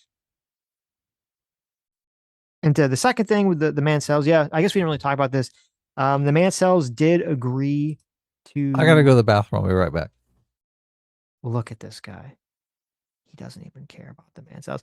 But yeah, if you hadn't heard, the Mancel family did reach some sort of agreement, some sort of payout agreement with BAM. I think that makes sense. I mean, obviously they just want, their money that they're owed. So I don't really fault the man. Well, I guess the question would be like, okay, should the Mansell's probably would have never gotten this payment. I guess here'd be the argument. The Mansell's would have never really got this payment if it was not for Reckless Ben blowing up the story and making a big deal about it. And so because of that, do they owe Reckless Ben like something to say, we're not going to accept payment unless you drop the charges against Reckless Ben. We're not going to settle this unless you drop charges against Reckless Ben. And I think that would actually be totally valid. And I think that'd be a totally valid thing to do. I don't know if Reckless Ben has talked about this settlement at all. I wouldn't be surprised if he told them that they should take the deal anyway. That he said, no, you guys should just take the deal and kind of get out of the whole situation. So I wouldn't be surprised if Ben was supportive of it. And I mean, if he gave their blessing, then go for it. If I was in the Mansell's position, unless I was like really desperate for the money, like I don't know, I know that the father's having some health issues. So like if they really need the money for medical expenses, then yeah, I would take it. If I wasn't like in some sort of dire straight situation, personally, I would probably hold out. And even if Reckless Ben told me, hey, you should take it, I'd probably be like, no, I'm not going to do it. I'm going to keep, fighting until they drop the charges against you. But that's just my take on it. But I don't know what their situation was, so I'm not really going to judge them one way or the other for it. He folded on Reckless Ben. There you go. Yeah. What a backstabber. A Dr. Dealer for $2 says there's enough thorium deposits in the U.S. right now that thorium reactors could power the U.S. at current rates for the next 1,000 years. And it's so plentiful that nobody would be able to hoard it. But no, we need socialism. Yeah, it's also like so retarded too. Like all these people, like, first of all, the hubris of a bunch of college students to think that they could accurately with a computer model chart out like where the entire collection of fucking resources are going over the next 40 years. Like you had to be a college student to have that kind of level of hubris, right? That's it's retarded that you in the fucking 70s that you think you could like chart that shit out. Yeah, insane. A Dr. Liv for another $3 says, I wouldn't worry about Fuentes. He has a massive ego and is incapable of tolerating dissent. He also has zero loyalty, cannot build bridges with future allies. I have a high confidence that the FBI has him by the balls. Those are all good points. I only see clips of him being funny and based, which is problematic at this point. But those are the ones, yeah, obviously those are the ones that are circulated, right? Yeah. So, well, it used to be you would only see clips of him being a racist piece of shit. Like those are the only ones that would circulate. Right. But now I see ones where I'm like, oh, I totally agree with. What the fuck? This is Nick Fuentes. I know. It's terrible. Yeah. Sells Temp for $2 says, recommended to watch the recent Tim Pool versus 20 Liberals Jubilee video. Seems like good content. I tried to watch it. I know. It was like so cringe. I really couldn't stomach it. I was cringe for everyone involved. Cringe. Tim was cringe. The Jubilee people were, the liberals on Jubilee were cringe. The whole thing, I was like, oh God. I was like, oh, I can't watch this. The people were the worst. I mean, they were so bad faith. So fucking bad. Oh, of course. Yeah. Yeah. Well, I mean, that's the whole thing. They go into it like, they want to get their dunk on. They want to get, they're just trying, everyone's trying to generate a clip. Yes. Yeah. So, this is how I'm going to go viral. Look, I'm the one that punched Tim Pool in the face.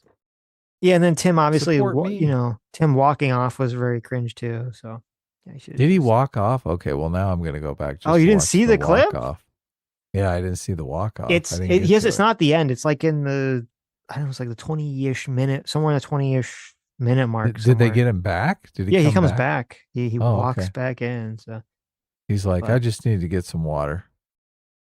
Yeah, I mean the line of questioning was like dumb. I don't know why you get so triggered about the whole thing. It was like about like, oh, you keep saying that there's a civil war and there's not a civil war, and I was just like, what? Like, the whole thing is lame. But Did he bring up generations theory at least? Tell me. He Come sort on. of did. He didn't by name, but he sort of did. Okay. Now I do have to watch it. Okay. Yeah. He had a very bad defense for himself too. So no, I don't know if you've seen too. Now Tim Pool is getting into he's in this big fight with Alex Jones. I know, it's hilarious. I love it. Because like Alex Jones has now gone full Israel killed Charlie Kirk. Because I guess he knows where the money is. So. Do you take any of this stuff seriously? Of course not. I was like, yeah, this is all kayfabe. Oh, you think it's kayfabe between the two of them? Oh yeah, totally. I mean, I don't think they're. I don't think that's. I don't know if I agree with that, but in this day and age, the kayfabe takes place where the two parties know what's going on but don't communicate with one another because that leaves a paper trail. Oh, okay. People have to believe it's real. Right. Yeah. I think Alex Jones has been. I think he does believe in a lot of the weird shit, but I think he also doesn't believe in a lot of this weird shit he claims he believes in. So I don't like when you say it's kayfabe. Like, I mean, I kind of feel like Alex Jones has been kayfabe for his entire career about a lot of things. Yeah. Right. So I think he's always been kind of bullshitting about a lot of stuff.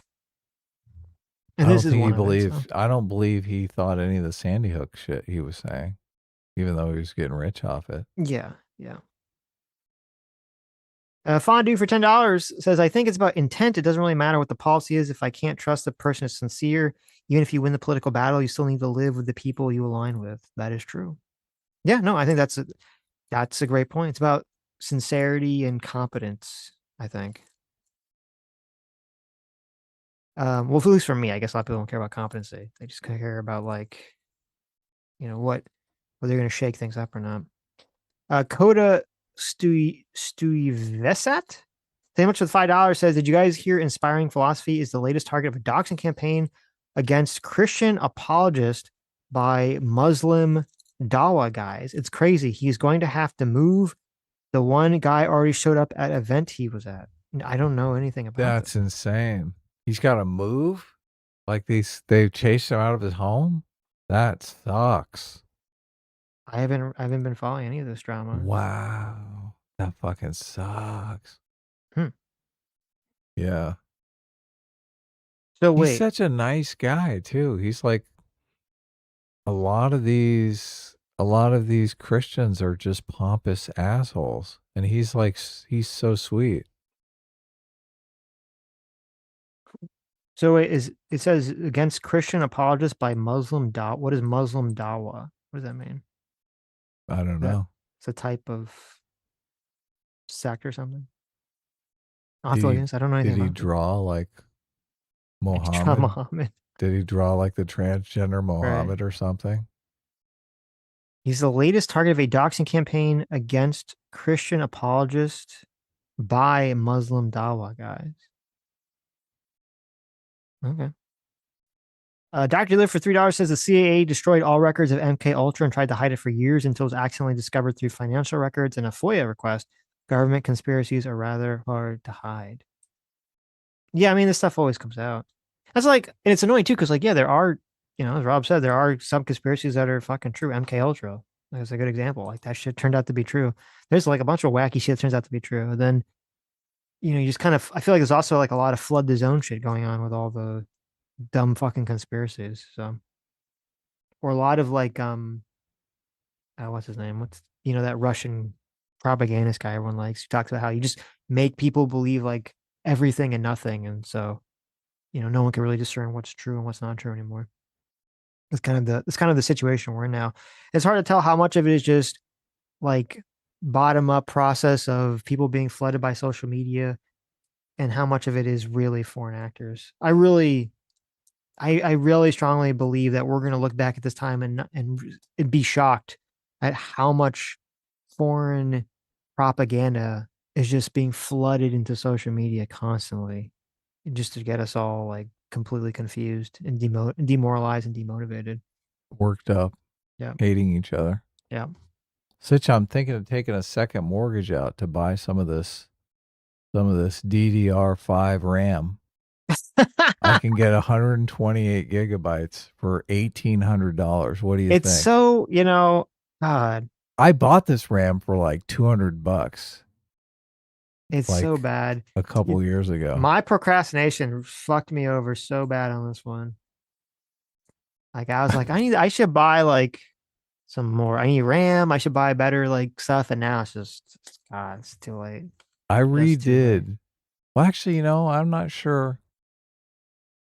Because I did it right when Trump came into office.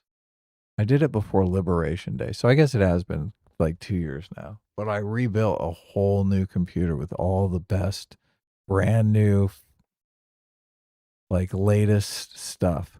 The GPU was the biggest, like, this is way more expensive than it should be item. Because we were on the verge of like the AI thing taking off. So I think the GPU was like $1,000. But this is just insane. Because this memory was like $200 when I rebuilt my computer, and now it's $1,800. Do you know about the memory stocks going hyperbolic? Like Micron was like $10 a share, and now it's like $900 a share. No. Yeah. Went crazy. We gotta get memory. We need the memory. They want to build a bunch of AI data centers, and everyone's competing for limited resources. It's kind of crazy. It is kind of crazy that we like created this situation where it's like, oh yeah, we only have one place that makes these fucking. It was like the Bronze Age collapse 2.0.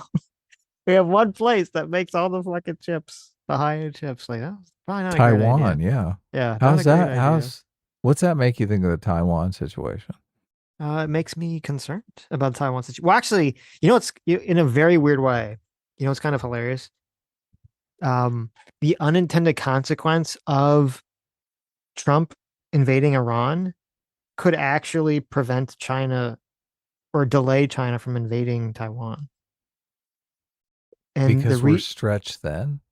Well, no, see, because you would think that would make them accelerate because they're like, oh, well, like this is good for them because we're stretched thin and no one's going to want to be involved in a foreign entanglement and we're used all our interceptors and all these stuff, right? That's what I thought. But then there's, I think, Ryan McBeth was talking about this, and I heard some other people talking about this. Is that China has their own problems because they've been dipping so much into their own oil reserves now. Oh yeah, and they've been building up oil reserves and all these other reserves because they know that if they invade Taiwan, they're going to have to be. They're going to be. They're going to be faced with all these global sanctions and everything, and so they've had to already dip into a lot of their reserves that they were keeping for maybe the Taiwan invasion, which now they're going to have to build back up again. So maybe it kind of delayed things because of that. So that's nice. Maybe some good will come out of it. Rico Zorro, thanks so much for the 53 months being a free will circuit. Says, hey guys, sorry I'm late. Who is smearing and demonizing us this week? Also, which group are we exploiting? Hysterical true crime woman. Great. Exactly. The best group, right? Everyone loves to beat up on them. Human Flourishing for $15. Thanks so much. Says, it seems Candace and Tucker are Alex Jones 2.0, similar to Woke 2.0. Smarter, more measured, and enough ambiguity for plausible deniability to enough of a degree. They filled the open niche. Since Alex Jones' niche dominance has diminished considerably due to lawsuits, social media bans, and reputation destruction. Yeah, that's a great point. That is a great point. And it is so She's cowardly, untouchable in a way that Alex Jones isn't. Yeah. Well, it's just, I mean, she's way more effective communicator than I think Alex Jones was. Because Alex Jones always kind of came off as like a raving lunatic. Like that was his style. That's a charm. Exactly. What are you talking about? That was the charm, right? But she's a lot more like sly. I mean, look, no, she comes off like a raving lunatic. No, what she are you talking does. about? Well, she does to us, but she's a lot more like she's able to frame things in a way that makes more sense to people than I think Alex Jones's like raving lunacy came off to most people. able to frame things, I think, in a much more dishonest and sneakier way than Alex Jones ever was. Like I never, like I as I said, I don't believe Alex Jones believed a lot of stuff he was saying, but it never came like he was just saying it. Like he wasn't like using like sneaky. I never felt like he was using like sneaky tactics to try to like say things or to trick people into thinking things the way that Candace does. Slyer. I know. Anyways. All right. What a great show this was. This was a lot of fun. Thank you, Rob Noor, for coming on. Yep. Having a sensible conversation with us, proving that kind of thing can still happen, is a reality in our Well, we current weren't really like political arguing environment. about anything, so Nobody wished political assassination on anyone else. That's true. That's true. That's nice. Yeah, that is nice. That's always good. No one threatened to dox anyone or wish they were dead. Anyways, thank you all for coming. Thank you all for your incredibly generous donations. You made it to the end of the stream. You are the true heroes. You are the true free will seekers. You are the true internet isekai protagonists who would never, ever, ever do bad things. You'd only ever do good things, right? Because that's what we believe here at Sitch and Adam Show. No bad things, only good things. That's our political platform. That's right, everybody.